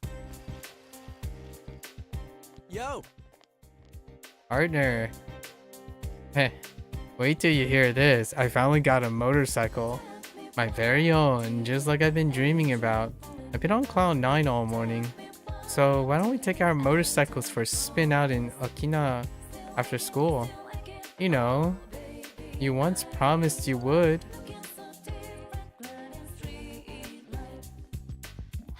When did I promise that? Don't tell me you forgot. You know, our let's use motorcycle to hit on city girls plan. I want to make sure I have a girlfriend to spend the summer with this year, don't you? Let's head there as soon as classes let out. Are we locked in? I'm not sure if we're locked in.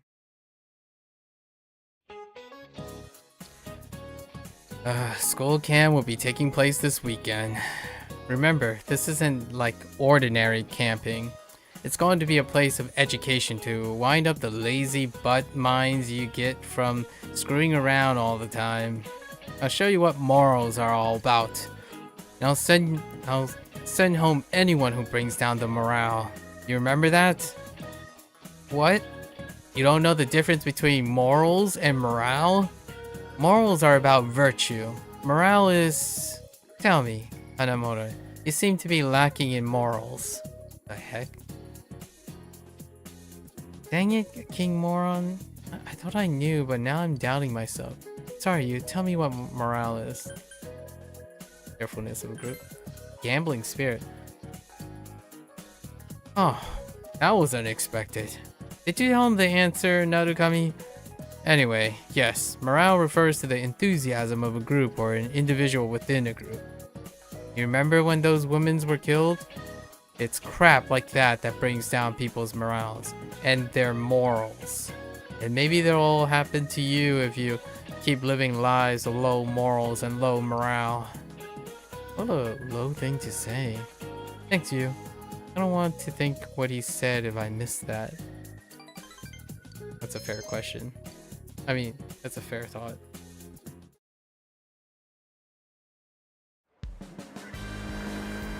Zoom! Hello, Okina Station. That was easier than I thought. Oh, that's right. This is like the beach, right? Takushima, was it Takushima? Take 2. The getting girlfriend scene. He actually followed us all the way here. Oh my goodness. That was a breeze. No sweat keeping up with a couple of guys still getting used to their scooters. Psh, if I hadn't run out of gas back there, we'd have left you in the dust. I shouldn't have cheaped out on gas just so I could have more money to fool around with.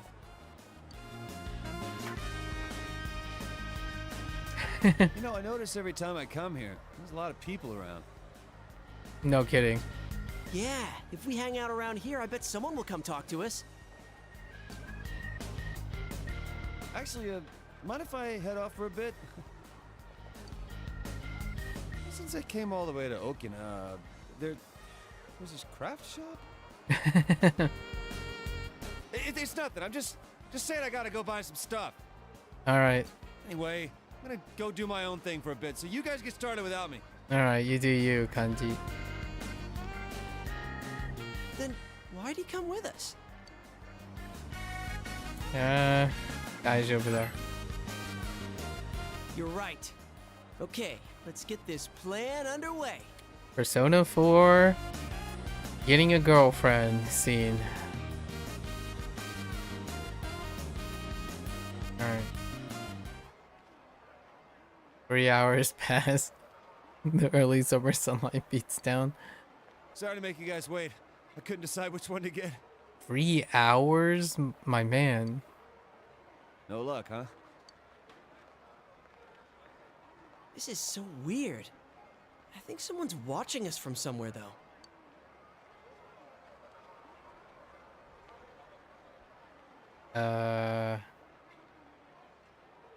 I want to go home. That seems unlikely.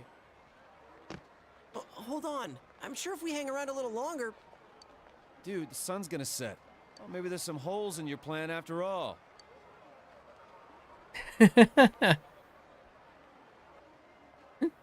It's Yosuke's fault. It is? Wow, I can't believe you said that.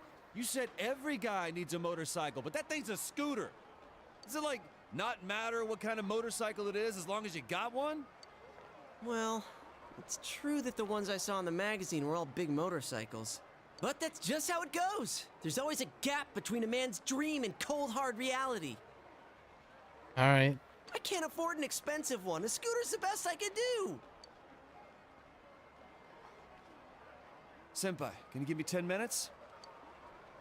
I can't keep quiet after getting shut out like this. I'll avenge you guys! This isn't a fight, you know. What are you gonna do to avenge us? Hit on some girls?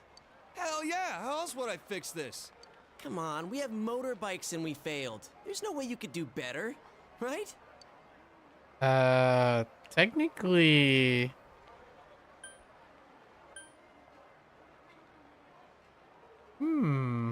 3 minutes is all I need. Watch What are me. you saying?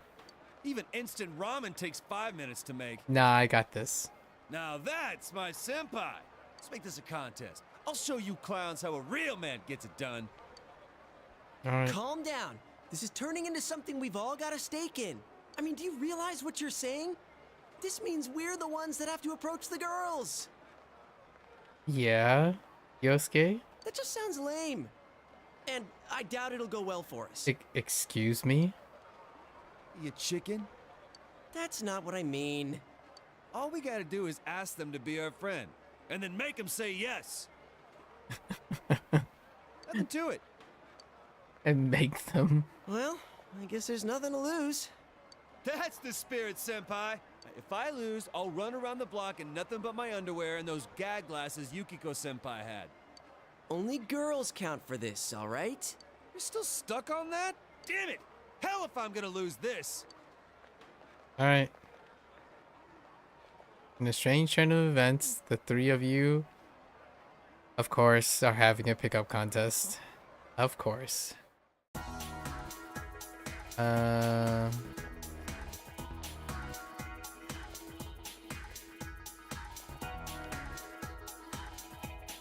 Gosh dang it. Nothing today. Again. There's an older woman here. Maybe you should talk to her. Sure. Oh, can I help you?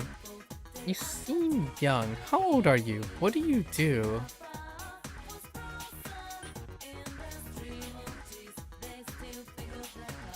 I'm a go-getting college student. Well, you meet the age requirement and the height and looks requirement. I guess the only thing left is your potential to become great someday. Are you the oldest child? Second oldest. What's your family structure like? Do you live with your parents?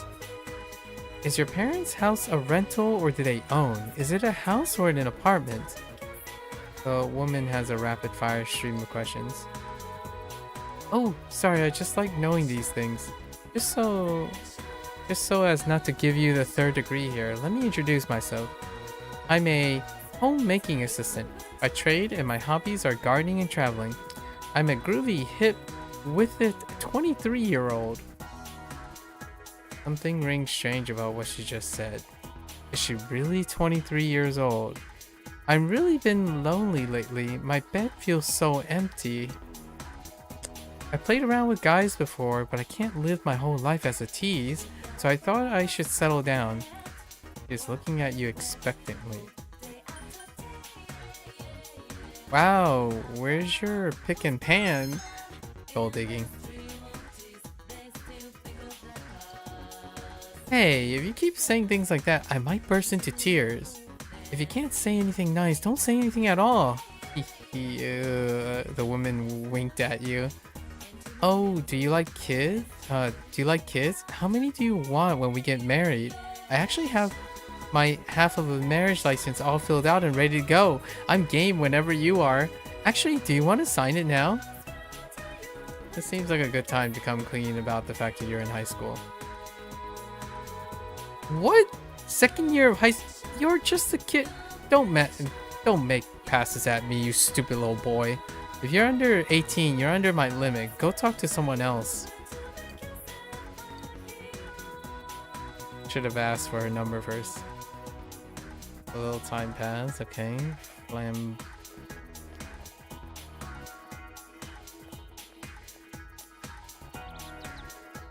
one's?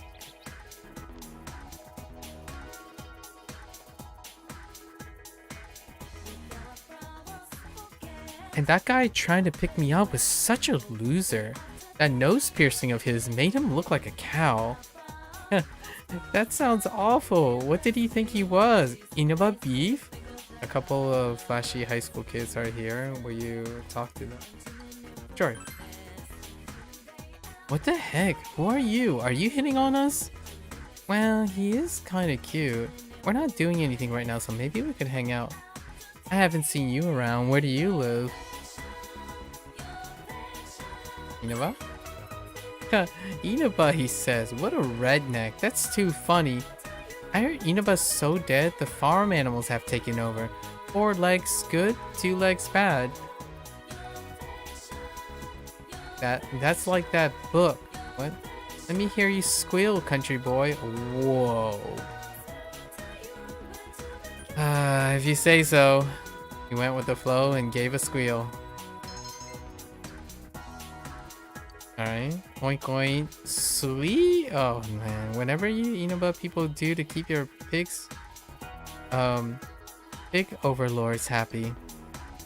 That was a good one. I bet you're one of those pig pets in Inaba. He seemed to have hit it off with the girls. He spoke to the girls for a while. Hey, give me your cell number. I'll call you when I'm bored. No thanks. Huh. You can't say no. Come on, give me your number. I'll call you when we're bored and you'll be in 5 minutes to entertain us. Simple, huh? If you're late, I'll post your number to an online dating site. Nah, we're peacing out. You feel the situation is turning ugly. It seems wise to run away. You were somehow able to extricate yourself from the girls. You didn't get their phone number though.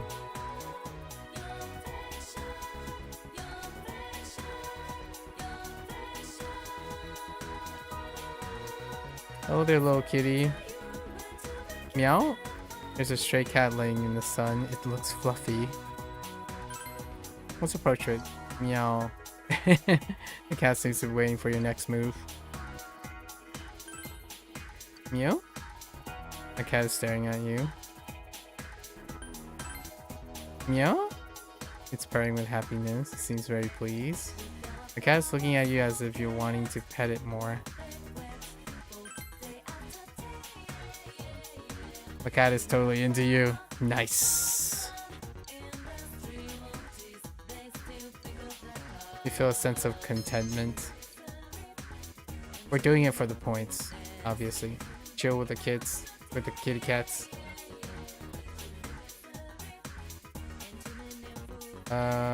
You? How about you? You. There's a neatly dressed girl here. Will you talk to her?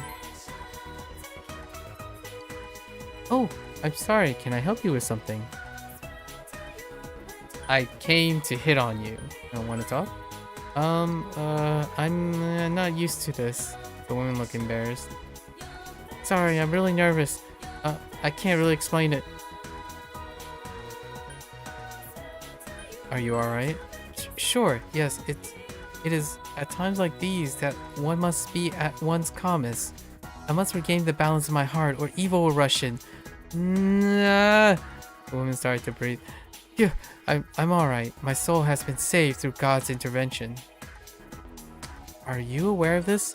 At this very moment, our world filled with demon and despair. That despair will invade people's souls. Eventually the world will become hard and cruel. Illness, accidents, bad luck, all evil in this world stems from despair. I'm sure that your soul's cries for hope are what brought you to me. The woman seems serious. However, you must not fear. There's still a path to salvation. If you pray to our God, your soul will be purified and you will be able to lead a happy, fulfilled life. The woman's pure eyes gleamed at you. The time is now. Find your happy place and gain inner joy.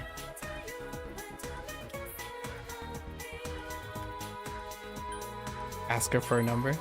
You asked for a cell phone number. A cell phone? Ugh. Those are the product of human greed. They emit poisonous waves that will brainwash you. If you don't get rid of yours, at this instant, it will bring you nothing but suffering. Listen to me. Human behavior is... The woman lectured at you for a while. You didn't get her cell phone number. Alright. How about you? Wait, you? Oh no. Is this what I think it is?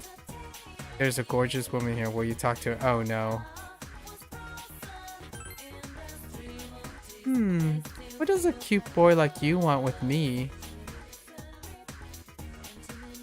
Are you alone? Well, I'm waiting for someone. Are you making a pass at me? I kinda like younger boys. They're innocent and adorable. It makes me want to educate them about some things. How do you feel about older women? Age means nothing. Huh, I see you're young and full of energy. I wouldn't mind spending time with you. Hey, do you really want to hang out? Not today, I mean, and not if you don't want to. But if you want, I could teach you a lot about how grown-ups play. Things are going well. One more push and you might be able to get her number.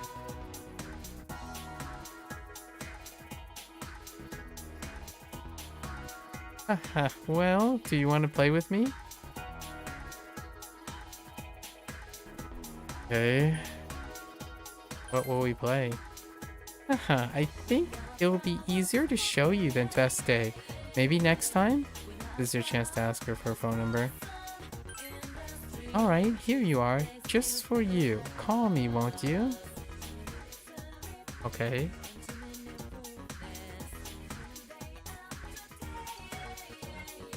Okay.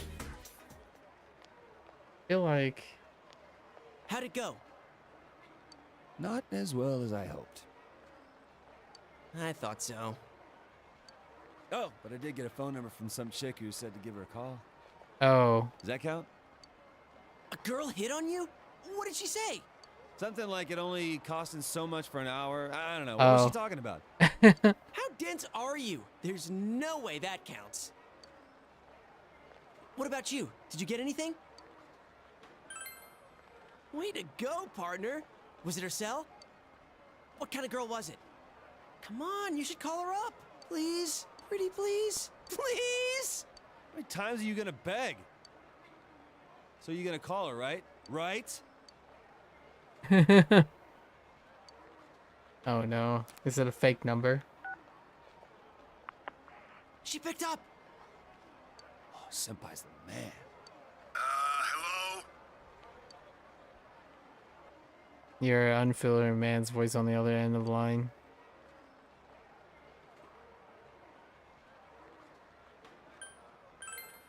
Oh, I get it. It's you, huh? You rat bastard. You're dead, shitbird.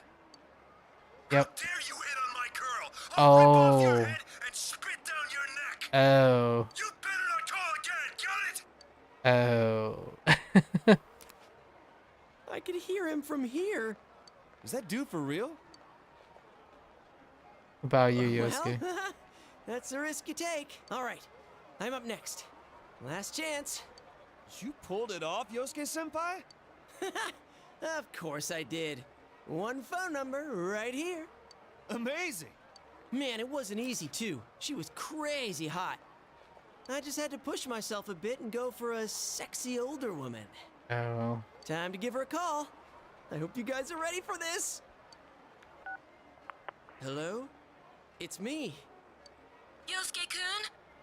Yep, the guy who asked you out on a motorcycle ride. Man, I can't wait. Huh? You know my name? Did I tell you? Of course I know your name. We go to the same school. We do? Oh, that's impossible. I mean, you... Wait. That voice. This is Hanako Otani. Who did you think I was? I don't know who that is. How did you get my number? Oh, God! I'm in such deep shit! Did I call the wrong number? One more try. Hello, it's me. Yeah, I know who you are. You really want to go on a date with me that much? The hell was that? Huh? Sounded like a fiend from the pits of the earth. Ugh, I could feel a chill go down my spine. Forget about it. For your own sake. This number is dangerous. It's better that you don't know what that was. Oh, you guys. Oh, okay. Hanako-san, why are you here? The countryside's no place for a girl like me. I was taking a walk when I suddenly got a phone call. You're really into me, aren't you? A motorcycle date, huh? Well, if you want to take a ride that bad, I'll go with you. Wait! Rip.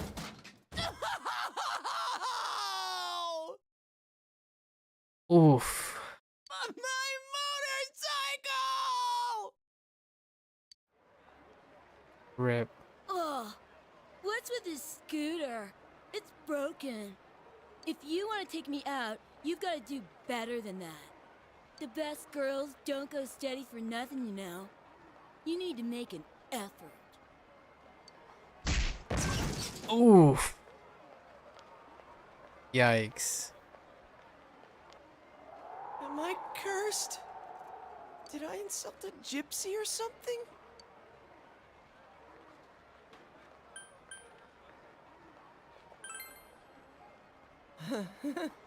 Easy for you to say. I don't even have a way to get home now.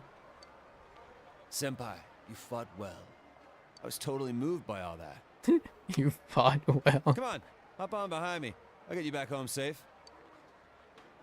Oh. Poor Yosuke. Whoa! Up close and personal! Uh. I get it now. So this is what your plan was about. Oh, you don't get anything! And you're freaking me out! And dude, it's against the law to have two people on a bike. It's okay, just put an end to this suffering already. Poor Yosuke. Yep. We're on our scooter. Oh, welcome home, big bro.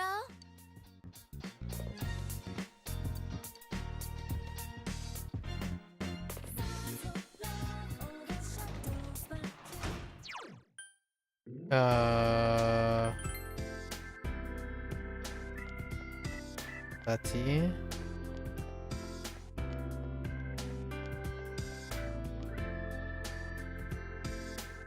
Yeah. So I got a shot by, and by shot I mean steak bowls. Dude. I would eat steak bowls day in and day out. It's fine. Worth the lifespan. I'm hungry already. Well, you see... You know, it's tough to train during this season. There's a lot of obstacles. Sun lightning storms are scary, but the biggest problem is that thing. One of them suddenly jumped out right in front of me today too. Those thin, muscular legs. Ugh, I hate them. Heck, frogs? Huh? Frogs are cute. I'm talking about those dried up wings, greenish things. Like dragonflies? Oh, praying mantises. Chie is trying to explain herself. If Yukiko was around, she'd get them off me, but I can't rely on her forever. Like, they're praying mantises, right? Muscular legs, jumping. Oh no, but they have wings? Oh! Alright, what do you From got? me to you. What is that? All I can think about is like Kilori mate? Mate? I have no idea what that is. It's an absolute must when I train. I highly recommend. I have no idea what that is. Alright. It's almost the weekend. Oh, School camp starts tomorrow.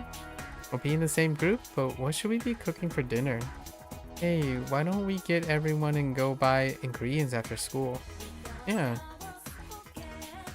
I'll be sure to let Chie and Yosuke-kun know then. Okay. Time for a shopping trip.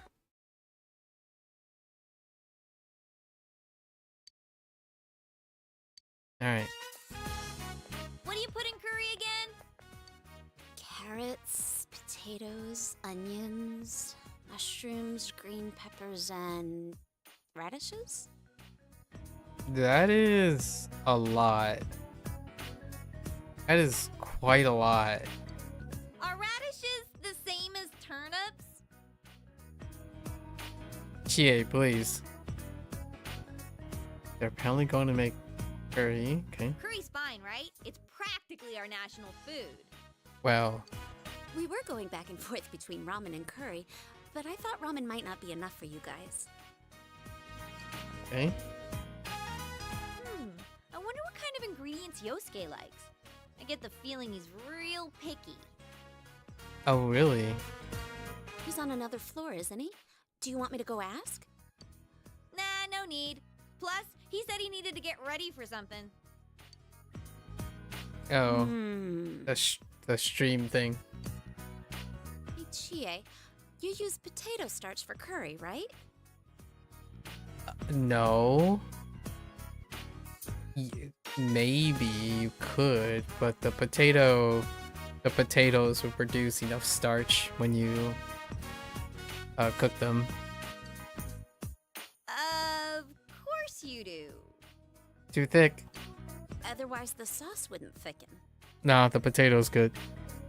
Then we need potato starch and some flour, too. No, that's double starch. There's different kinds of flour. Which one should we get? All purpose? Whole wheat? All purpose serves all purpose. Whole wheat sounds healthy. Oh. Let's get that one. And here they are. I mean, you Chili could make a peppers. roux, I It's suppose. not curry if it isn't spicy. I mean, I'd be down for chili peppers. Oh well, let's just get everything that seems right. How about some kimchi too? Ooh, and some ground pepper. The heck are you gonna do with kimchi? I mean, as a banchan? There's two kinds, though, black and white. And they're very specific use cases. Whoa, way to go, Yukiko! The Amagi family sure knows their stuff. Let's get both, just in case. Oh, goodness. Oh, yeah. We'll need some special ingredients, too, to spice things up. I remember seeing something on TV about that. I think it was, chocolate, coffee, yogurt? Honestly, I could see yogurt. But man, with whole wheat flour and potato starch on top of all those ingredients, including mushroom, that's oof. How about mint chocolate? Ooh, I love that That's not stuff. it.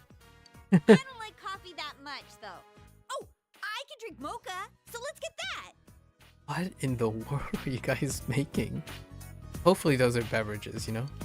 What about some seafood? That should make the sauce taste better.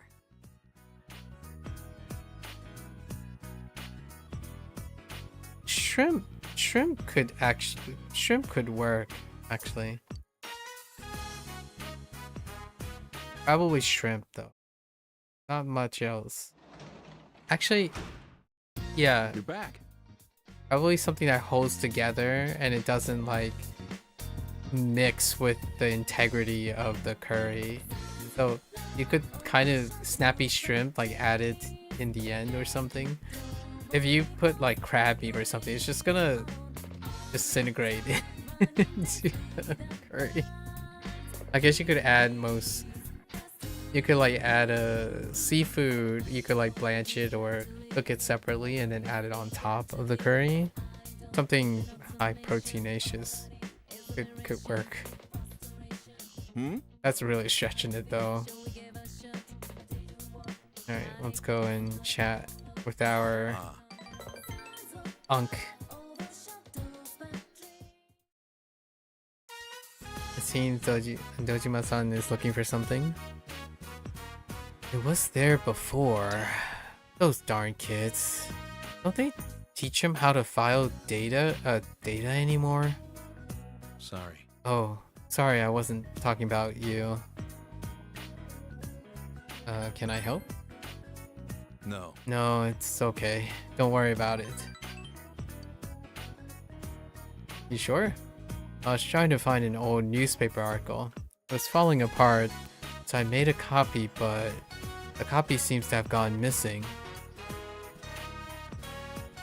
There's a certain case where we don't have a suspect yet, and since the trail is going cold, it's about to be buried under new cases. I can't give up on this one. Ever. Oh, right. It's his case. Dojima has a cornered look on his face. This doesn't seem to be the time or place to ask him more about it.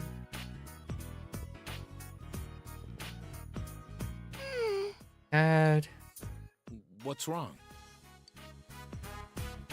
my stomach hurts. Huh? Was it something you ate? It feels like a sharp pain below my stomach. What? I'll call the doc. No, wait.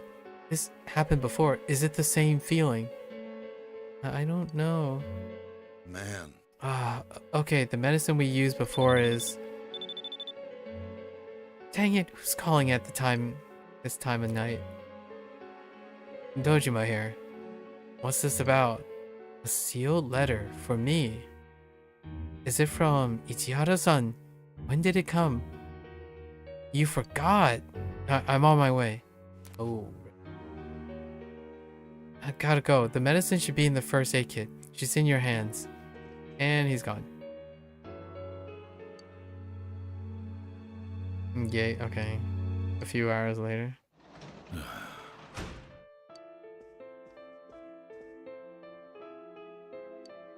He seems to be in a bad mood. Ew, you're still up. It's late. Go to sleep. Are you okay? Just shut up. Sorry.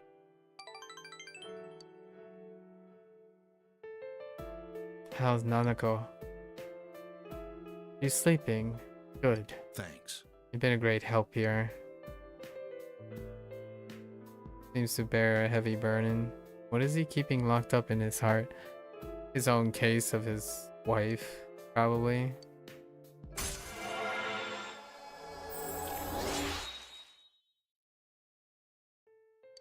At least... It's pretty late. Go hit the hay. Night. Okay.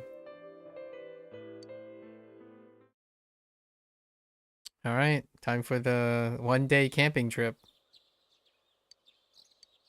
Or one-night camping trip, I suppose. Technically 2 days, I suppose. At dusk. Oh, there's what's her name? What's her name? Hanako? Picking up all that trash was murder on my back. I can't believe someone threw away an entire bike. Damn it, litterers should have to deal with their own garbage. Anyways, time for dinner. Man, I'm starving. I did see the sizzle reel that included this scene. The new like models are pretty fantastic. Dude, the girls cook just for us. Not that I expect much out of Chie, but Yukiko's got the full tradition of the Amagi Inn behind her food. That's a tough assumption, Yosuke. You know it's gonna be out of this world. Oh, it's gonna be out of this world, alright.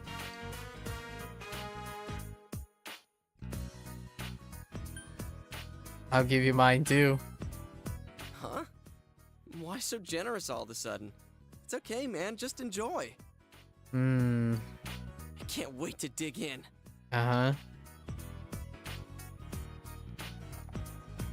Should we taste this? Huh? Only if you do it first.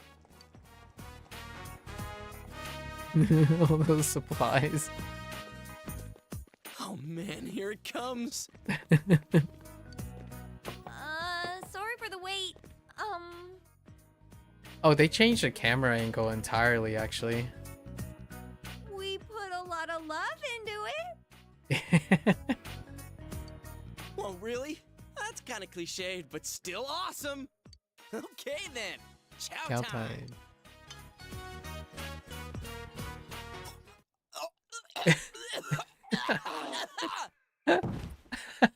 it's, it's still just as great. The new one has like a pause and like a splat, and the animation was pretty awesome. Hey! What the hell is this? I mean, what kind of curry's supposed to be like really spicy or kind of mild? This just stinks. Yikes. And it's gritty too. It's somehow both gritty and slimy, and it's got squishy parts in it. It's so freaking nasty, I can't even swallow it. Well, it just didn't mix too well, but it does offer a wide variety of textures. It's nauseating. Come on, it's not that bad. That's just your opinion. I'm telling you as a friend, don't do it. I wouldn't even joke about trying that slop. Oh, hey, slop. That's great. Topical, but also coincidental. Like, I'm telling you as a friend, don't do it. I wouldn't even joke about trying that slop. You're being looked at with expectation. We're gonna eat it. Oh, I can't eat it because I don't have the courage.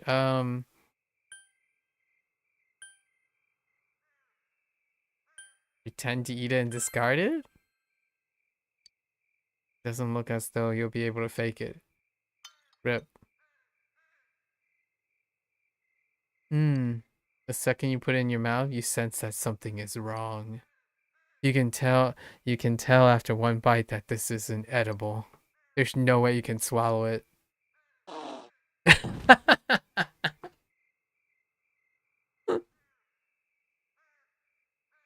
Oh, we're sorry. I can't wait to see the rest of that whole scene. Oh, it's the curry. Yeah, it's the curry scene. Sorry. What are we gonna do? Our group's the only one without food. I mean, if it was even slightly edible, that'd be one thing. But I'm not taking another bite of this mystery food X. Dang. Something smells good. That large pile, though. Hanako. I don't have any choice. And besides, she owes me, considering what she did to my motorcycle. Hey, Hanako. You wouldn't happen to have any extra curry left, huh? Also, first time here, you saw Persona the Golden part, but Bunpro and HanziHero? Yeah, we do it beforehand. Come on, give us some! We're begging you! We're starving to death here! No way. I'm on a diet right now, so this is all that I made. It has to last me. Dang. All that you made? It's like a bucket full. Oh, I wonder if there's any way we can get something delivered here. Diet. Diet to. Desu ka? But our cell phones don't get service up here. And dinner time's almost over. All right, back to your tents. Men's tents are this way, and the girls' tents are that way. Come on, people, look alive! Youngsters like yourselves should hurry up and get to bed after they eat. Yeah, I can't read his lines like that. He has so much energy. That would wreck my voice. It's now time for us teachers to have some off to bed. Lights out. You guys are gonna pay for this. Night. Nice. Off they go.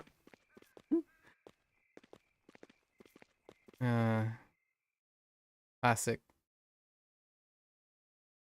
Inside you and Yosuke's tent. Damn it, I'm so hungry. And how the hell did you end up here? Where were you with the curry? My teach threatened to hold me back a year if I didn't show. Oh, dang. And the first year's tent is all quiet, like someone died. Well, if you were in there with him, I'm not surprised.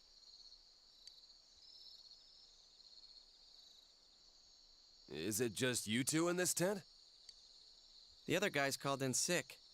Smart move. Oh, right. Probably those two goobers earlier in the day. Or so it's okay if earlier I in the hang week. out here?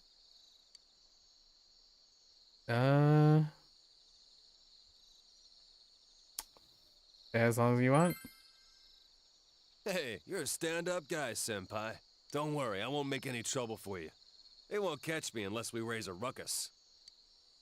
All right. You can sleep over there. Dude, there's a huge rock under there. How am I supposed to sleep? Hurt like hell. Pipe down. Didn't you say you weren't gonna make any noise? Yo, senpai, can't you go just a little further back? Nope. There's a slope just past here. I'd roll down the hill in my sleep. If you don't like it here, go back to the first year tent. How did they end up in this situation with the tent setup? That's funny. Hey, wasn't your teacher some guy called King Moron? That guy stopped me outside earlier and he pissed me off so bad I was about to lose it. He was going on and on about when I was in middle school, when he doesn't know shit about any of that. Not only that, he was bullshitting about how I'll be expelled immediately if I cause trouble. That ain't funny, man. Yeah, that guy set a speed record for jumping to conclusions. Check this out, right? I heard it from a guy in my class. He said that asshole was talking shit about the two girls who died. King Moron was talking about Ms. Yamano and Saki-senpai? It was like, it's no surprise that people who are unfaithful or run away from home meet a bad end. I don't know, maybe he was exaggerating. Everyone seems to hate that son of a bitch Muraoka. Damn, I could just picture him saying that. He never shut up about me either when I moved here last year. Not that I remember anything he said. Even if it's only a little true, it still pisses me off. The dickhead's a damn teacher, for God's sake. Nah, don't waste your energy getting pissed at that clown. Yeah, you got a point. Wait a sec. What are you eating? Animal crackers? What the? Those are mine! Damn it! I was so pumped about finding the penguin today. Penguin? The secret animal cracker! You were eating them and you didn't know that? Are you serious? Well, you should have said something. Oh well. This isn't gonna fill me up. Let's just go to sleep. That's all you gotta say for yourself after taking my snacks? Kanji, don't you have more space on your side? And I can't sleep over there, or my back's gonna break. Oh, okay. Hey. Yeah? Why'd you come to this tent? I already told you. Jeez, wrong with you? This is as good a time as any, so I want you to be honest with us. Okay. Are you really... Am I really what? What I mean is, are we gonna be safe alone with you? What? What the hell's that supposed to mean? I already told you guys I'm not like that. Well, then why are you all hot and bothered about it? That's just more suspicious. Hell no! We settled this already, damn it. Right now, I'm. Well, how do I put it? Oh, God, don't trail off like that. You're freaking me out. I'm trying to tell you that I have no problem being around girls now. Can you prove it? Prove it. Because if you can't, we're gonna be stuck here all night, half scared to death. I'm speaking for you. Speak for yourself. To hell with this. If that's what you really think of me, then I'm gonna go hit the girls' tent right now. Wait, well, that's a little extreme. You don't have to go that far. They'll expel you if they find you. Don't tell me you forgot. King Moron's got his eye on you. Yeah, like that stop a man like me. The dude's seriously going for it. Hey, man, you gotta stop him. Don't do this.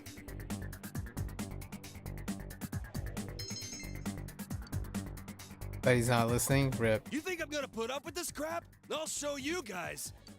To hell with King Moron. No one's stopping Kanji Tatsumi, damn. Hey, Rip. wait! What a putz. I declare myself not responsible for anything that happens. Nah, it's all your fault, Yosuke. Meanwhile, inside Chie and Yukiko's tent. That pacing. Now I get why we're the only 3 in here. I can't sleep. Oh, I'm hungry too. Rip. I should have eaten a little more of that curry. Rip. It might have knocked us unconscious. Sheesh. We can't sleep. We can't walk around. I wonder what Teddy's doing right now. Being alone all day is pretty Yeah. rough when you think about it. You know, a while ago he... That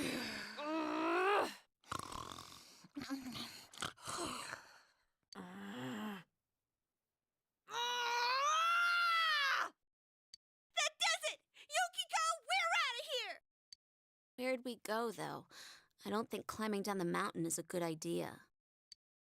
Do you think she'd stop snoring if I covered her nose and mouth? No, Yukiko, no! Ugh, I can't take it anymore. Who's there?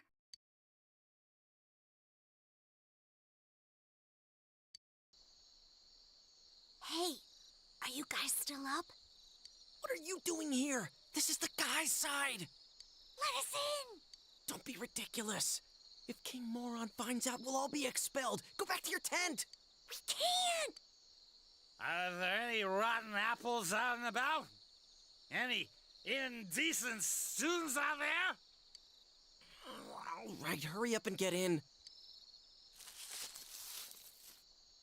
So why are you two here? Well, it's Kanji-kun. He's out cold. I don't know what happened. He just came in and then he fainted all of a sudden. That's all, right, Yukiko? Huh? Yeah. So there was no way Oh. we could sleep with him lying there, and you know, if we woke him up, he might have made a fuss. Chie probably kicked the crap out of him. That's why we left him there. What? That makes no sense. He busted into your tent, then suddenly fainted. Yeah, with a foot to his face. Or maybe a slap. Yeah, actually. That's a good question. Who took him out? Probably a double team. Like, Yukiko just whacked him in the face while Chie kicked him. Listen up! Being insolent and being indecent are very different things. It's him! He's right outside! Hey, turn the light off.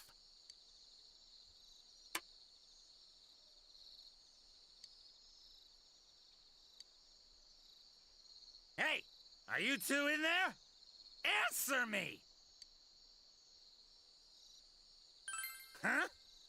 Ah, so you're in there. Is Hanamura already asleep? Yes, sir. Fast asleep, sir. Don't get cute, Hanamura. Shut up and go back to sleep. Ugh. I think I had one too many. I'm so sleepy.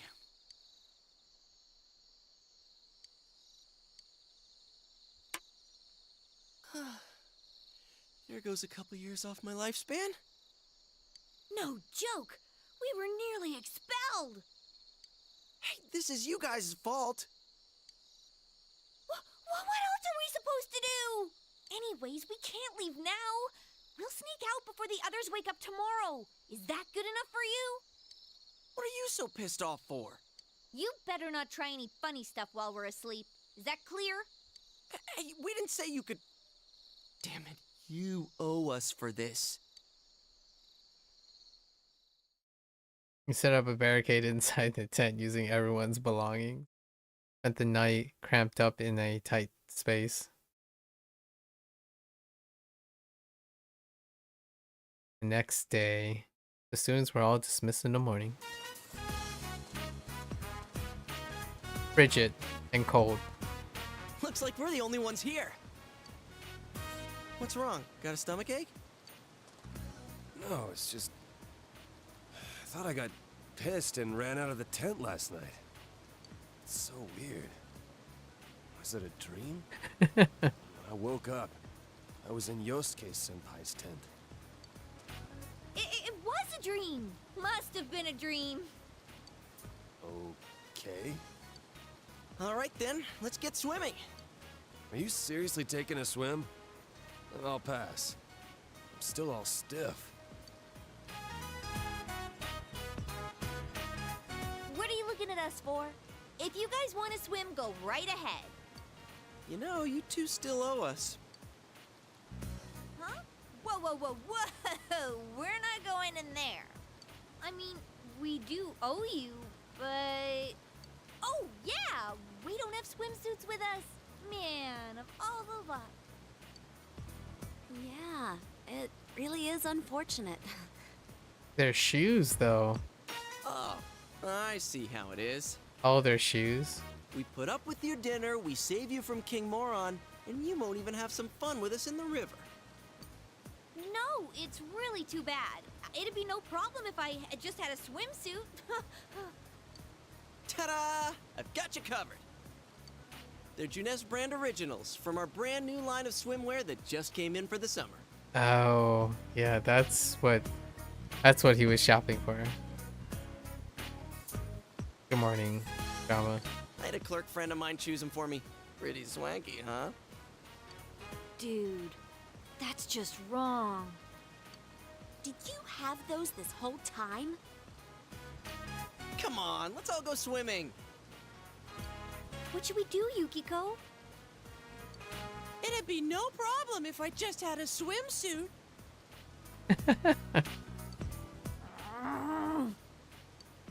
You know, we really were looking forward to dinner.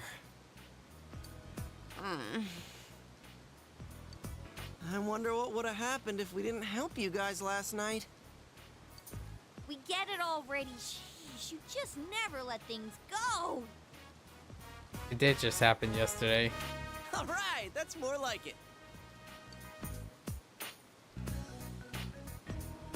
How far off did those two go to get changed? Come on, let's get in.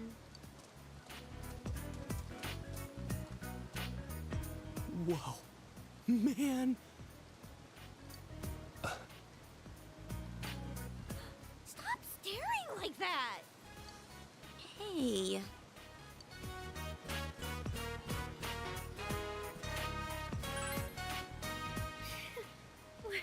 Where did that come from? Man, this is going even better than I expected. Kind of makes up for having to eat that mystery food X last night. And come on, you guys got to admit I chose some good suits. Those girls might be childish on the inside, but I bet they're gonna turn into some fine-looking women before too long. Don't you think so?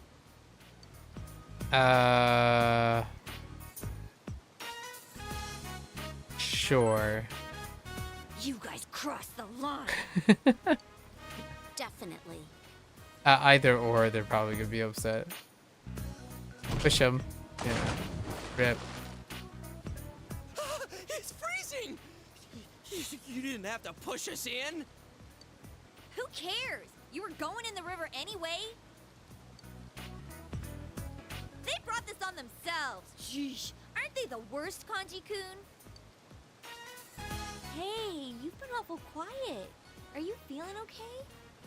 Don't tell me the injuries from yesterday are still... What? He has a nosebleed.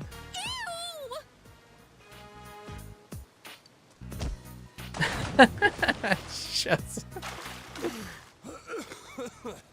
That was close.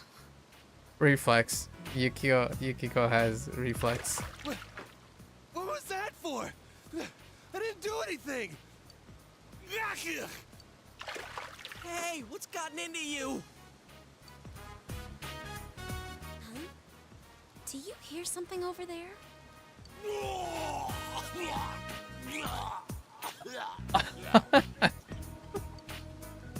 Rip. He's vomiting further up the river. So that's why no one else was here. Good thing we noticed before we went in. Senpai. Don't say it. You feel as though a million showers will never make you clean. Welcome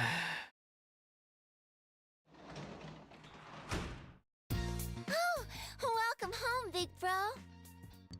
Oh, I totally how was the school camp? I totally forgot to get more seeds or check for more cabbages.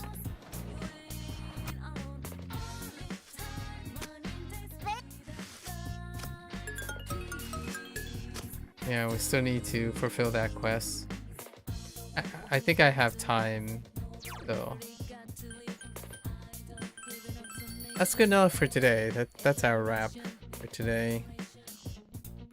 Tomorrow, so yeah, it's 3 a.m. Yeah. Oops. We got to our camp out, right? The camp out scene.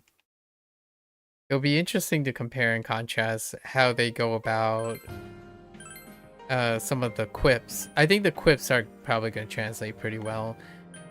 Some of the puns are going to be interesting, like how they would pun off of Adachi's joke, the English puns.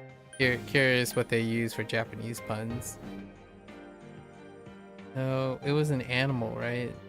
Yeah, they used they used unagi as the pun off in the English.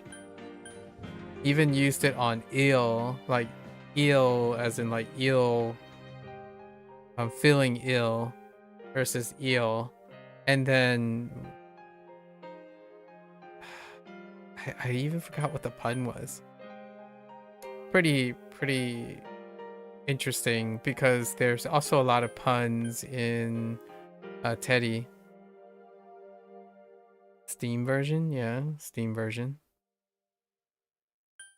All right, so that's a wrap for today. If you're going to watch this later, arigatou gozaimasu. As always, feel free to follow along. You can always pick up P4G for yourself, and this is the Steam version, right? It is also the 30th anniversary of Persona, so you can probably pick up many versions or any particular versions you want of these games. You're always welcome to come on by and discuss, talk about deep cuts. Today we talked about what? The pheromones thing, and then we had a huge digression about the prevalence of psych therapy, right? Psych therapy talk, when Beth was sharing someone that they interact with. or the oversimplification of therapy practice. It was triggered by Yosuke's thing about research and how owning a motorcycle increases pheromones, right? Yeah, pretty much a deep cut into like the whole Gen Z. It's very topical now how that type of technical speak tends to be oversimplified and kind of pedantically used. So very topical. There was a really fun part where they used the word slop, but they were using the word slop to describe the food, which I felt was a very large coincidence for the current era. Anyways, stuff like that. We'll be talking more about that in the future, right? I think tomorrow... Oh yeah, so about tomorrow, we won't be doing P4G tomorrow. There's a P5X update tomorrow. So the 4. Are we on 4.8? 4.8. So tomorrow will be a P5X day after our typical Bunpro and HanziHero routine. There is also technically a PSO2 NGS story update that I missed because I was away, and it was like in the beginning of August, which I might cover for posterity's sake. I think we're going to be retiring PSO2 NGS after the whatever the current chapter is, and then finding a new thing.